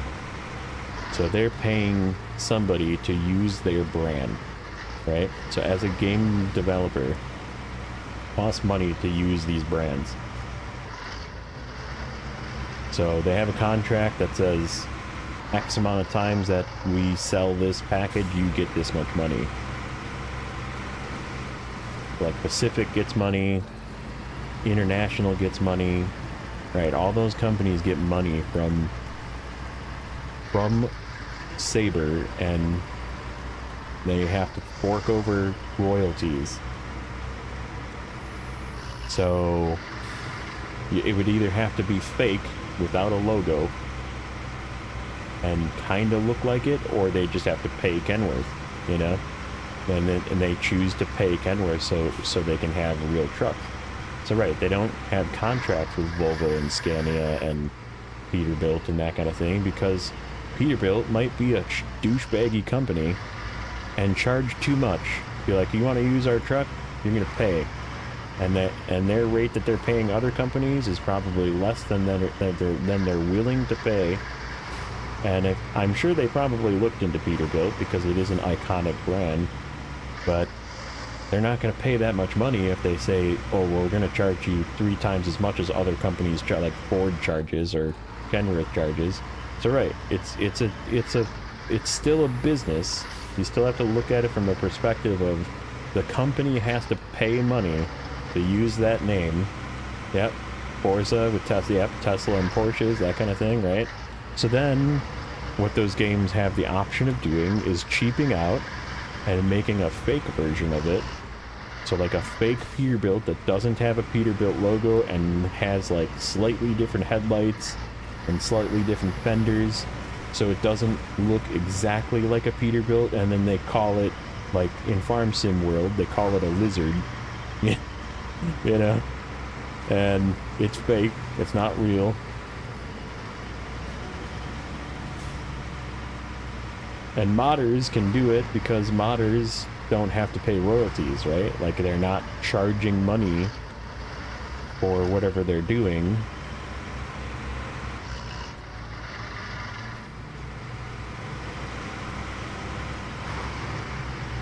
Or if they do charge money, there's a possibility that Peterbilt gets a sniff of it and they give them a cease and desist. They send a lawyer after him and say, you've made too much money off of this, where's our royalties? We got gold on that one. We zipped through that one.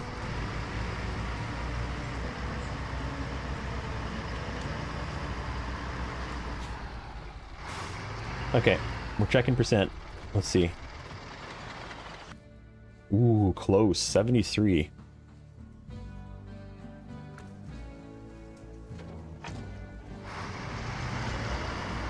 Yeah, and I don't see a problem with fake brands either. It's just, again, it's something that they have to want to do. And so far, Snowrunner doesn't really... I don't think Snowrunner has any fake brands. They have fake names. They have some things that aren't, you know, the actual truck. I guess they do. Like, some of the Scouts and stuff are, like, the MTV Rock Grinder is something. The AAC is something, but it's not exactly what it is. So yeah, I mean, they do some fake trucks.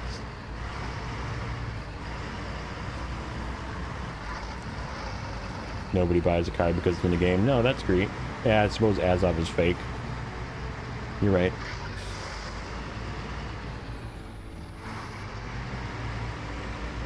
We endorse their products and they troll us. But yeah, I mean, that's...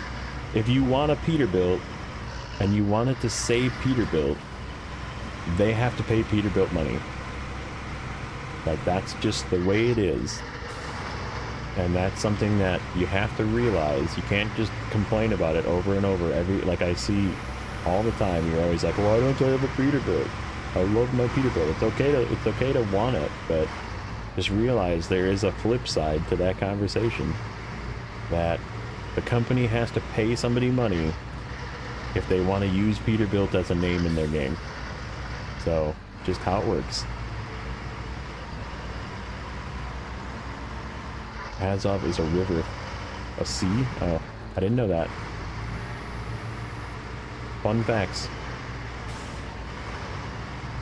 Azov is pretty much Tatra. Yeah, you're probably right. But they didn't want to pay more royalties to Tatra to make more Tatra named trucks, right?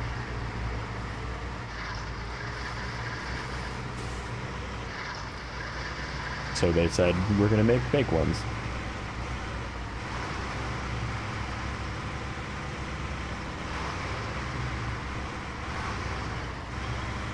Well, and then they made season 5 like a whole Tatra warehouse, and like it was all about Tatra. So right, I'm sure that they probably got a deal on those 2 trucks, because they're like, what if we make like your whole factory and like a testing grounds, and like, you know, let's pitch it so we don't have to pay you as much money to do these 2 trucks, you know? And then they got the rights to do like the Tatra wishbone suspension and that kind of thing. So right, it's, I'm sure there was quite a bit of finagling of that money. Oh yeah, what's at this warehouse? Before we ditch, where do we need consumables for something?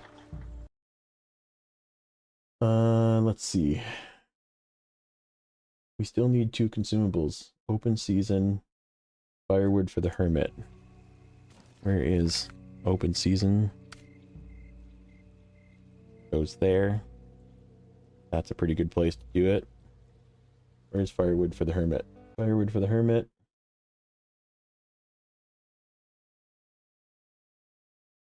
Oh, it goes right up there.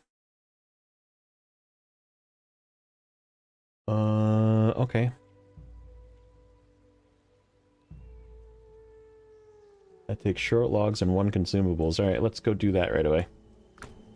Let's go back. We should have taken another piece with us. We made another mistake on efficiency.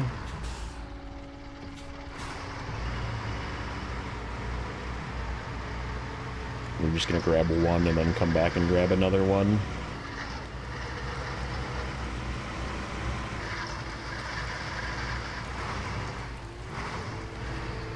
To transport ballistic missiles, yeah.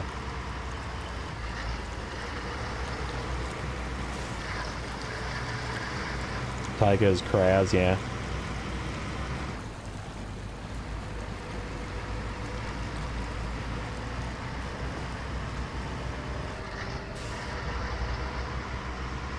Moby KB.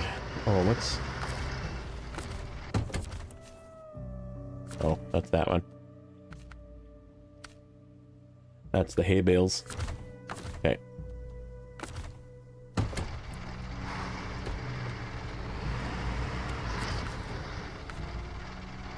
Yeah, and then...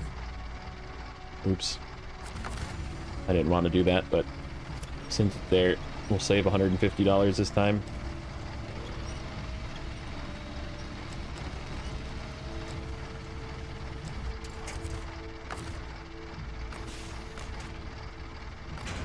Okay, so this goes up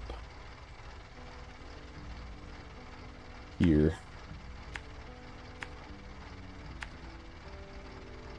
Like in here somewhere.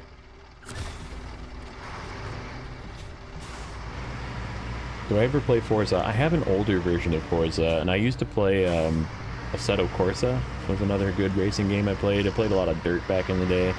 I do have an old steering wheel that I just don't use. But yeah, I used to play a lot of racing games back in the day. Those were fun.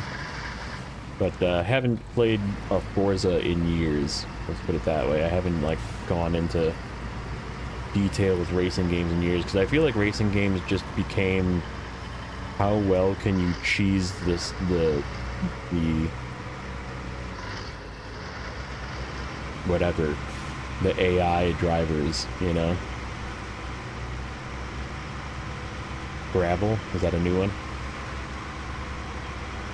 Is that like dirt?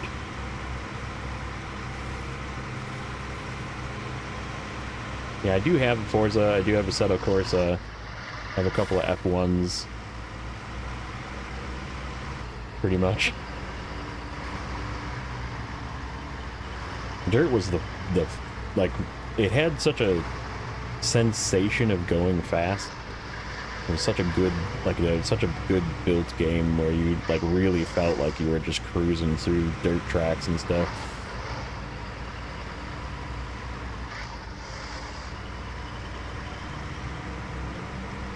I have a pretty big game library.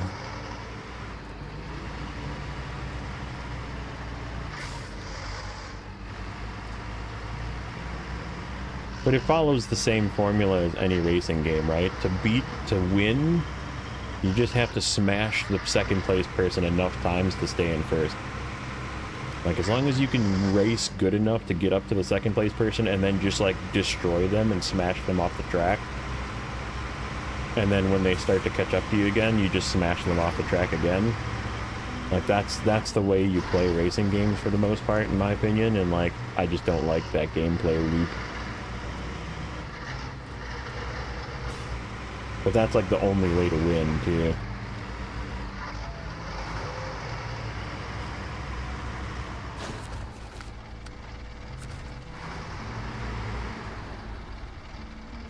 Where does this go? Why no? Oh, it goes way the heck over there. Alrighty. Not where it goes. Okay, well, we're gonna grab another consumables on our way out, because one of them goes... Oh, we got another farming task to do. Potatoes. Potatoes, where do we pick up potatoes? From the potato field. Oh, yuck. Oh, good. We don't have to do it again to get... But it's not Season 8 where you have to keep farming to create potatoes. Thank God they did it that way, at least. Bricks, metal beams, cement. Bricks, metal beams, cement, cargo container. All to the same place. Curtain side scout trailer goes there. Vehicle spare parts, wooden planks. I feel like there's wooden planks right here. Yeah, there is. Okay, let's get back out of here. At least we picked up the quest. Let's get another consumables, because we need to go over here, get fuel.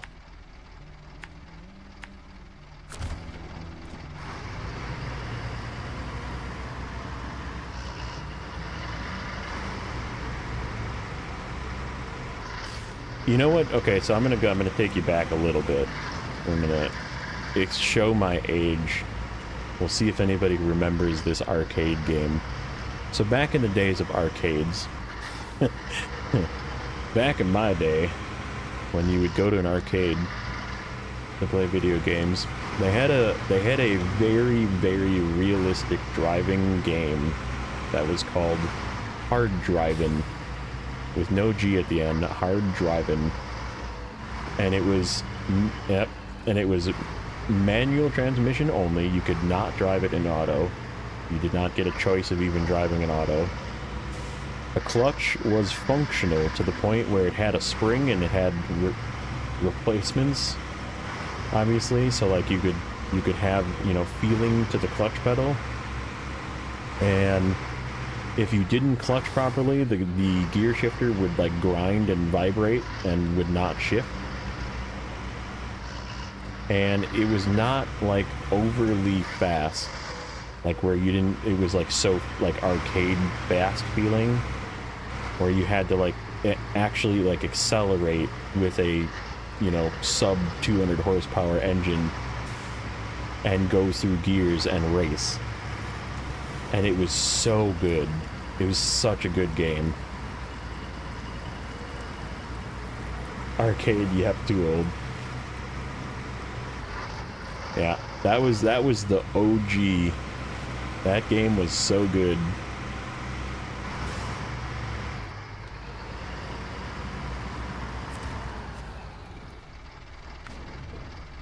Okay.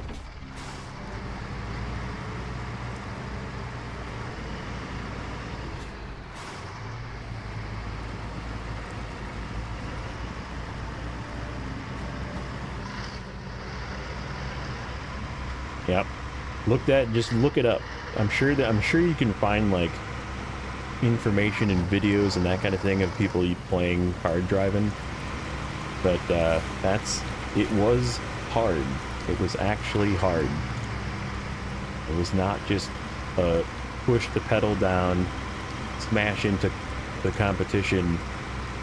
It was like super 8-bitty, like the graphics were terrible. But like the driving sensation was very realistic. For its time, it was by far the best simulator. I mean, mind you, this was probably like 90s, if I go back. Probably like, it was probably developed either late 80s or early 90s would be my guess.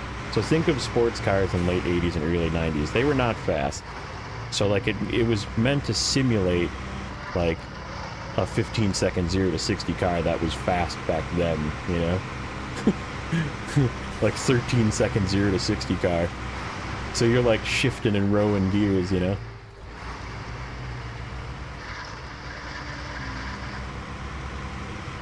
The fuel crisis horsepower, yeah.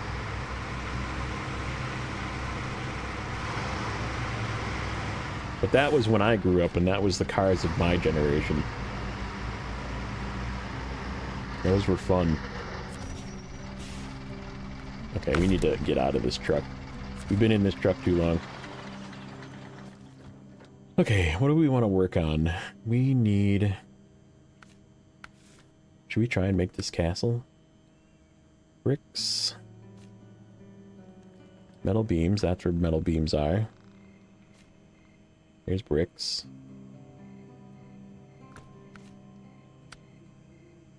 And then cement, I think, is here. Yep. And cargo containers. Nope. Where the heck are cargo containers from? I don't know. Cargo container right there. And it's got to go across one of the terrible crossings. And go through some pretty crappy terrain. Right. It is time for... Oh, we already brought it over. Just kidding. This fell up. But it's also time for a comfort break, so I'm going to go to the bathroom quick and I'll be back.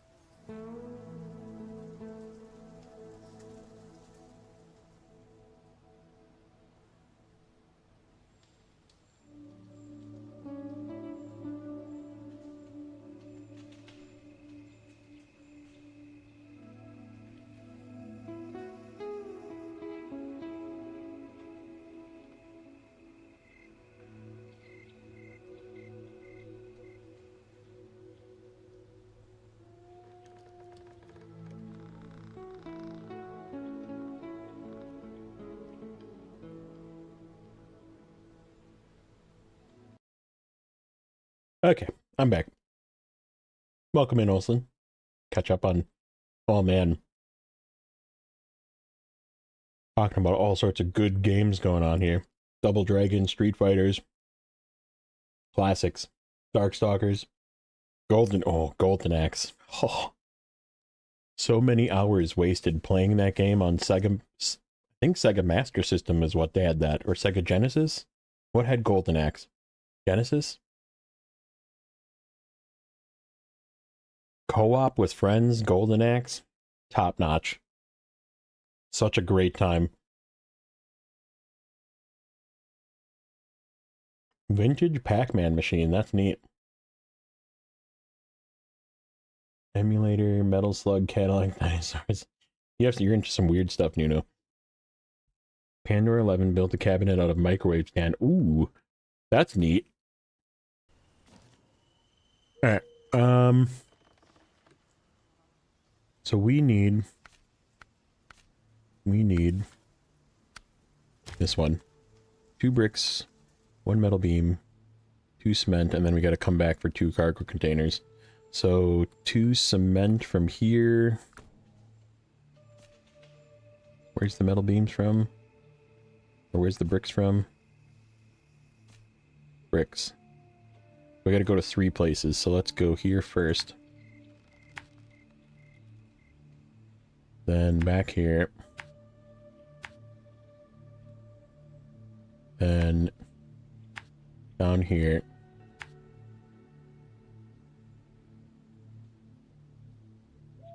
We'll get fuel. And then take all of that.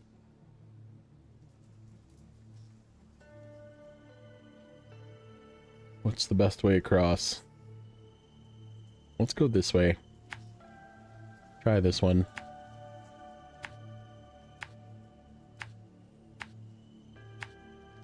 Wiggle. Excuse me. Wiggle our way through this. What is this one? I keep saying what is this one and I keep forgetting. Oh, hay bales. We gotta pick up 4 hay bales too. And drive them over there. Maybe we should do that too. What's the way into this castle? This lower spot is gonna suck.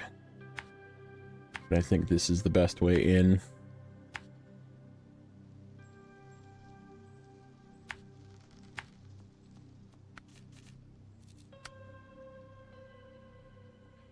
Yerp. Okay. Let's have at it. You know what? You know what? We're gonna bring that pike over with the repair trailer and repair this thing. This suspension is hurting.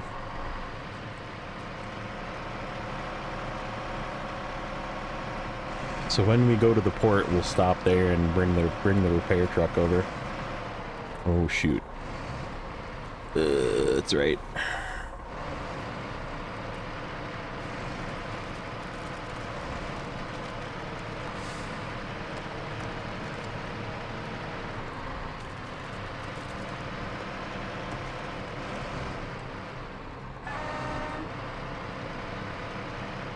Please don't pop my tire. Okay. Please no pop.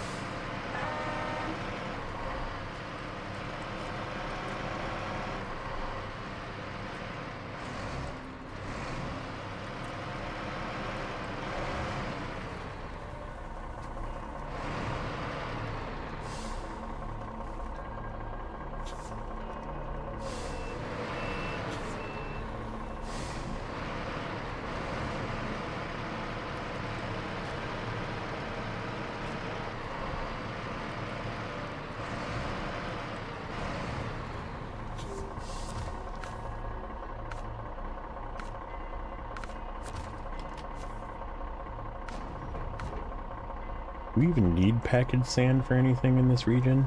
Or is that just a useless extra thing? Oh, we do have packaged sand. What is that for? 3 packaged sand. For busy beavers, but it's spawned. Oh, garbage is spawned. So we will need to come here.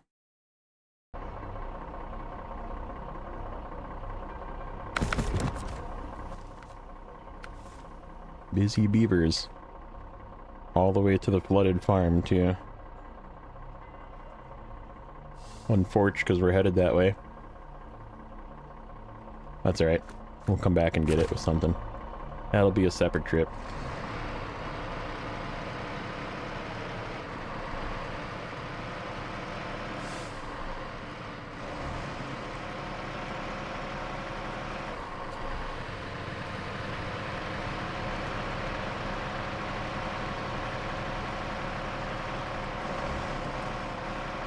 Yay! Wacky inflatable fun man!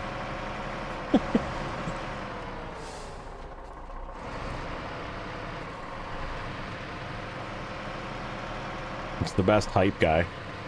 Just put him out in front of something and you just got instant hype.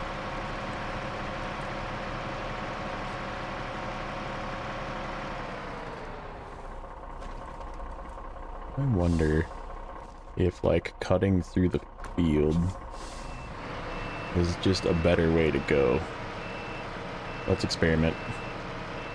Let's experiment.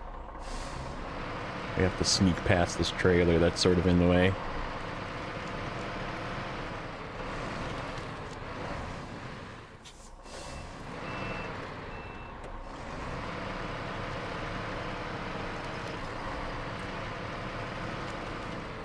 We got here kind of a nasty little bump. Oh, this is not good.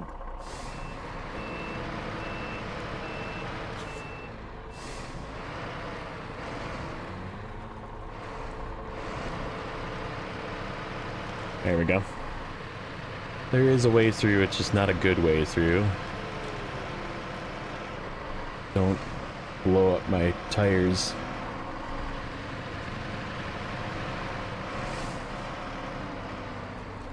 Ooh, that's a pretty nasty little jump too.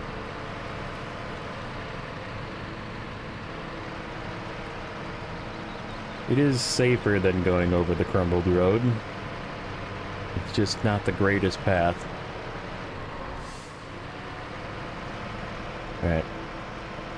Metal beams and then bricks at the port, and we'll have to put 1 brick on the roof. Let's see. Get out of my way.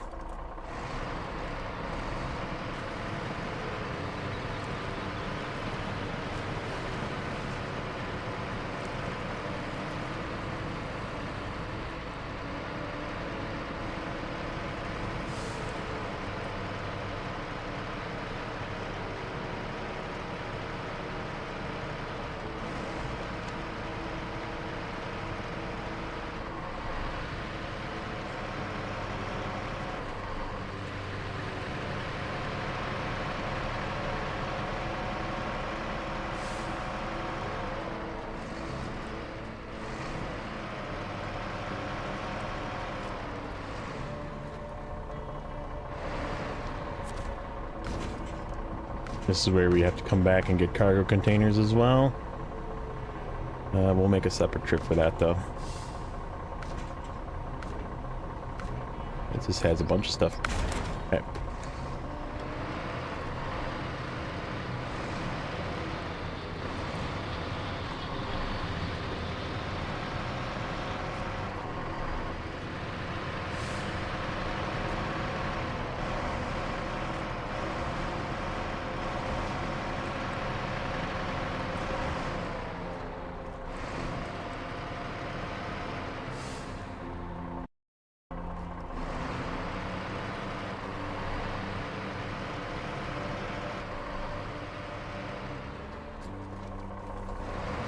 Maintenance truck for extreme conditions. The problem with that is there's like so much wasted space on the frame then. It's like, even as a fuel truck, it's got this teeny tiny little fuel trailer. Like, I guess I could see it though.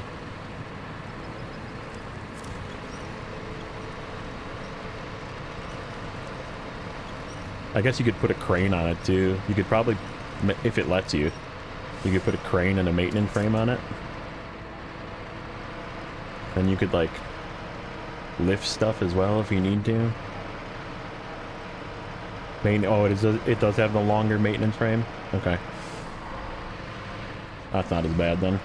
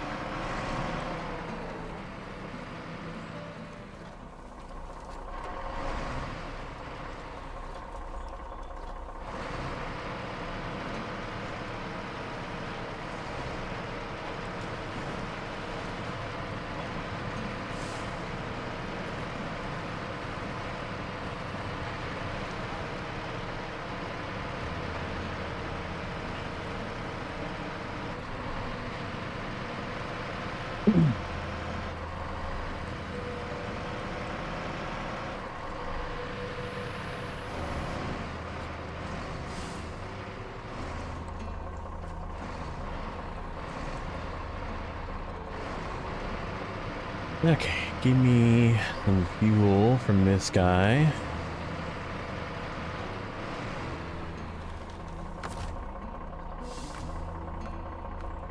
Fuel carrier trailer. Me. Thank you.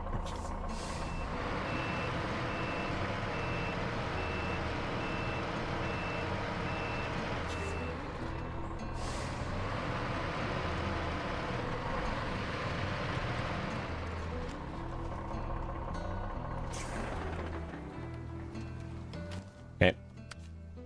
Let's find, where the heck was that? I think it was a task. Oop. Loan etiquette. That's where the service trailer goes. Hay bales. Crossings. Oh, we're gonna go past that one crossing, okay. Firewood is consumables. Water obstacle. Open season, this one. Yeah, that's close enough.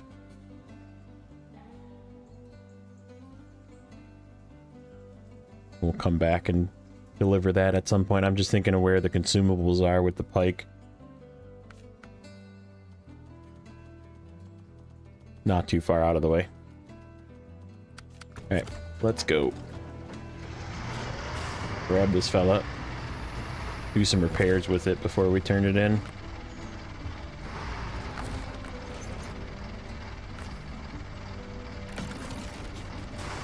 Got a lot of repair points we can use up before we turn this in.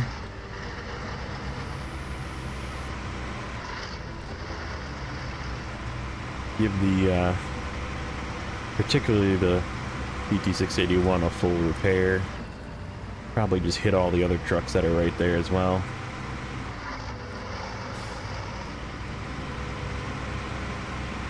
Got me thinking about when we were talking about what car you would like to own. Would you own a CTSV? Probably not. I worked for GM for 10 years. So to give you some of my past work history, I worked as a service advisor for GM for a very long time. And Cadillacs are made like absolute shit. They are actually like full on hot garbage. Now the LS motors are the only saving grace to GM products. And a CTSV does have an LS motor. But for the most part, electronics,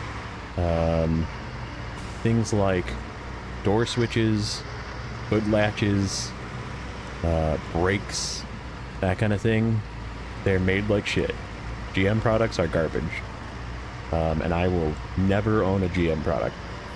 So, because I worked in, and trust me, as a service guy, I made a lot of money off of broken GM products. So, if that tells you anything. So no, I would not own a CTSV. In fact, the only well-built GM vehicle is a Corvette. And that's because they're built on a completely different platform.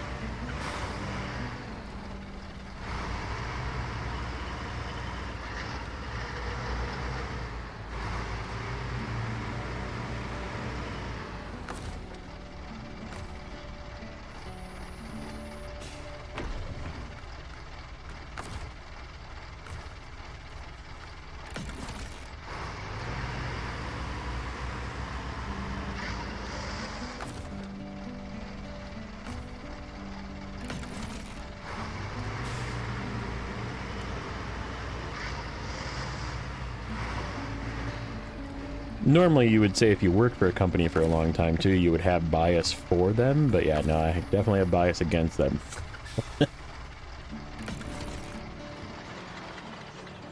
Okay. Now we're fixed. Fixed, filled. Everything's good to go. And that's right where this thing gets turned in, so... we'll just leave it there in the middle and repair trucks as we drive past to use up some of those repair points before we turn it in.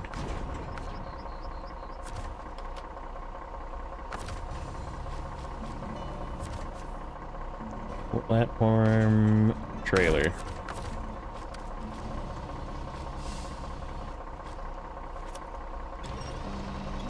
I mean, put it this way. If you are willing to motor swap or transmission swap a car yourself, and you have the tools and handiwork and stuff to do that, I mean, I'm too old to do that crap now. But if you have the ability to like work on GM vehicles yourself, the parts are cheap. But you're gonna have to do probably an engine swap and a transmission swap. Like, they're that bad. They're even LS motors. They blow up.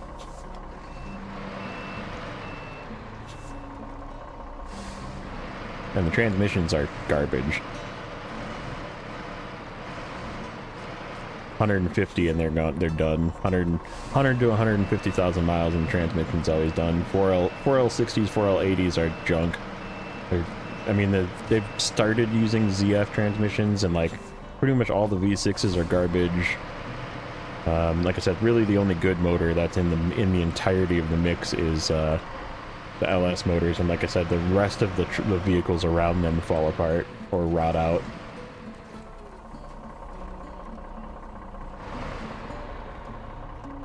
Holdens, yeah.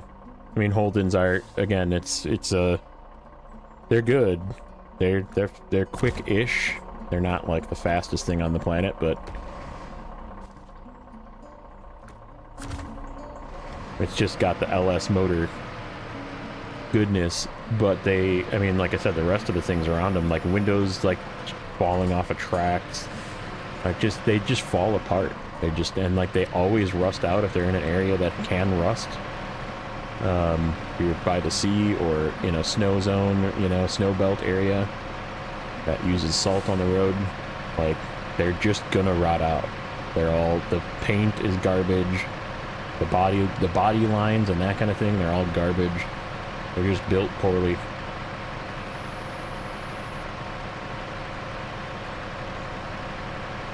Yep, T5s blow up, yeah. Yes, they do. Differentials are okay, but they start to leak. Rear mains are real common. My favorite thing is especially on the trucks.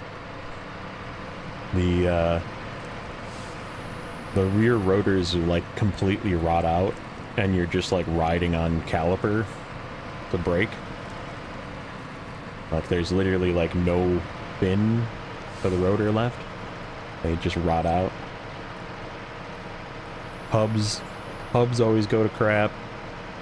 Hub bearings are just common. You just have to, and there's like even wheel speed sensors. That's another one of my favorite ones.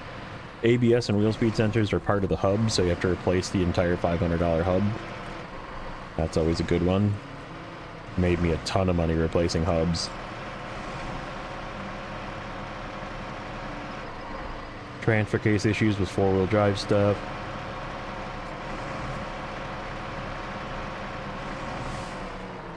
The coolant valleys in some of the 5.3s, the original like not even LT, but LS, early LS. Coolant valleys would like crack, so you'd have coolant in the oil, and the active management for shutting off 4 of the cylinders on 8. Any vehicle that ever has active shut off, they're garbage. They're all garbage. Every single one. It doesn't even matter if it's GM or not. Like every single manufacturer that makes something that shuts off half the cylinders, they're all shit. They're all just hot garbage. And like the lifters fail because of it, because they have those weird like shut off lifters springed.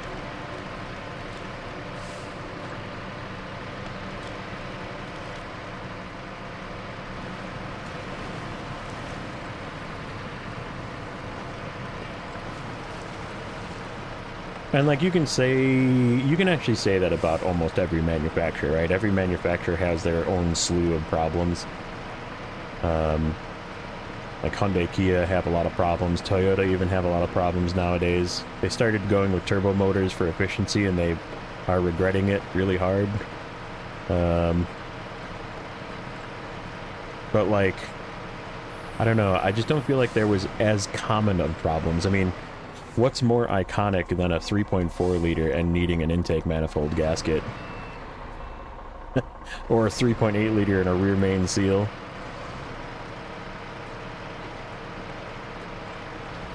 The old 3800 V6. Those things were just notorious for just pouring oil. Oil pan gaskets leaking. Valve cover gaskets always leaking, like I said.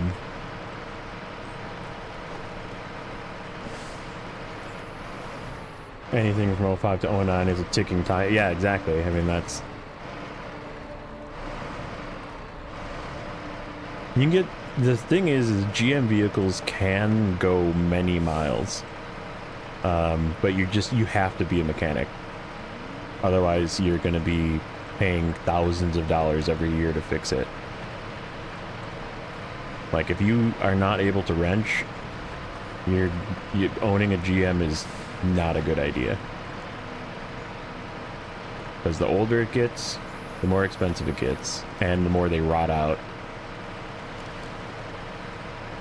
We always use them for burnouts, yeah. What is this?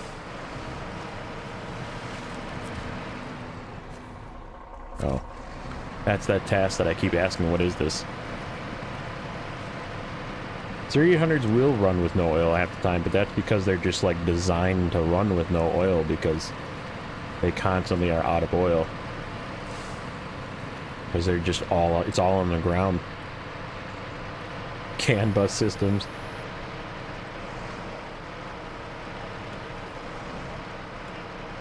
Going back even further, the old OptiSpark in the LT engines, the old OptiSpark system, that thing would fail miserably and just grenade things. It was always good.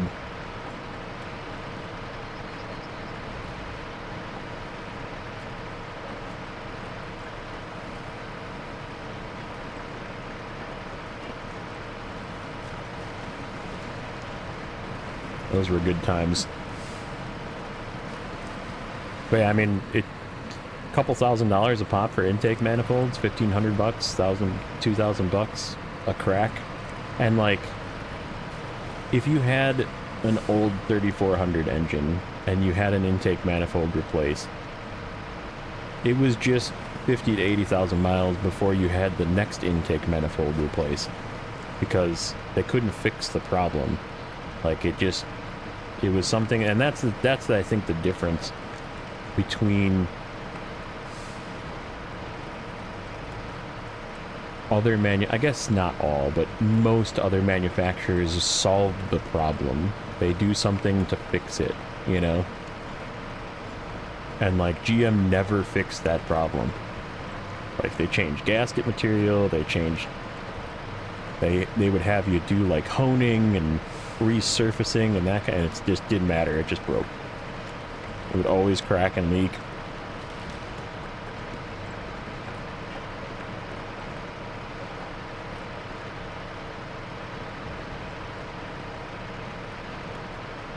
And it was like always it was like a maintenance item.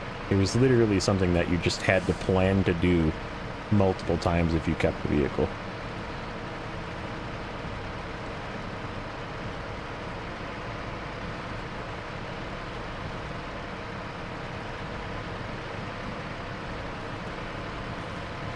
Yeah, Holden was a whole different animal though too, because I mean, it's obviously that's the Australian version. And there's some differences between that and the Chevy version, but it's still on the same platform with the same guts, where most of the problems lie.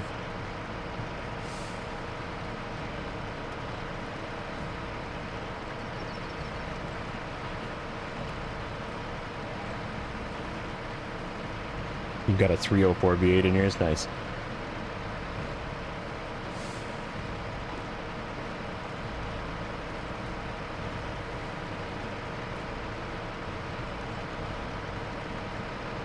Please tell me this is going to give me some sort of cutscene.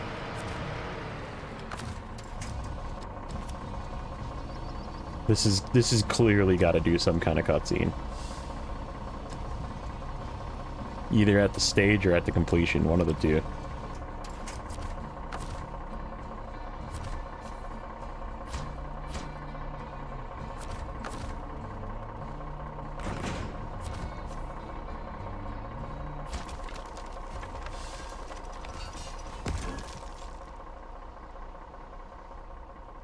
Yay.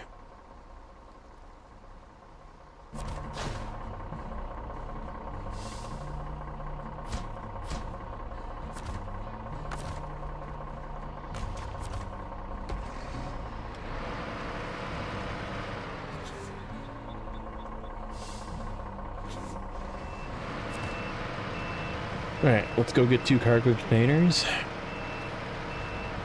Finish this off.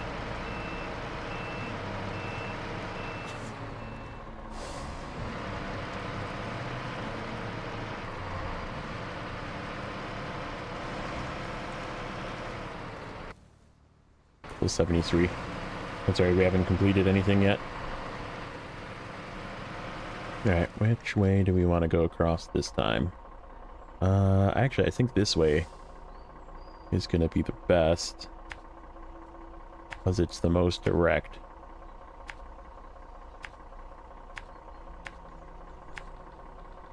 I think we'll steal some fuel from the SX. Go get our 2 cargo containers and then just take that same way back.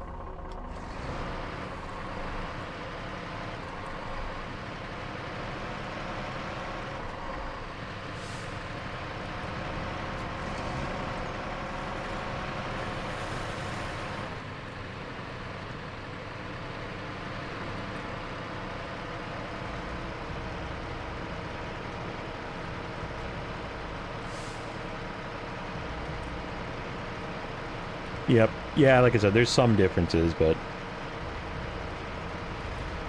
I mean, it's still built on the same, like, rattle trap, plastic braking, window switch braking, radios braking, GM interior as well. GM interior, exterior design and flaws. They're always just a big pile of garbage after a few years. There's definitely something to be said, like, a lot of manufacturers have figured out how to make vehicles just hold together better. Like, GM is pretty good, or not GM, Toyota's pretty good about, like, not being a rattle trap after 5 years.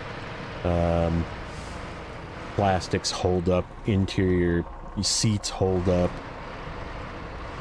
headliners hold up, that kind of thing. Like, they just, you know, like GM, you look at older ones, it's like the headliner's always falling down. There's like plastic pieces that are like busted off of it.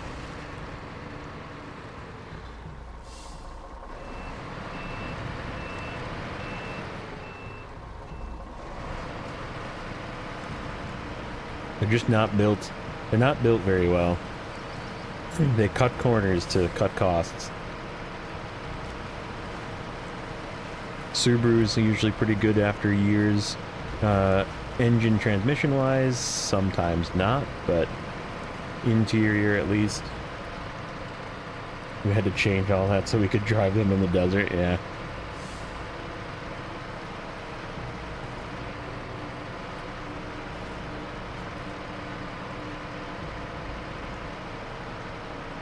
How much fuel does this thing have in it? Can I afford to... Oh, this thing is pretty low, isn't it? It's got service kit fuel. This thing can make it back. Got tons of fuel economy to it.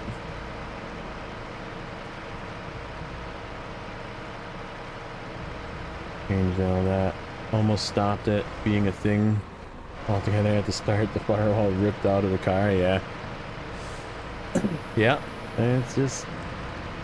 Like I said, I don't think I mean, the CTSVs are cool, but I don't think I'd ever own one. Because around a masterpiece of an engine is a big turd.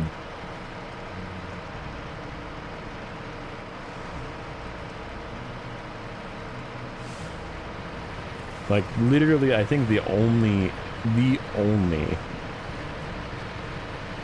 GM vehicle I'd ever own, even consider owning, would be something with a 6.2, with an LS2. Just because those are the only ones that don't break. The only ones that don't fall apart. And you still have to rebuild them eventually. Oh, there goes a tire. There it is. CT681 popping tires. It's just rapid tire deflation. It's better for traction.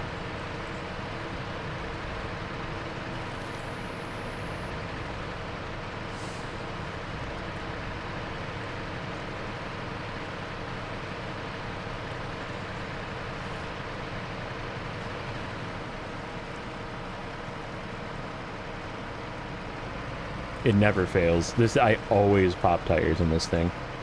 And it just drives with a flat tire too. It just doesn't even care, but it's just like annoying that I have to constantly fix pop tires in these.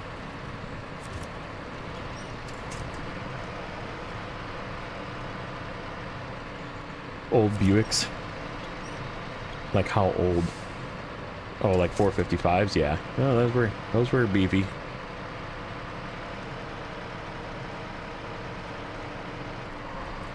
Like 70s old.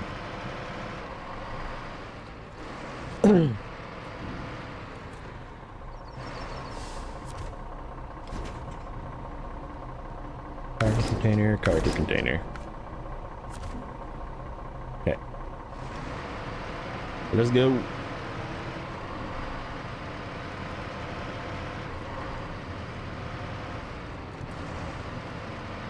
.6.0 for burnout, 6.2 for street duties. Yeah, I agree. If you wanna actually drive it, 6.2 is the only choice, in my opinion. The 6.2 LS2s they're built correct.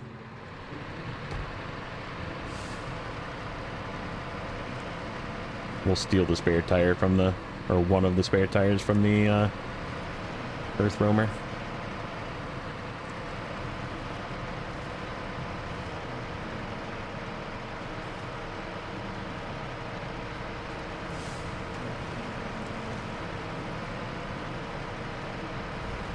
It's Rexy.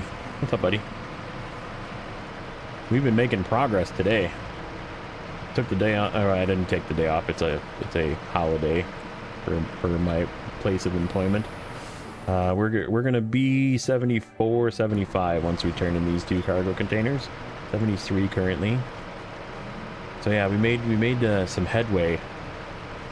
Second map was we prepped, we moved everything over, and now we're just cranking it out, getting work done, popping tires, driving with flat tires, just like JJ.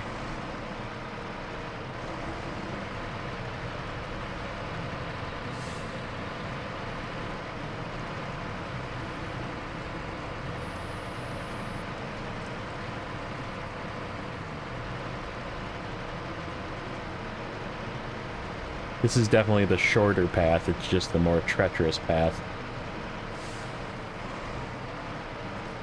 I guess we can't pop that tire again, so we can just ride that tire over stuff. That's fine.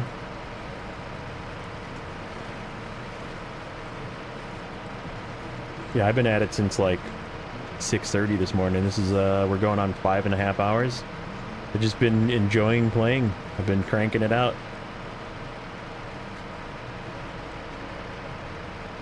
Took a couple of bathroom breaks and it's just been going. Even Nuno was in here. Nuno was hanging out. I don't know if he's still in here. The viewers are down, but hot tires every 5 minutes. That's okay though. It comes and goes. I just like playing video games, and that's what I'm taking. I'm not working today, so that's what I'm doing, and playing video games. Don't even know half the time, yeah. My wife is working, yeah. She works from home as well. She's her office is upstairs, so she's just doing her thing. Repair. Cat. And refuel. Cat. Good enough.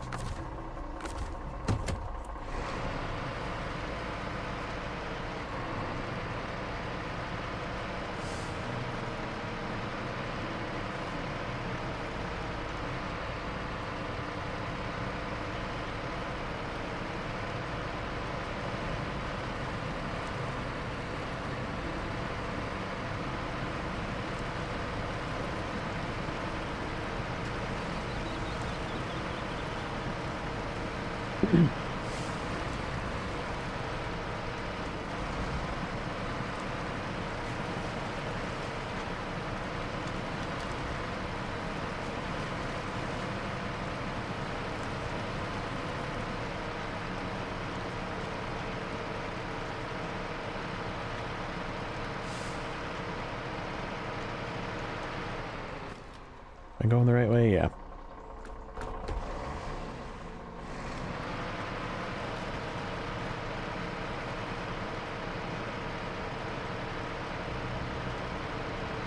"3:50 a.m. Dang. You woke up early. Or you're up late, possibly. Up late because you're off of work? Could be.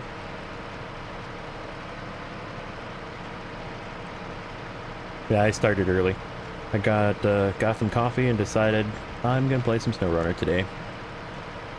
I knew I was gonna stream, I just didn't know I was gonna go for this long, but it's been fun. Getting this stuff done, it's been very fun.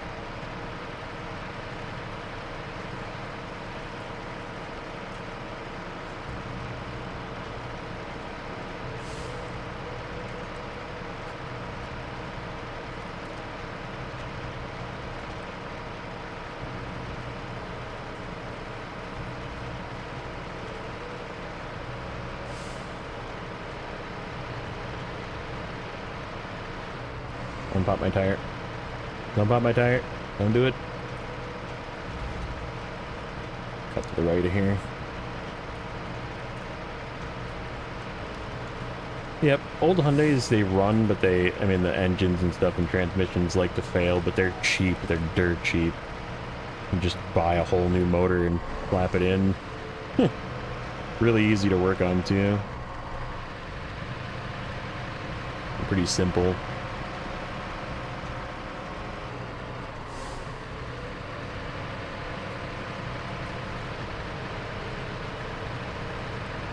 Alright, give me a cutscene.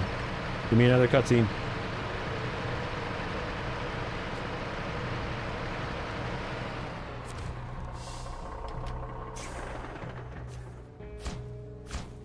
Boo, dude. Boo. The first one was kind of cool. I kind of figured it would like paint it and like make it look cooler. Nope. They just gypped us out of another cutscene. Much disappointment.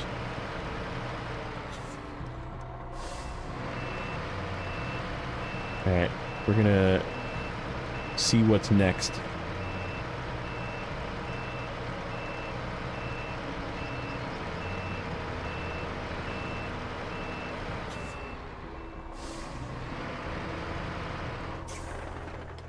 Alright, we need to do that hay bale one. Helping around the farm, we have some farming to do yet too. Cultivate seed. Deliver to the farm warehouse. 2 fertilizer. Farming equipment. In the bag. Potatoes. Tourist center. Market. Lake house. Oh, Underfeld. Ooh, we got a bunch of potatoes to deliver. Oh, that takes us back to the other map. Alright. And then helping around the farm is required for this one.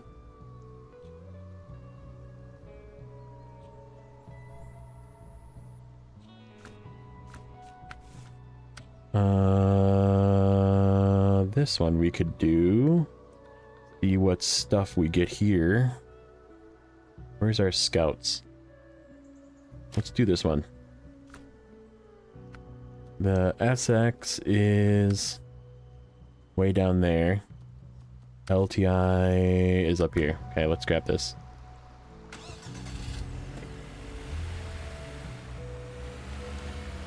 Get this back out of here and then we'll fill it up. Where is this trailer?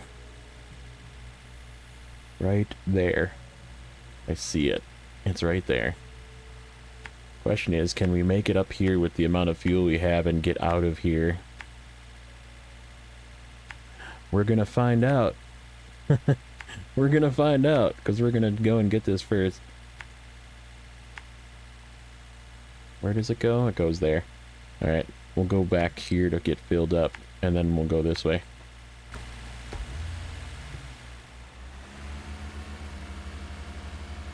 Honda K20 swap WRXs? Really? That's a thing? Or are you talking about the new WRXs? I have had a terrible incident. Uh-oh. What'd you do? What happened?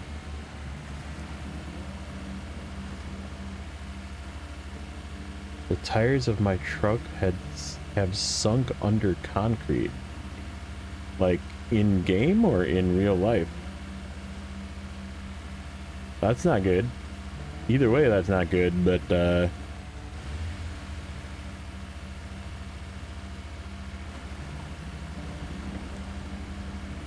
in game, okay.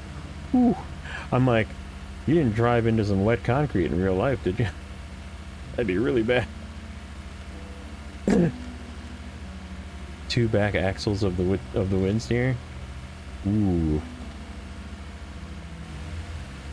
Yeah, that's not good. Look at this thing crawl, man. These things are great. These things, you can't, like, I originally was like super hatey on these things, and that was just before I gave them a shot. This thing is super good. I think this is the one we're taking to Cola. We're probably going to take this one. I think we might put snows on it too. We might put chain, just to have it be the ice path scout. And then, well, actually no, because we're gonna have the burlap, and the burlap can be the ice scout. This can be the non-ice scout. Time to transfer cargo. Yeah, we're on hard mode. This is the hard mode save.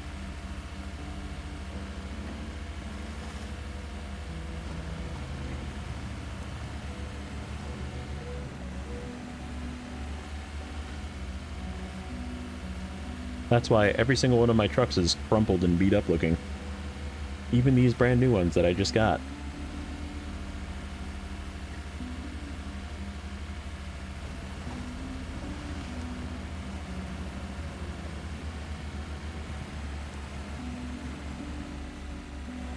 What's that tree doing over there? What are you doing, sir? What are you doing?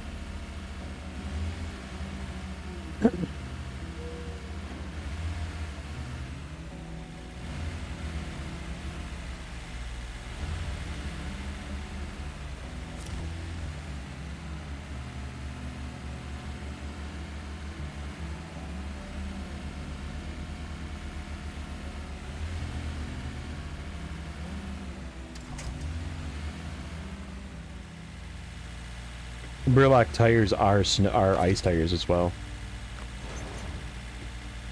So they get grip on ice. They also can't fall through the breakable ice either, because technically they float.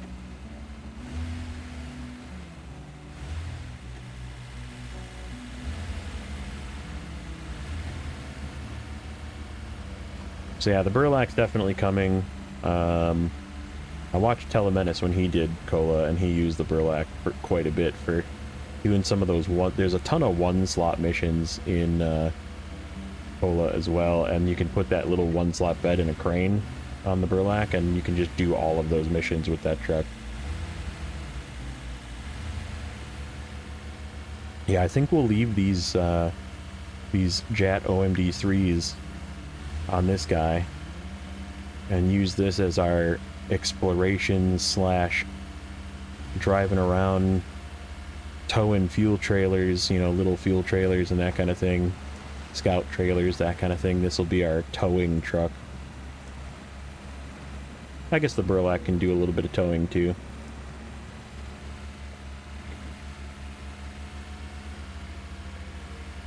Because this thing's like ridiculously efficient too.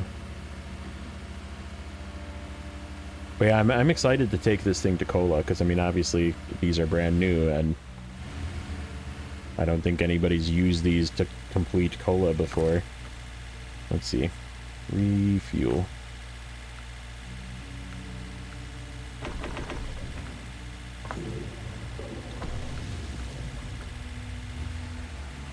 Tons of fuel left.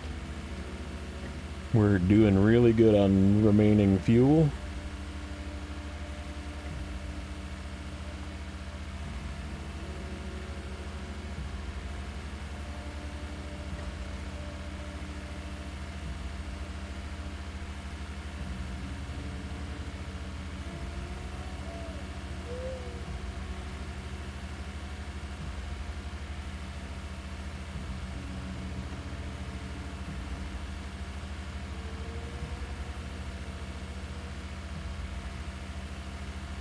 Yeah, this thing definitely tows trailers about as good as any other Scout too. Like this is about as solid as you're gonna get for a Scout in towing trailers.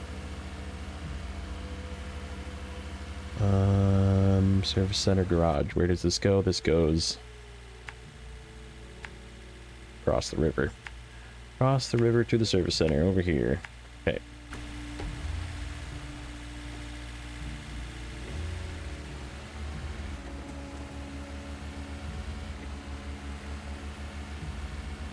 This path is getting worn out. Been through here a few times.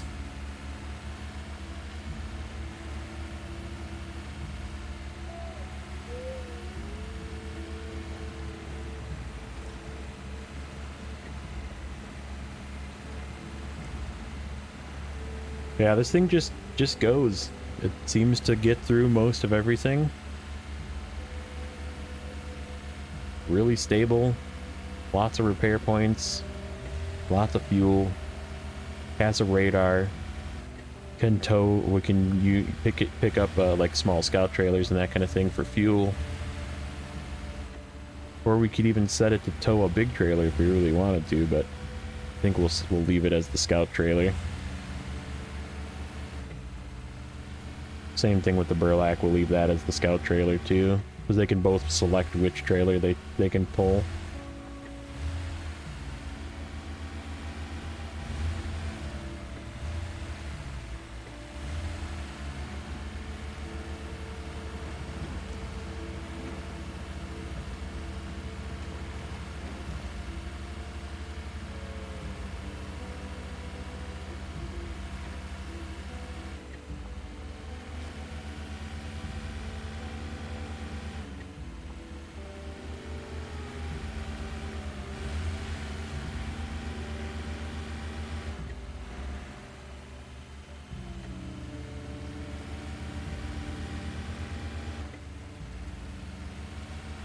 And the radar is not as good as the actual radar trailer, which you do have to get and use in Cola as well, but this thing can tow that as well. And it does quite well at it.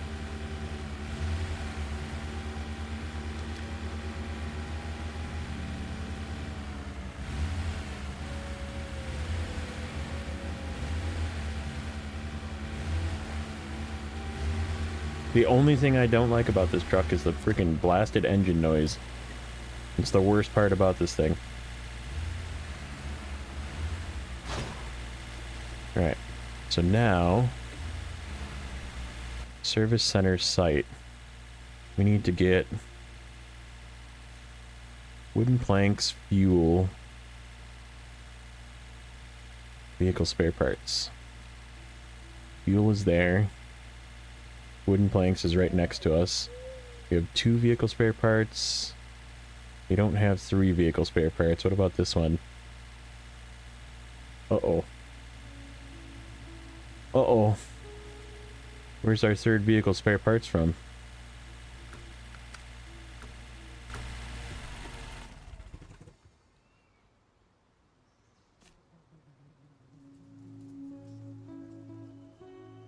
You refuse to recover that twin steer? You're gonna get it out of there, god dang it. I admire the determination. So we have to...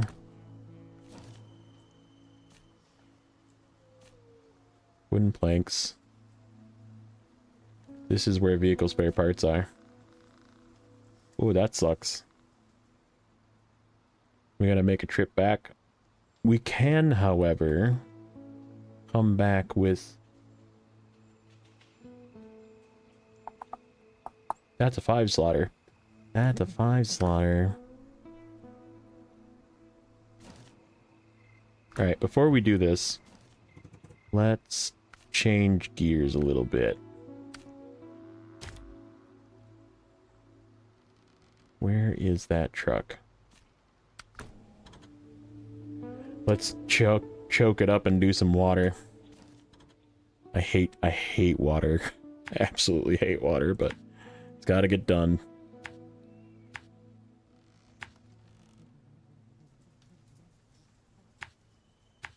Then we can get rid of this trailer. If we're done with water. And... yeah, let's go up here first.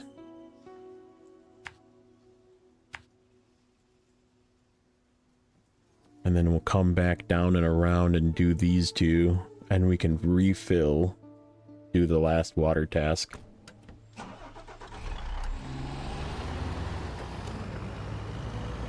Well, this thing needs a repair too. Good thing we're driving right past the repair truck.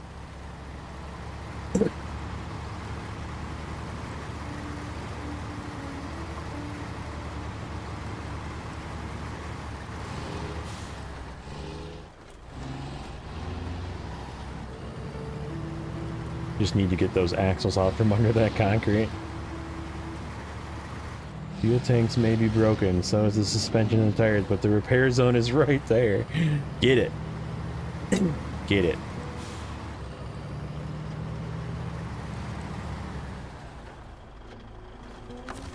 Oh, that's right, refilled the heck out of this thing. Okay. Yep, that way.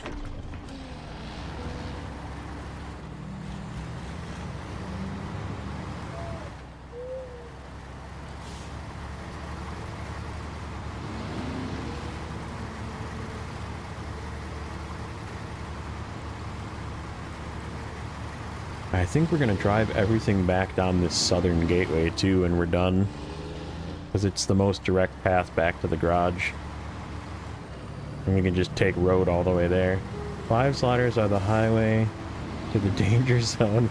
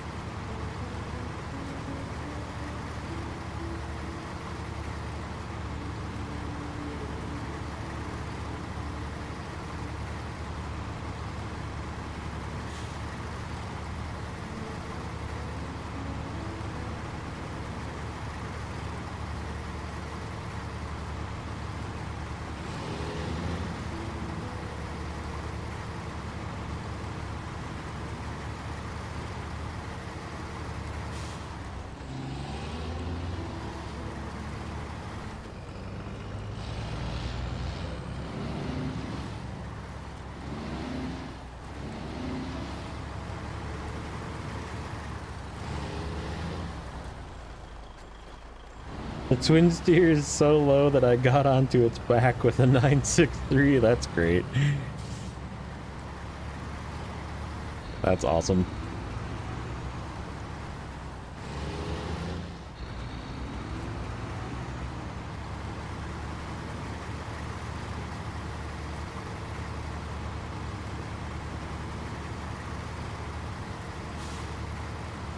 Oh yeah, Rex, are you still here?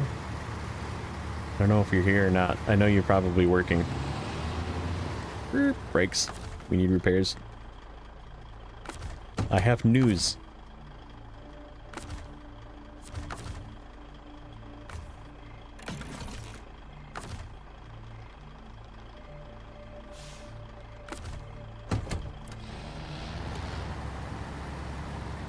Did you get it out? That's sick, man. I usually get worried I'm gonna glitch out and just leave them there for a while. Yeah.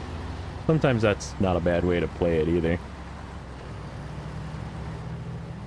Just like leave and come back and hope that it like unstucks itself.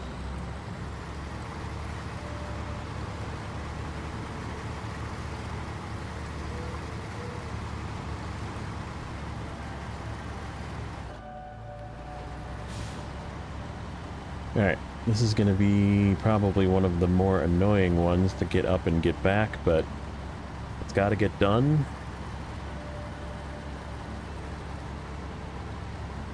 Hopefully this has still got water in it. I can't tell. Feels like it. It feels heavy. You give up? Is it not coming out? Even with the, I mean, if you can't get that out with the Kenworth, yeah, that's... Where is it stuck, by the way? Like, what map?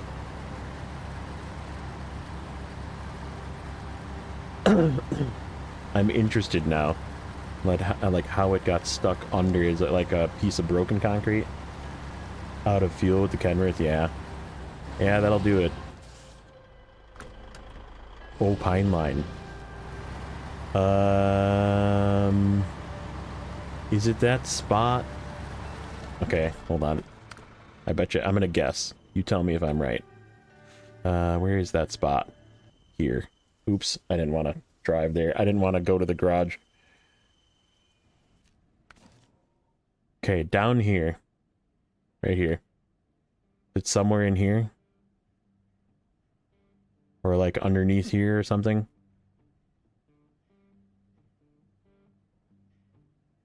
That's my guess.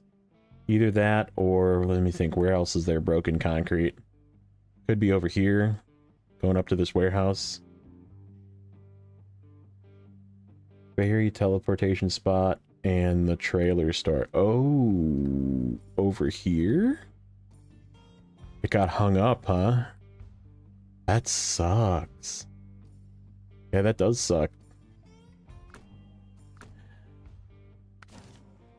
Yeah, that sucks. I'm with you. That one's unpleasant. Saying to tires where the road is at. That's... Oh, you know what? You know what? I got that trailer stuck there. What the heck trailer was that? The radar trailer that you have to deliver across the bay. That trailer was stuck in the cement there, and I was like beating on it with the fem, and I finally got it unstuck. Yeah, after teleporting over. Yep, that same thing happened to me at that gateway. It was with a trailer though, and I had to like forcefully unstuck the trailer. Like you couldn't recover it either. I would have had to reset the task. Oh, good thing this has got water left. Okay. I would have been probably like possibly rage quit if this thing didn't have water in it still.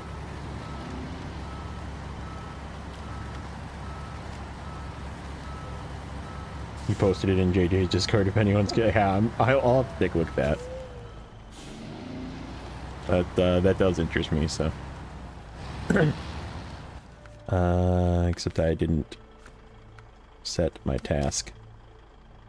Okay, so let's get out of here. Go down here, get some fuel. Then we gotta go north. This way, across the bridge. You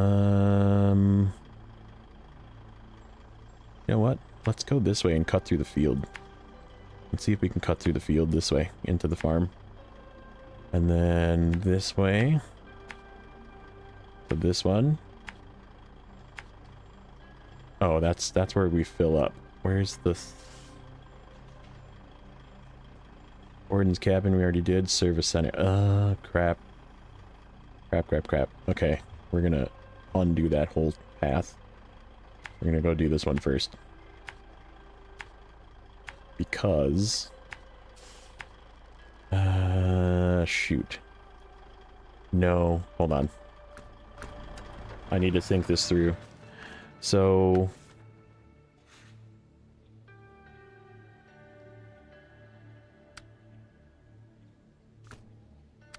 where is the other water task?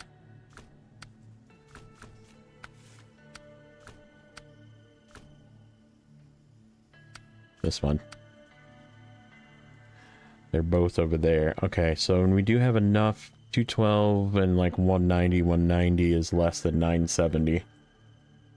Overloading the Kenworth will work anyway. Yeah, it does.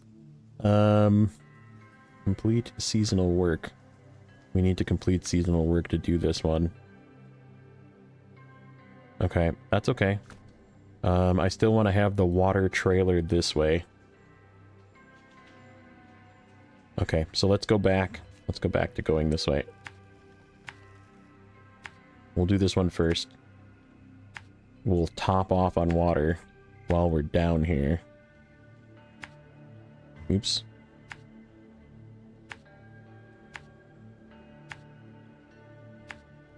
Go get some more water.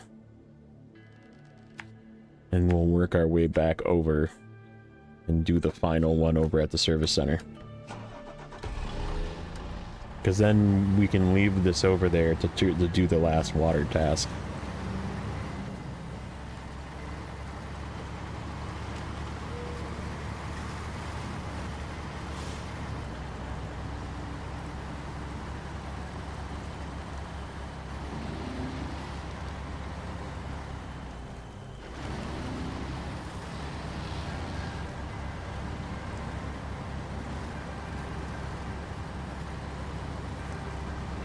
Yeah, this will have enough to do that one step, and then it actually has enough to do all three, but we'll still go top off, so that way we can do the last water contract with what's remaining in this trailer, and then we just ditch the trailer when we're done.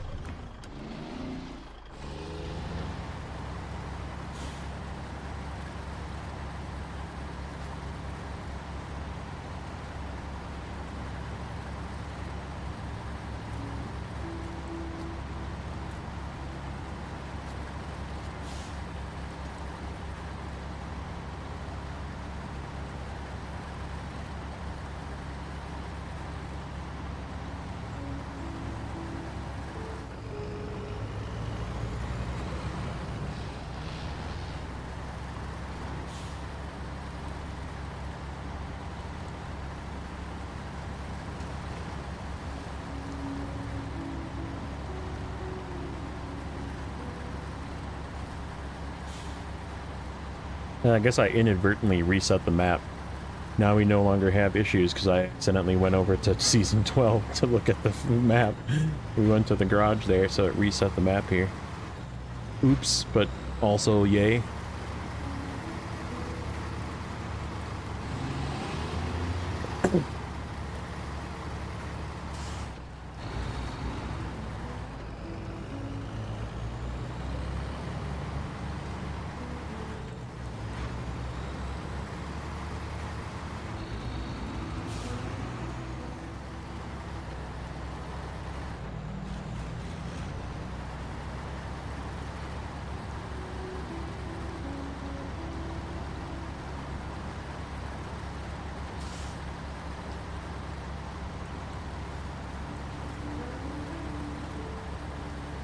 Let's see if this shortcut through the farm works. Hoping it does. Let's see. This path is kind of poopy. We're forced to go through it. What if we can, like, ooh, ow, ow, ow, ouchies.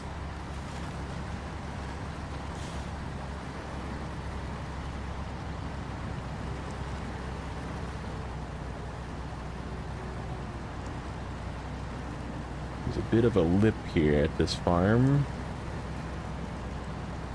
Can we go through to the right? It looks like it. Maybe. Some rocks. Let's go up a little further. There's a bit of a ditch. Yeah, I don't know. Can we make it up here? Oh, there goes the tire.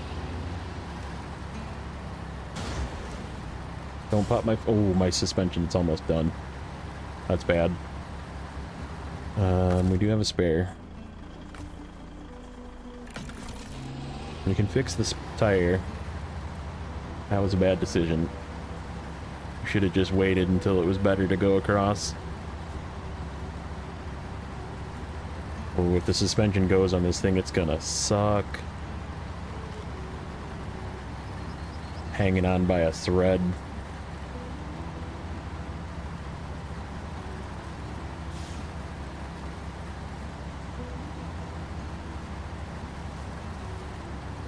Yeah, this thing is really bad with no suspension.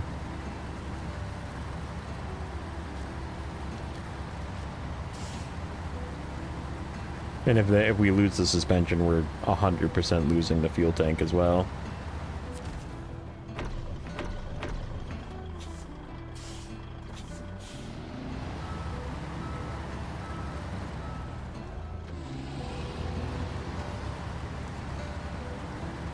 We'll have to be extra careful coming out of here.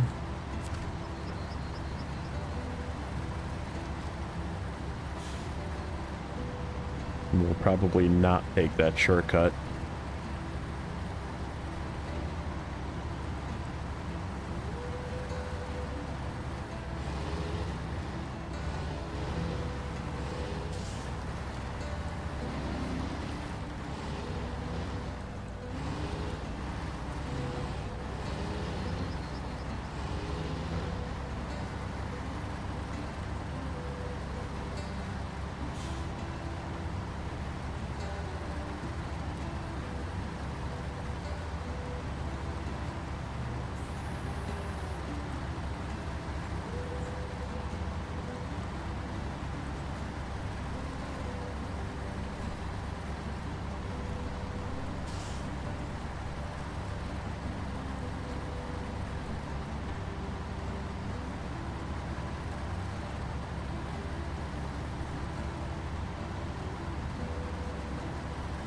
Wacky inflatable fun man. Yay. He's like, look at your suspension, it's wrecked. Ha ha ha.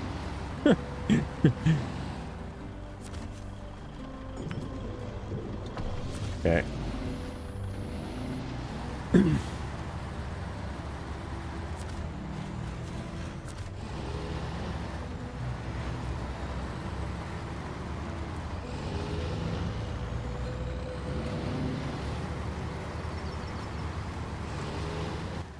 Alright, Let's make it out of here alive, hopefully. Yeah, let's go left. Let's just go up this way.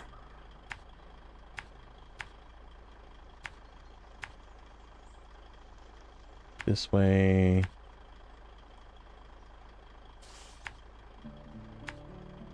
Gotta make it across this too. It's gonna be close. And then we got a pit stop over here by the pike.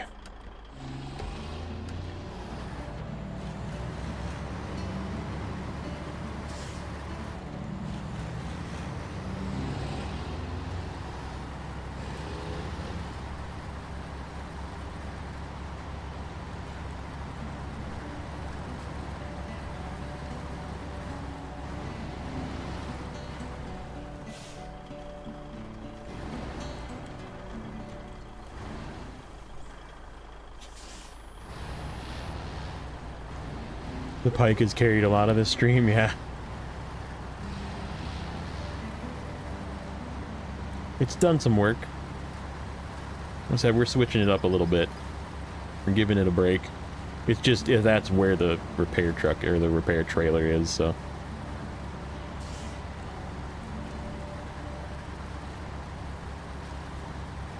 And we're definitely going to need to stop by it to repair this suspension and fuel tank.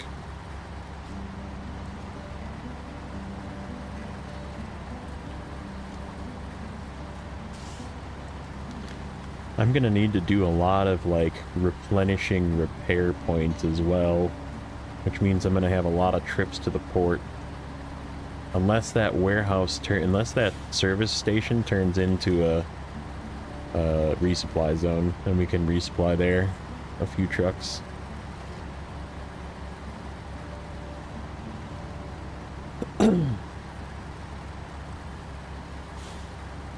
Yep, this path is definitely less dangerous to my suspension so far. It's not. Jinx it though, I'll shut up.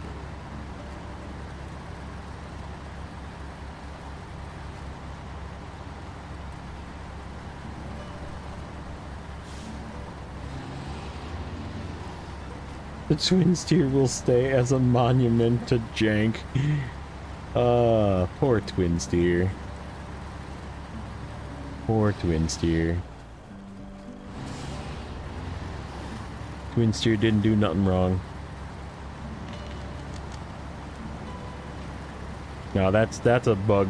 That's a season 12 bug for sure. 'Cause like I said, I got a trailer stuck in the same exact spot. It was like at the port, and it was just stuck in the ground, like inside of the cement, which is not technically supposed to happen. But I think the teleport point is like lower. I do that though. If I get frustrated with a truck, it gets parked for a while. It goes in the garage for a while until I'm ready to pull it out again. Try it. See if I'm willing to, like the Fem definitely spend some time in the garage. The Atom, before the Atom got updated and was less flippy, that spent some time in the garage. It's spent a couple seasons pennant in the garage.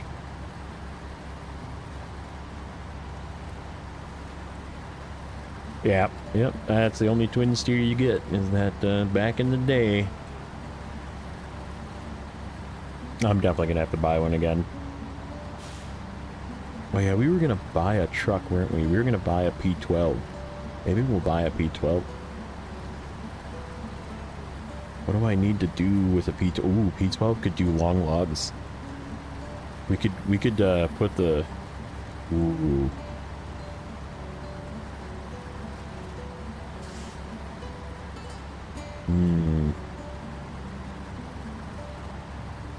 Oh, this was the original one? Okay. You have multiple twin steers? I'm impressed. That's dedication. Alright, no popping tires. We're almost there. No suspension pop.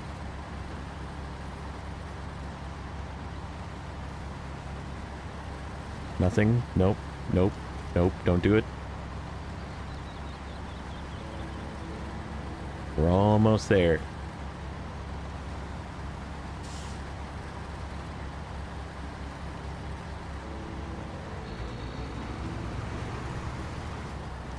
I'm not even going in auto. Auto is just begging for the rest of the suspension to blow up on a tiny little pebble in the road.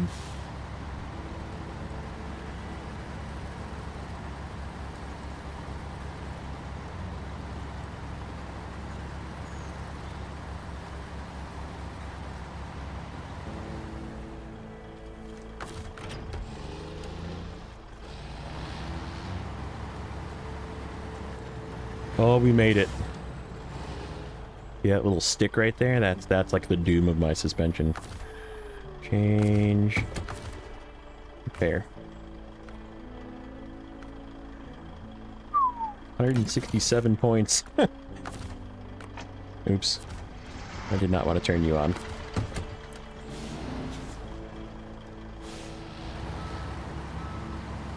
Good boy, Freightliner. You made it.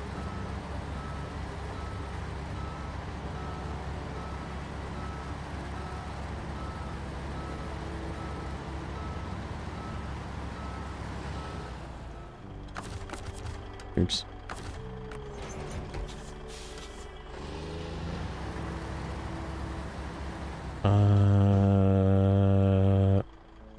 Yeah, this way.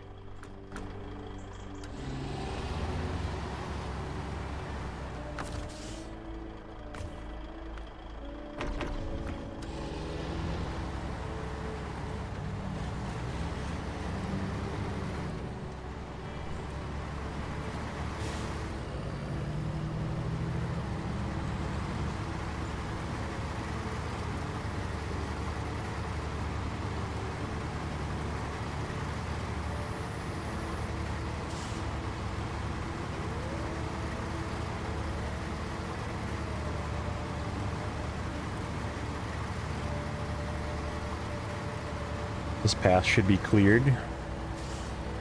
Back to the original mud. Yep.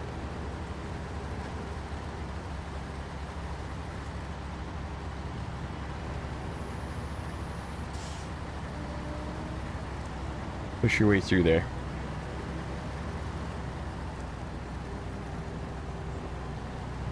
Come on. Get up there. That thing didn't even move. It was just like, nah.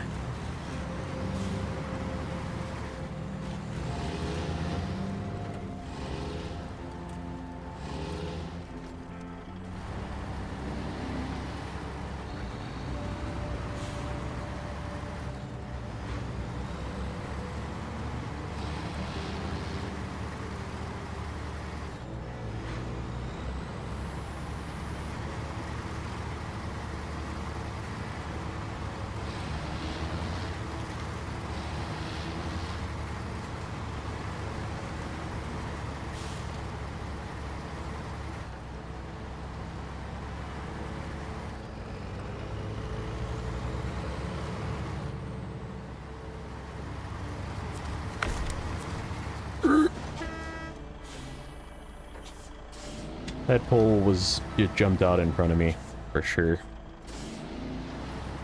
Hey JJ, what's up buddy? Is it getting close to JJ time? It is getting close to JJ. I've been going at this for a long time. Been lurking for about a half an hour. The panic honk, yeah. I do that a lot. Or I do the panic, I can, you know, switch into in-cab view.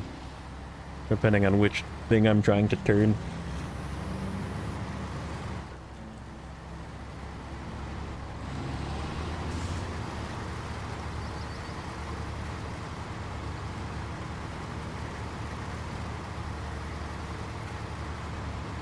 Yeah, I started early because I'm off and I was like, you know what? I'm having fun. I'm not stopping.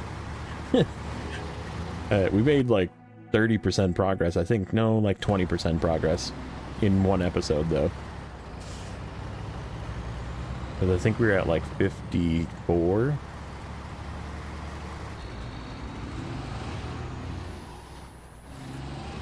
So yeah, a quarter of the entire season in one episode. Not bad. Not complaining.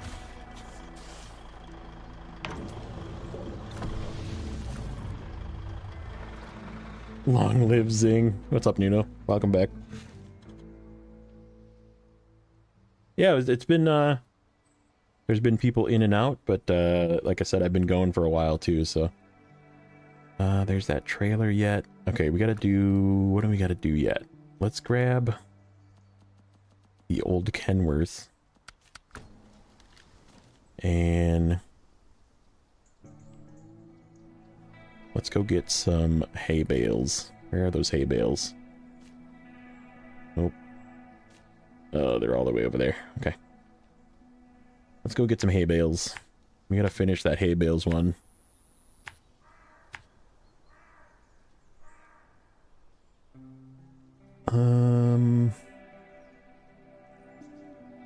Trying to think if I can be more efficient with this. Probably not. Browser. Let's take a look. We gotta check some checkboxes too. We've done a bunch of stuff. So we did the castle made of sugar. Inhospitable castle is the other map. We didn't do that one yet. We did this one. We did dry spell. Loan etiquette is essentially done. Tramping at the bit is the one we're about to do.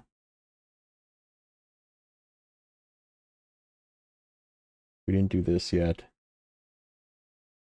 At capacity. Didn't we just finish that? No, we didn't. We started that one.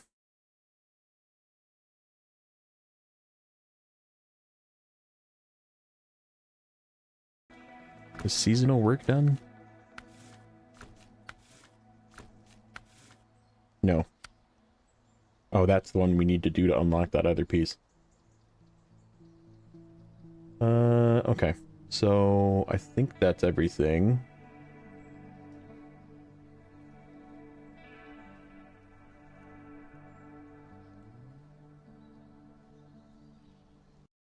So, let's see. Let's take a peek. We need to do... What is at this warehouse? We can overload. Vehicle spare parts, except we don't have 3.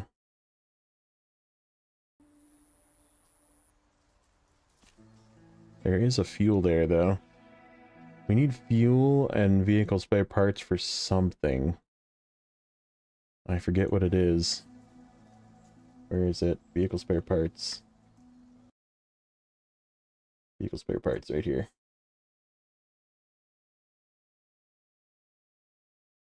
Why does it say I only need 1? That's not correct. Oh. I know what I did.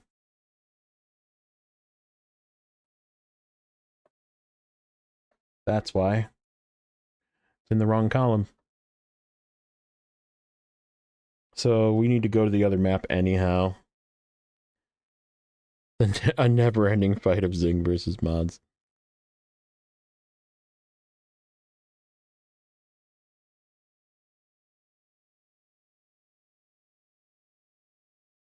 Okay.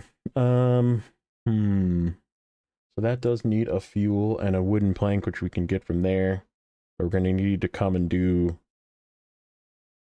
1 more vehicle spare parts at some point. Do we have a truck over here that we can get? Ooh, we can get 2 vehicle spare parts with the plaid. We could do that. We could go grab a couple vehicle spare parts from the other map to finish out vehicle spare parts for the region. Okay, yeah, let's... How do I want to do this? How do I want to do this? I need to get 4 bales, right?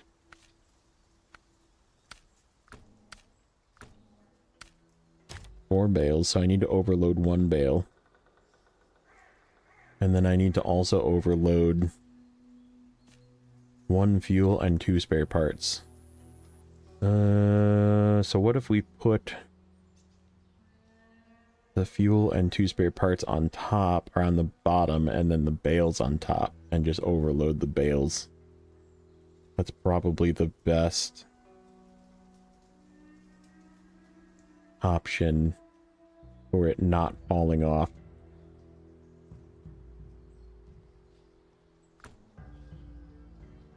Oh, except it's 4? Yeah, we would need to load 4. That's going to be sketchy. I guess it is a Kenworth.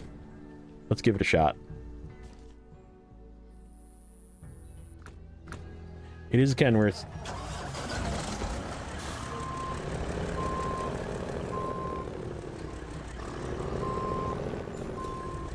I was yesterday with 2 log cabins in the trailer in Peterbilt, and I think I might be close to the gas station of Foothills. Nice. I hope it doesn't tip. Thanks. Thanks for the vote of confidence. I've only tipped once in 6.5 hours.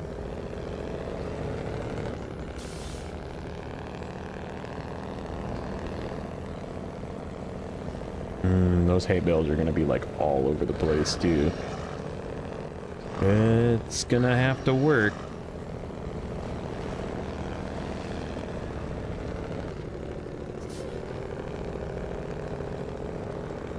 It was like right in the beginning too with the pike.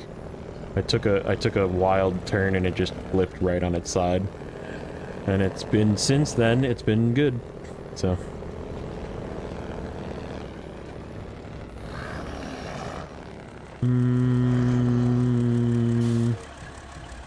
Where is that? Where is that plaid? That plaid is not unreasonably far from where I need this stuff. Why don't we... No, that's fine. We'll overload this. I believe.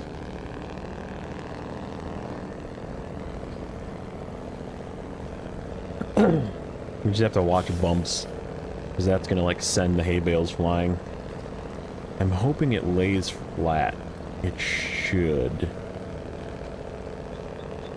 Because fuel and vehicle spare parts are about the same height. Oh yeah, we're overloading.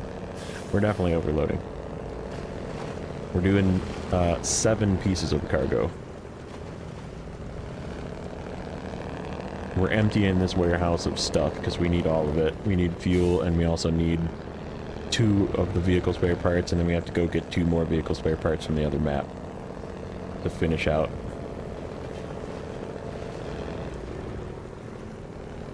Coming through this is going to be rough. 2 long planks to the sawmill of Underfeld using twin steer. Nice. Yep, I remember doing that one. There's one at a warehouse. You don't even have to pick both of them off the ground. You can get one at a warehouse.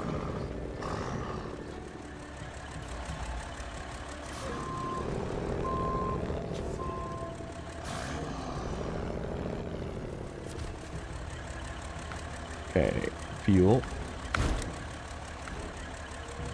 Yep, those are like identical height. Okay, perfect. That's what I was hoping for. Alright, we need to put 4 hay bales on top of this.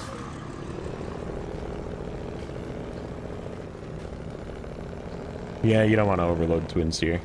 That's a bad idea. You don't have any crane to like pinch it. Keep it held there. You've been up since 7:30 a.m. yesterday. Man, we're keeping you awake. Oh, it's Kenworth. It'll be fine.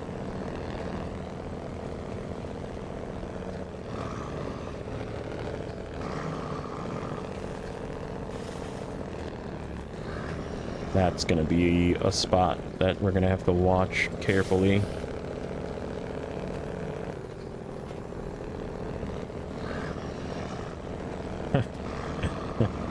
Of course you do. Oh, no.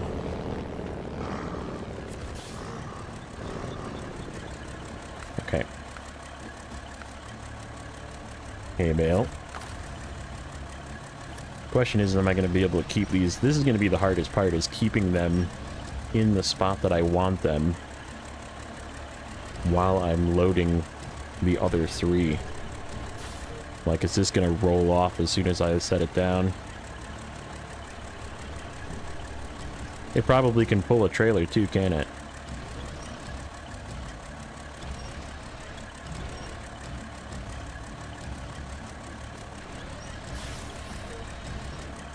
Okay, stay.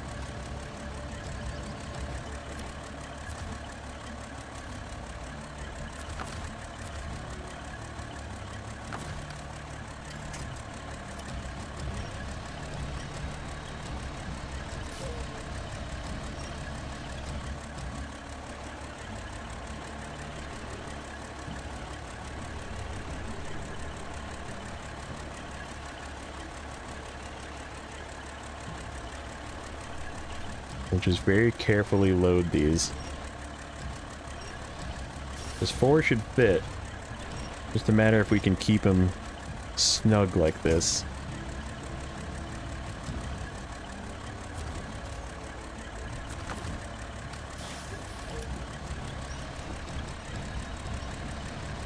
Without bumping any of the other ones off.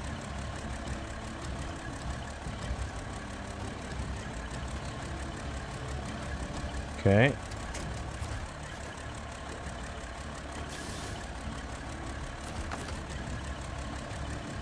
Now this should work. Should stay. Don't knock that one off. Okay. Come on. Reach. Okay, we're gonna stay attached to that one.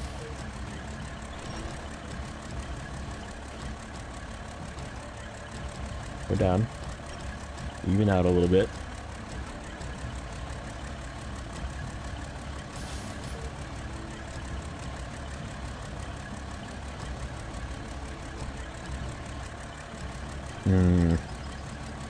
It's not gonna go all the way down. We might lose a couple of these along the way.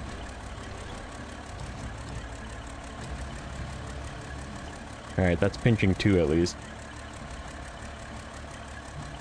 We're probably gonna lose that third one. We might have to stop and pick it up. We'll just go real slow over the uneven parts.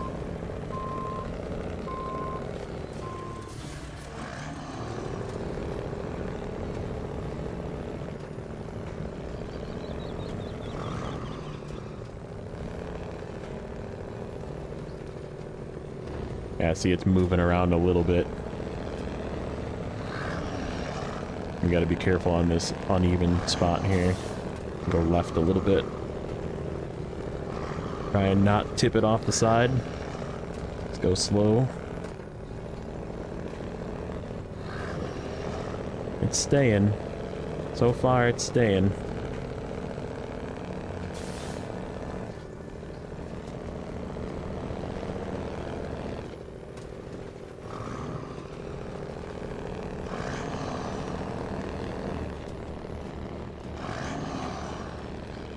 Alright, let's slow it down a little bit. I see it moving a little.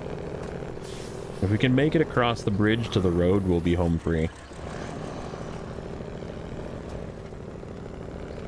They ain't going anywhere on the road. We'll just... Yeah, it's a little bouncy. This spot right here. Go real slow. Real slow. We don't want to kick these off.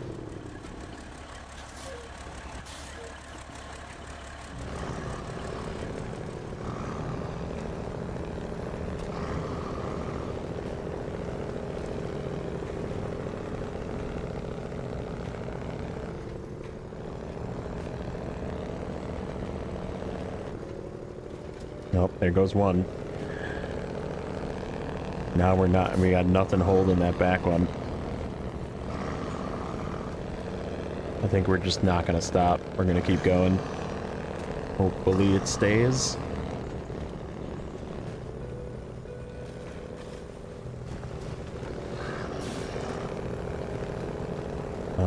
Which way? Left.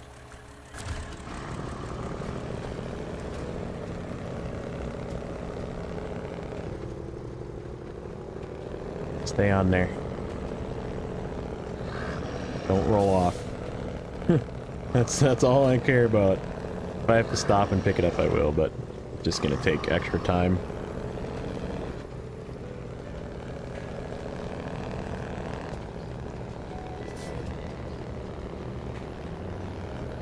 Almost back.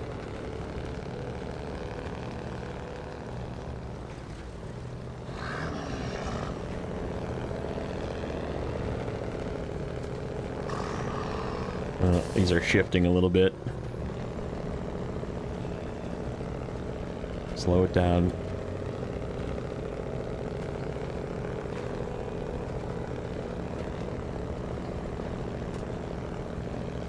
No, we're leaning. No leaning.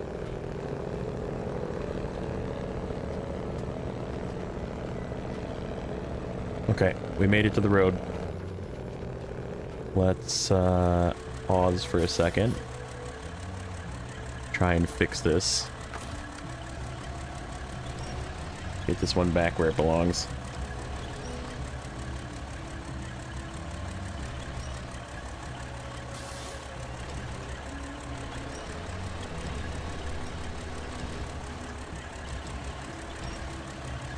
Okay.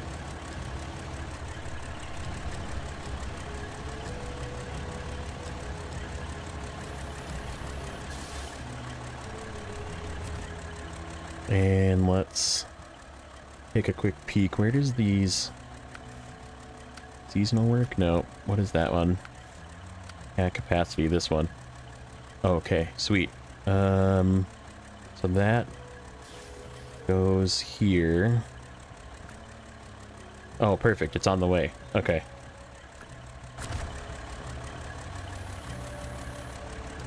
Good. We're gonna drop the 3 on the bottom off first. These will fall down. I can pack the 3 and leave the other one winched. This part's gonna suck. Slow. Slow. Slowly go over this.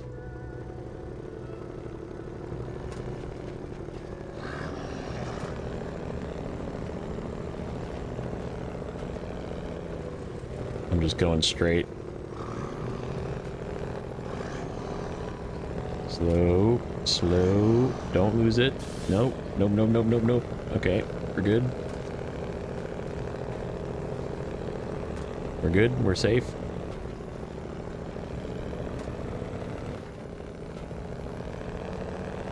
Alright, next hurdle.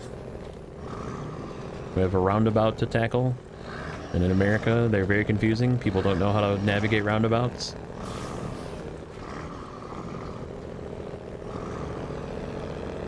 Very dangerous situation. People don't know how to yield.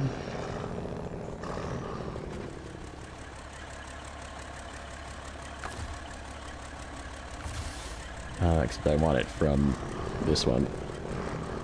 Use up this trailer first.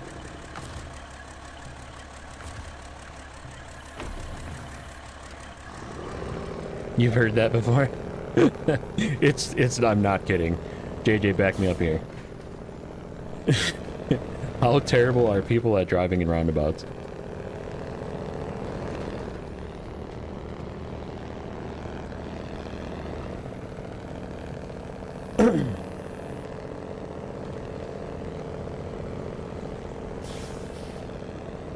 We should probably activate that other task.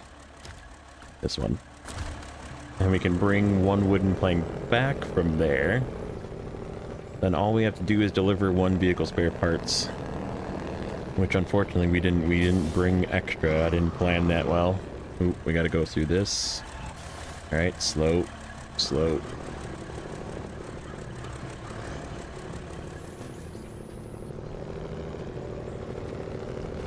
Oh yeah, roundabouts are definitely like good, but the problem is like people sit there and just wait. Like they see a car coming, so they like pretend it's a stop sign, and they just wait and wait and wait, and it's like, bro, merge. Press the skinny pedal on the right.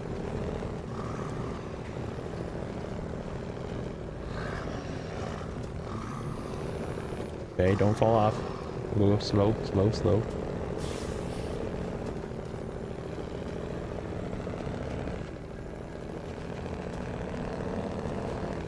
Good boy, Kenny.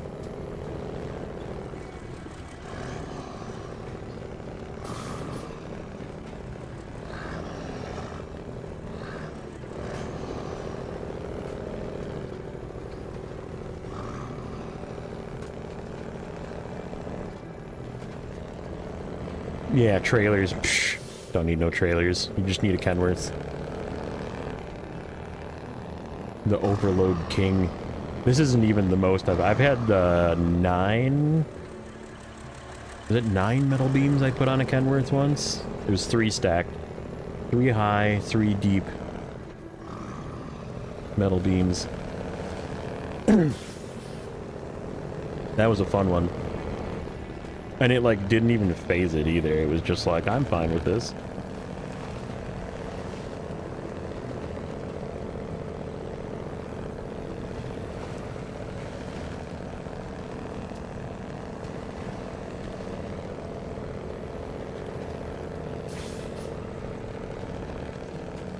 Yep, this guy's 100% coming with me to every remaining map that there is, because Yukon has got a ton of overloading, Wisconsin's got a ton of overloading, Pola's got a bunch of breakable ice, which this is good with, Amir's got super conditions and breakable ice and tons of cargo, and right. So yeah, this guy's coming with every single map. It's going to be there all the way to the end.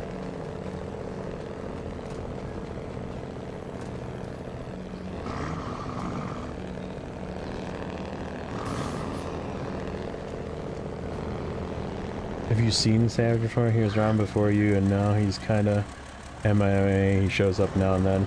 No, I can't say. I guess I can't say that I have. I feel like I know there was a guy that used to do ridiculous overloading as well, like on purpose, and it was really fun to watch, but I don't know if it was him.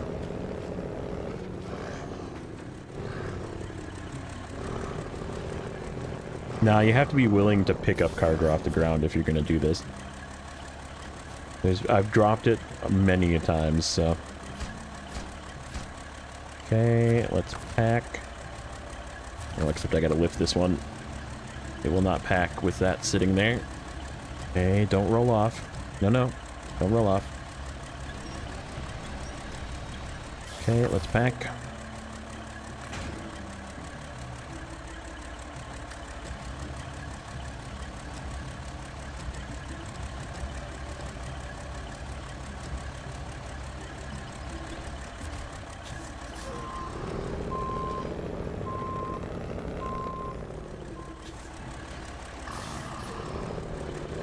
Yeah, I remember Cyrus used to do some really ridiculous overloading with the twin steer. He had like a huge stack of metal, but like, if you take any kind of dip or turn or anything, they're just all coming off, right?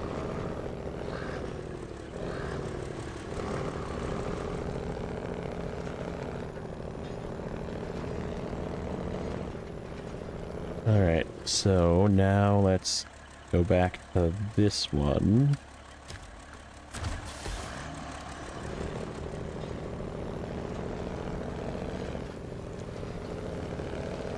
He still does, he just doesn't record it? Nice.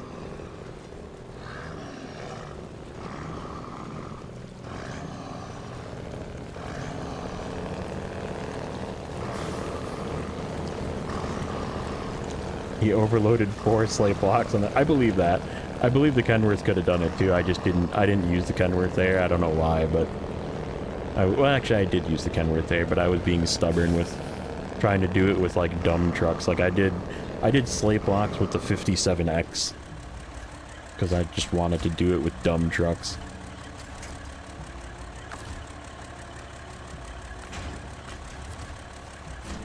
Ta-da! Ooh, that was a lot of money.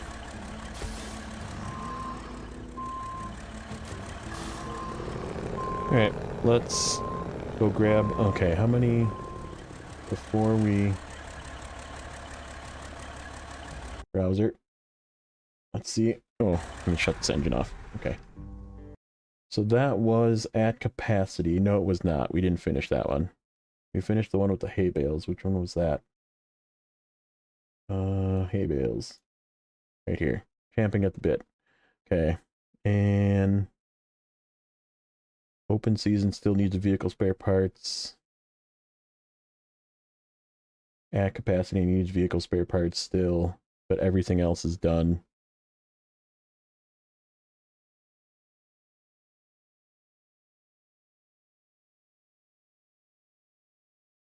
Yeah, you did 3 with the plaid. I remember that. And I remember it being, like, totally fine with it, too. You had two sideways and one just hanging out on top, and it was just like, I'm good. I'm good. It didn't even care. Okay, so... do we need... what is here? What's at this warehouse? Wooden planks, consumables... do we need wooden planks or consumables? Consumables. Consumables. We need 2 consumables. We have 1? No, we don't.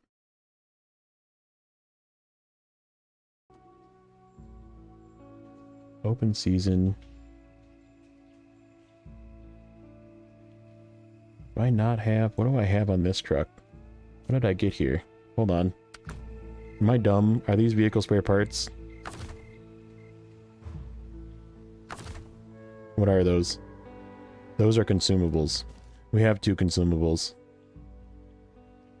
Yeah, that logo is consumables, I believe. Oops, except I'm hiding it from you guys. Correct me if I'm wrong. That little icon right there is consumables. Because vehicle spare parts has like a little tire.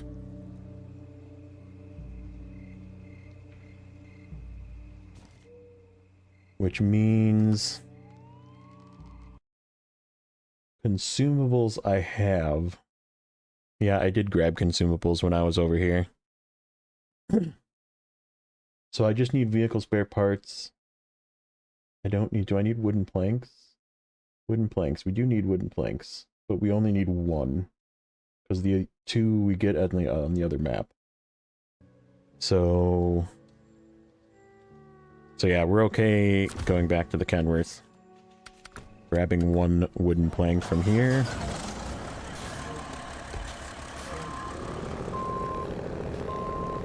We'll grab this trailer out of here too, just in case we want to use it for stuff. Oops. No, we won't. As we wedge it into the tree. Yep, it has the little tire icon. I know the vehicle spare parts icon for sure.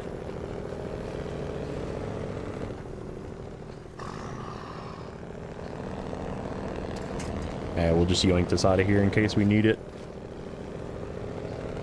Oh, that's right, we still have a scout hanging out over here. That's alright, we'll leave it there. Yeah, what's here? Consumables and wooden planks, that's it. Yeah, we only need 3 remaining, but there's 2 in the other map that we need to do, so there's only 1 here.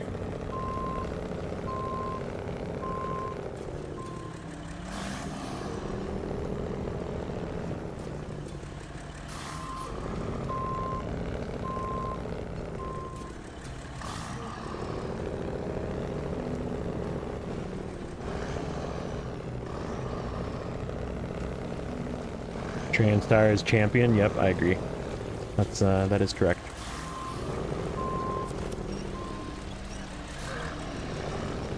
I'm not even gonna bother attaching this. We're just gonna winch it out of here.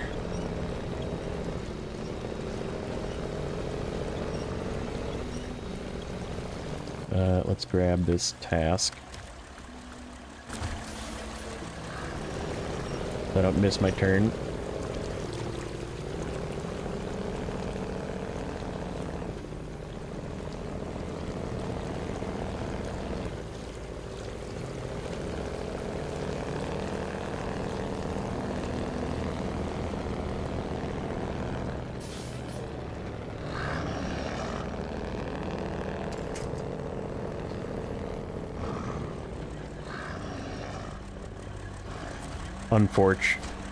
Unfortunately, I did not bring more vehicle spare parts. I gotta go get them from the other map, and bring them all the way here, but it is what it is.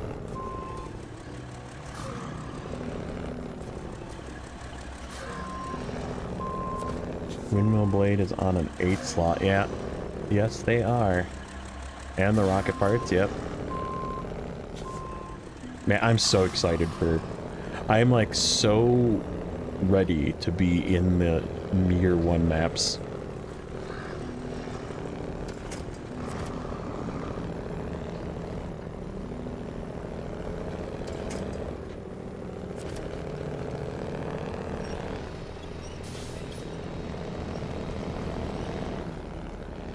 Windmill blade, yeah.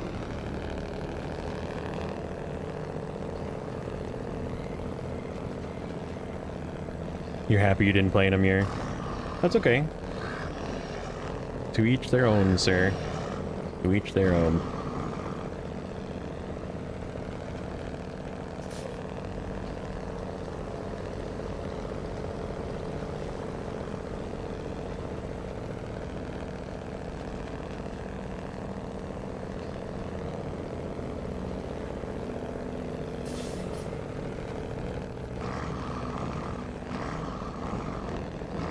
You'll have to watch my series on Cola once I get to it. It'll be in November sometime. And it'll be on the recorded end of the series. Like right now, there's Dawn episodes going. Yeah, the goal is to finish this before the Dawn episodes end. And then I can start pre-recording my Cola episodes.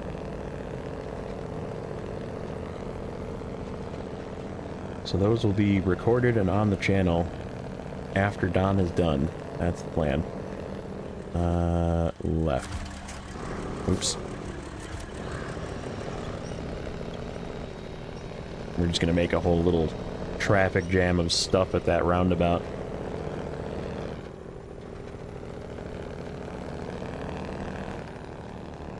You have to put up with a lot of artificial difficulty, but it's doable. Yeah, exactly. I mean, anybody can do it. You just have to put in the time.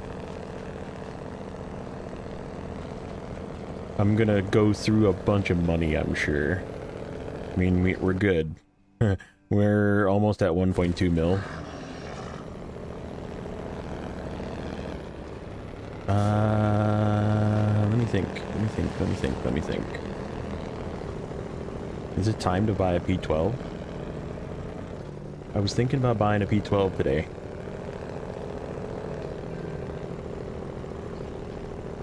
I mean, it's like the pinnacle of difficulty for this game, right? It doesn't get any harder than a mirror.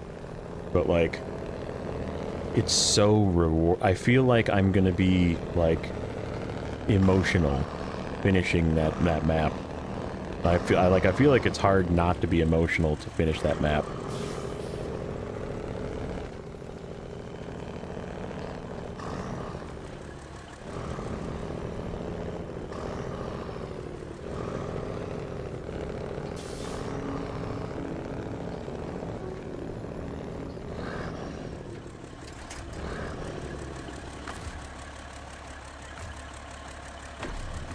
Almost done with this fuel trailer. Okay, what's next? We could do farming, but I don't really want to do more farming. We could do potatoes. We do have to take potatoes somewhere else. I have an idea. Because we have to take potatoes to the other map, and we have to go to the other map to get some stuff. So where do we have to go here? Castle Warehouse. Unfortunate, we're sitting there. Tourist Center front office. Market. Lakeside House, Unterfeld, Unterfeld, Unterfeld. So 3 go to Unterfeld.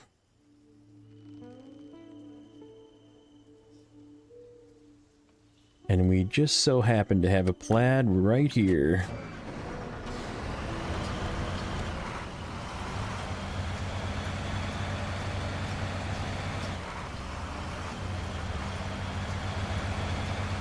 Right here.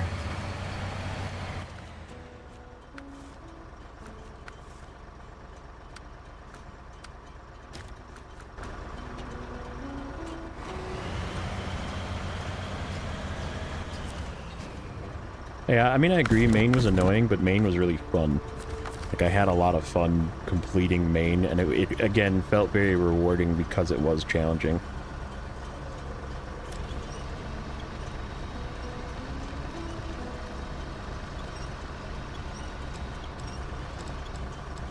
Ooh, this thing's almost not empty on fuel. Good thing we have a fuel truck. We have a couple of fuel trucks. Get on there. Hey, get on there. Get. Okay.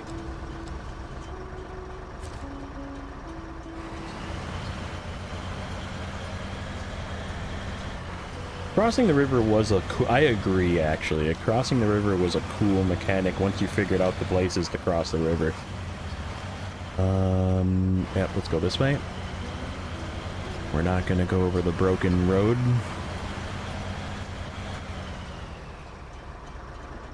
Let's just go this way. Let's take the road portion.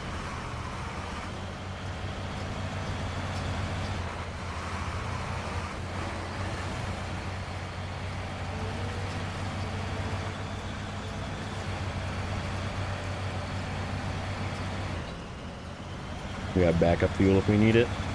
There's a fuel truck right at the gateway, so...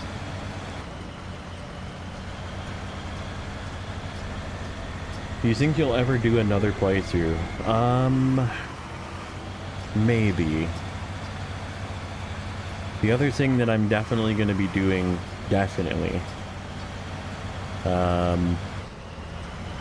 is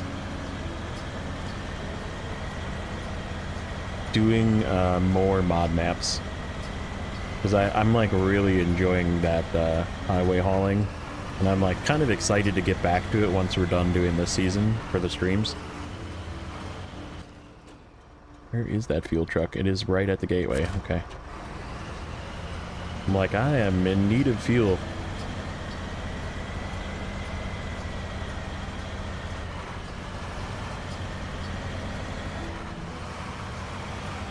But yeah, there's some thoughts in mind. It'll definitely be on normal. Like, there's no question it'll be on normal. Fun stream, gonna eat now? Alright, bud. Thanks for hanging out. Really appreciate you've been here pretty much the whole time, so go get some food.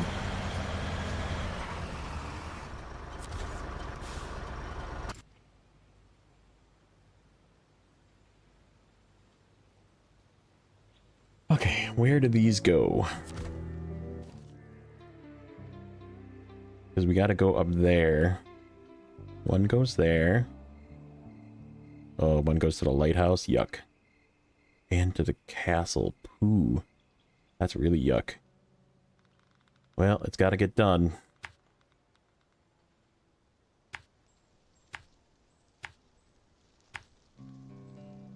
Can we sneak back this way? Yeah, we can. Go back this way. We'll just pay for gas.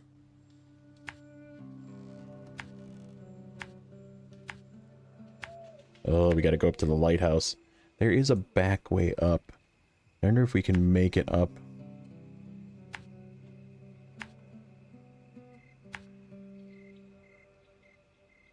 Coming down is easy, going up is difficult.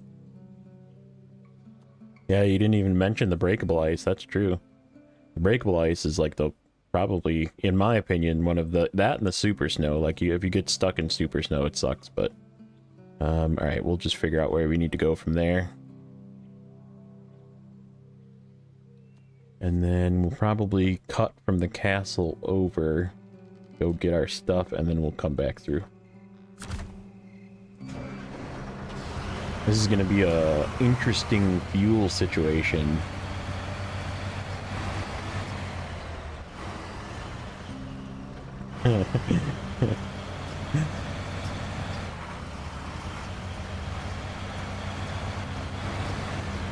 I forgot to turn.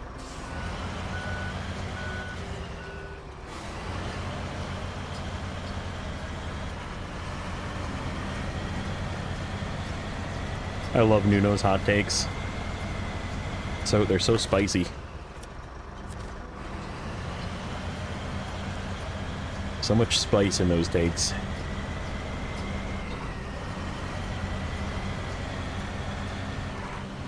Just like mayo, extra spicy.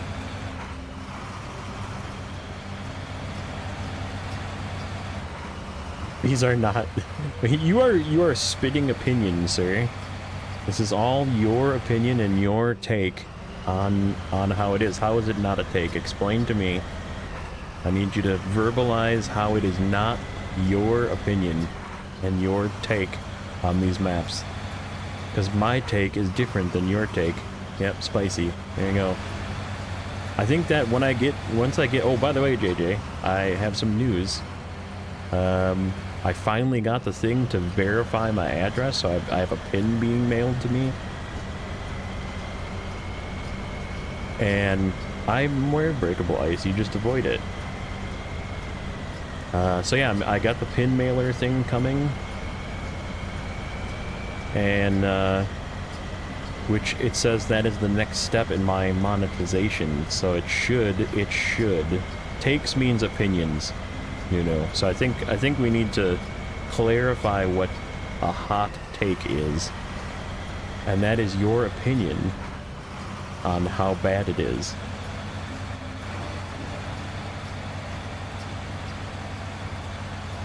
You have to realize that your opinion on the region is different than other people's opinion of the region.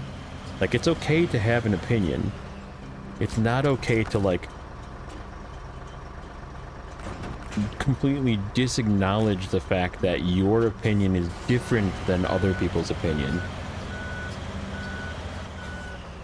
Oh, right. I mean, but that's part of the game that people like. Some people like it, and I agree that some people don't like it, because I mean, I totally get it. People don't like hard, right? For the most part, people don't like hard, but there's people that are weird, like myself and JJ and Telemenace and Nate Province, and a lot of people that play this game play it for the challenge, right? I mean, I'm gonna just use the example of Dark Souls, okay?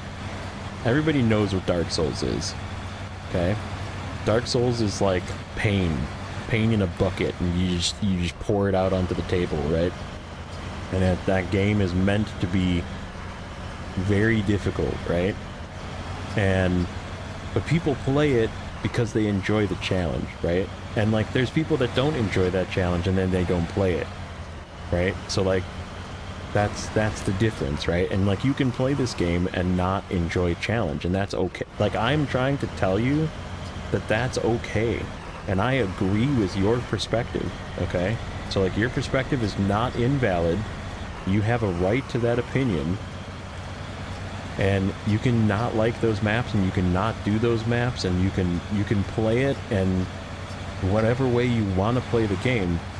But you are telling us, okay, but by what you're saying that our opinion is not valid, okay? And that's not fair to the people that play the game for the challenge to say, this is not, I don't want to play this because everybody should hate this map, and this map is the worst thing, and blah blah blah. Like, that's not the point. Like, the point is, some people like it, you know? So just consider that. That's all I'm asking. I'm not saying you have to accept our opinion. You just have to, or, you know, you don't have to agree with our opinion, let's put it that way. But I am asking you to accept our opinion the same way I'm accepting your opinion. And that's the way a reasonable human being reacts. Hey Derek, welcome in. Because some people enjoy playing, I mean, like I said, a lot of people enjoy playing with mods. I used to enjoy playing with mods. They were fun. They were really fun. And there's some really cool, unique ones out there, and I like the way that they're built, and like the quality of some of them are really good. I like it.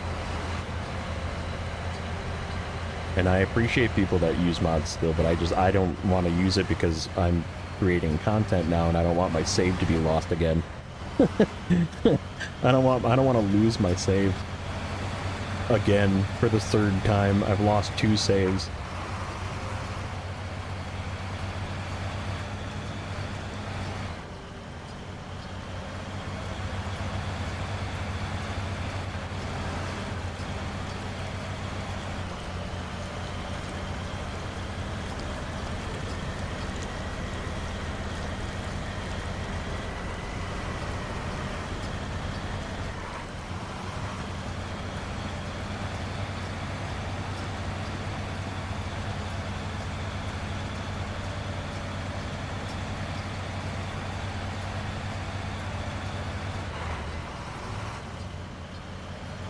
Well, that's good.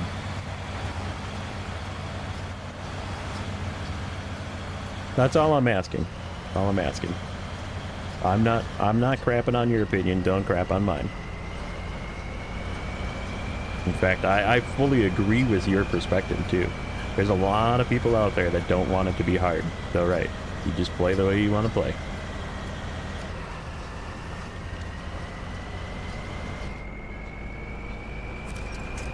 Okay. We're hung up on this tree. There we go.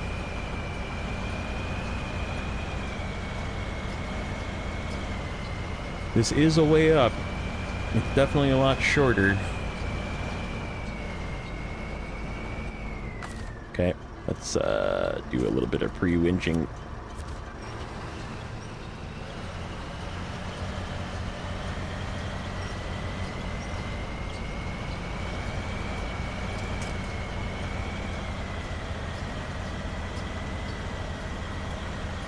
Yeah, and I mean, I used to immediately go get the taiga. Like how I would start Michigan is I would go and get the taiga. I'd like get something so I could go get the taiga. Then I would sell everything else and go buy a Azov 6. Because that's just how I played the game, right? Like, and then once DLCs came out, I started using DLCs. Then I used mods, and like it's totally okay. Play that way. You got a question for me? Okay, fire. Shoot it off.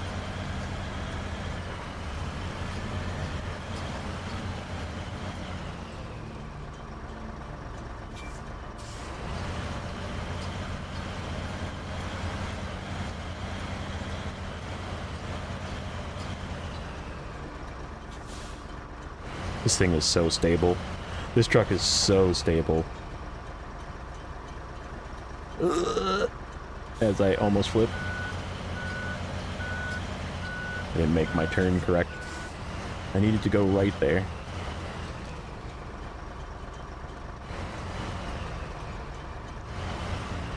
Are you joining? Nope, we're not doing joins. This is hard mode, and I don't want to bring anybody into my hard mode save, because this is for me and me alone.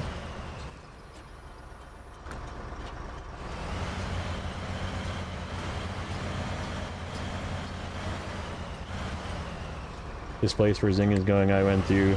Always careful. You gotta be careful, man. That's just you gotta drive slow. Slow it up. Yep, this is hard mode, so I definitely do not do multiplayer on hard mode ever, because just asking for trouble. Especially when there's like limited cargo in places. I don't want to be picking up cargo that's limited out of the river, and right. That's just not a good idea.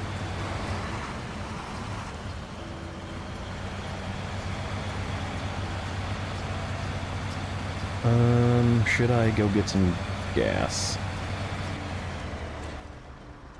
Possibly. I think we can make it. It's gonna be tight. Okay, so let's go this way. We should have enough fuel.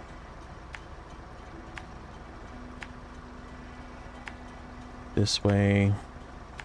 Castle.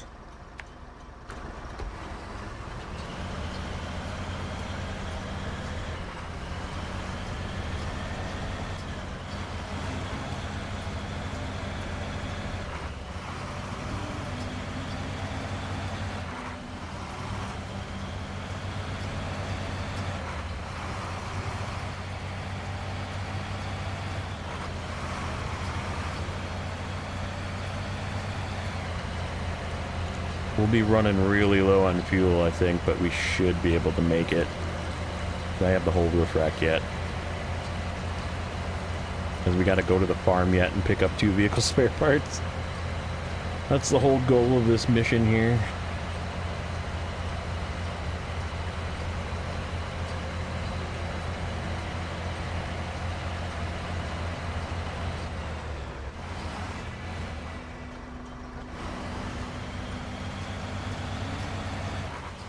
I enjoy it. I mean, I'm with you, though. I enjoy the American trucks.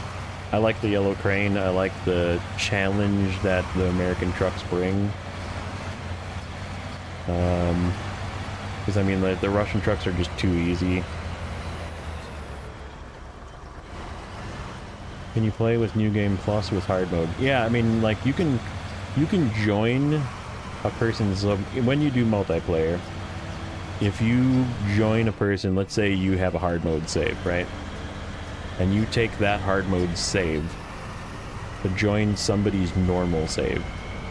It applies the rules when you are playing in that person's map to whatever their map is. So if their map is New Game Plus and you join with the hard mode, or if you join with a New Game Plus to a hard mode, like, you take on the rules of whatever the host is. But, oh, not just yeah, you can't change, unfortunately. You have to have a different save, which is kind of a bummer. I guess there is sort of a way to do it where you can, like, edit the game file and that kind of thing, but I usually don't recommend that because that's how you lose saves. And that's sort of what modding does. Can cause issues.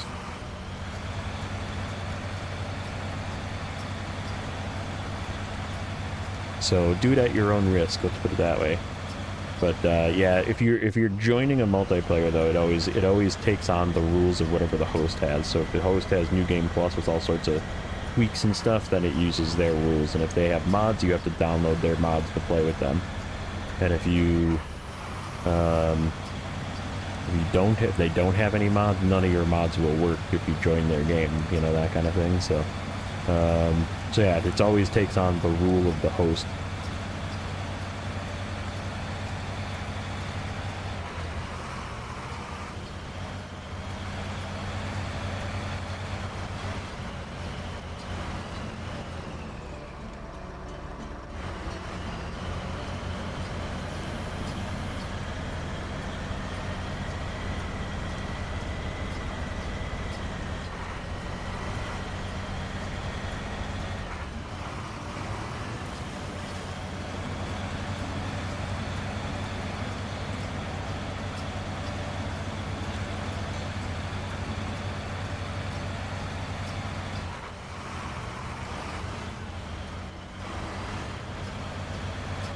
Twin Steer Dreadnought. I remember seeing that one, and I was like, I bet you that thing is ridiculous.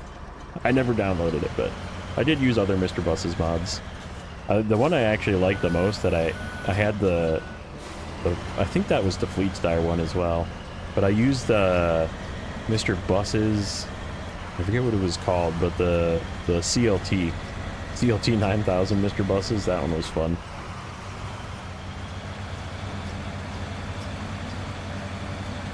And the nice thing about Mr. Bus's mods, if we're talking about mods, so if you play on like PlayStation or Xbox, that kind of thing, you have size limitations to how much mods you can have.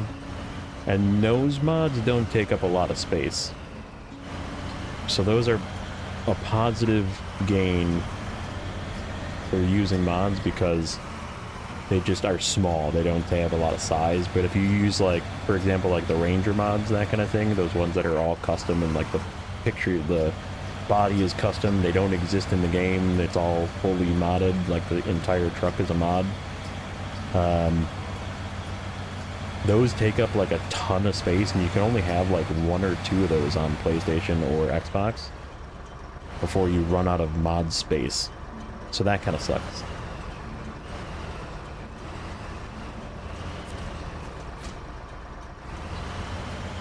I still think the most powerful mods in the game are those AGLs. The AGL mods are overly ridiculous. But if that's what you want, just fire off one of those. Because they have like infinite amounts of fuel, and you can just go forever with one of those things.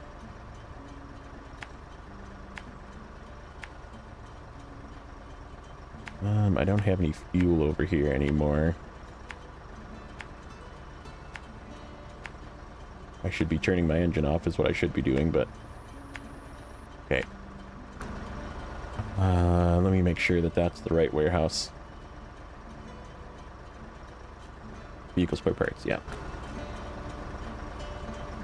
Drive underwater, invisible snow. Yeah, the submarine mode in AGL mods, or you can just drive underwater.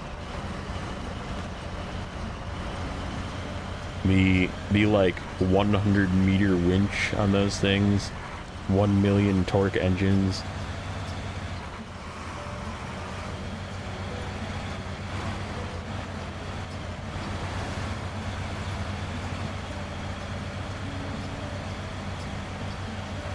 And like tires that are like could reverse the rotation of the earth, like just so much grip.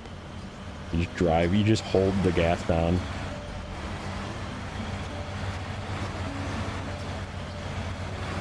Yeah, the fen that you drove to the bottom of the river, I remember that.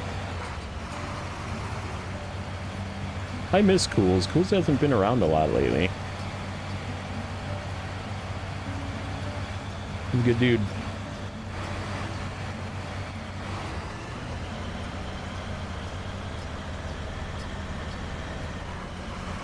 Hope all is well in his life.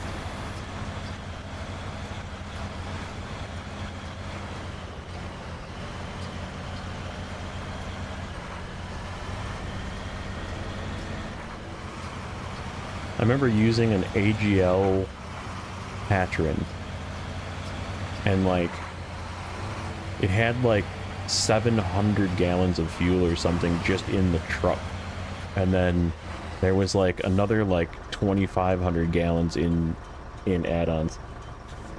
He said he's switching internet provider. Ah, okay.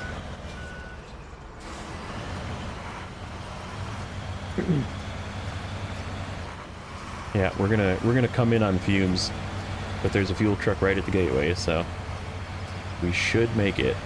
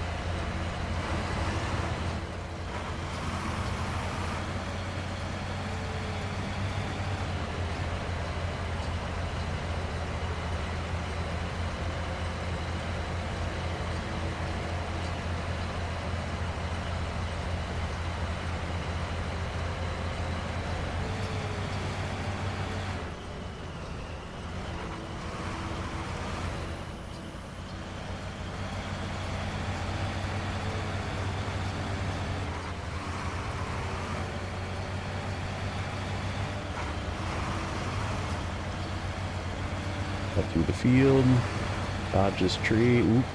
Watch out for that rock.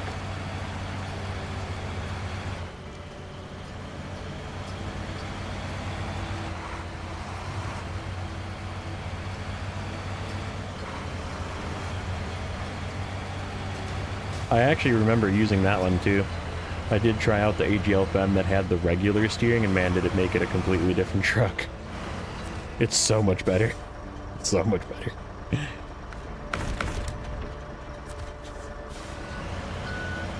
Alright, there's our pesky 2 vehicle spare parts that we need. What time is it? Ooh, it's almost JJ time. I think I might get back to the other map and we might call it, because I got some JJ to watch. I know it's Farm Sim Day. He's got more Farm Sim going on. In fact, let's do one of these. I know you know where the channel is Nuno, but just in case anybody doesn't, JJ's doing some Farm Sim today.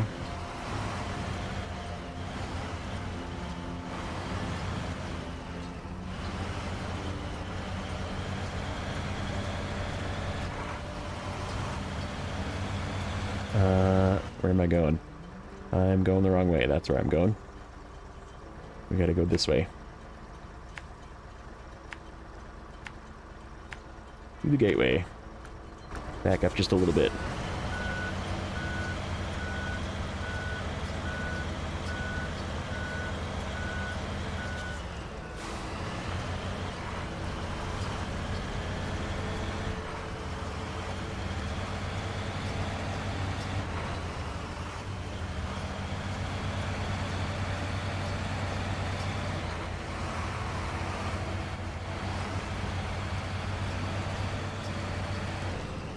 I'm trying to get on the server for the first time in a while, and it's always something, yeah.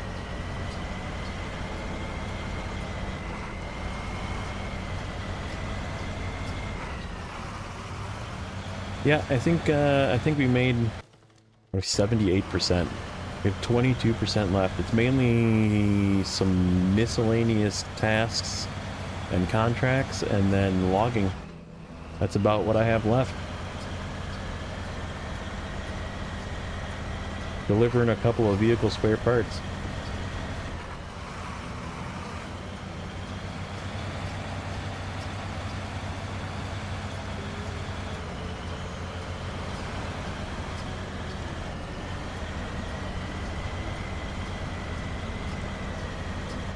Be careful over this.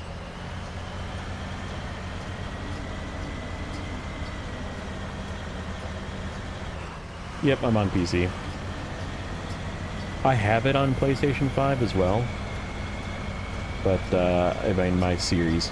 I will tell you a little secret, JJ. Little secret. Not many people know this yet. But the reason that I would start a new series, and it would be on normal, is because I bought the game on Epic. So the next time there's a PTS, I can play it. It was on a bit of a sale, so I bought the 4-year pack. So I now have access to PTS.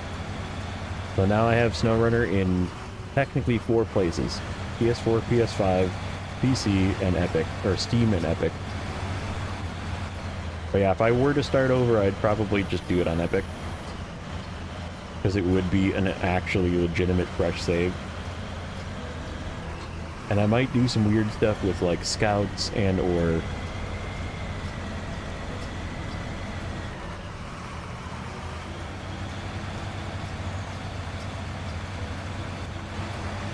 He has advantage to play Snowrunner co-op for free? I'm confused.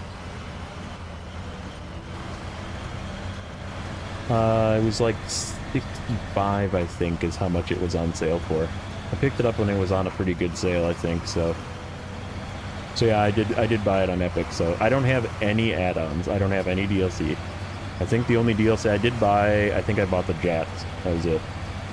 But yeah, I should be able to do some PTS content the next time it's out. We made it. We made it on our fuel.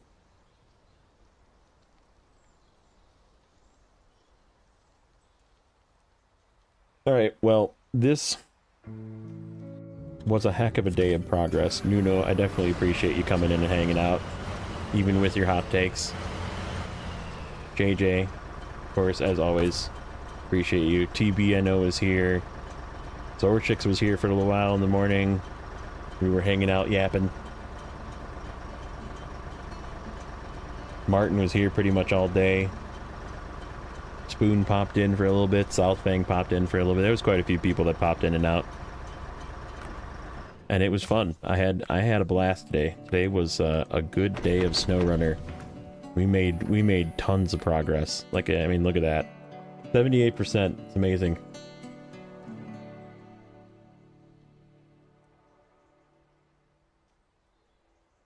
You can pay to play multiplayer on Xbox and PlayStation or Switch. Huh, interesting.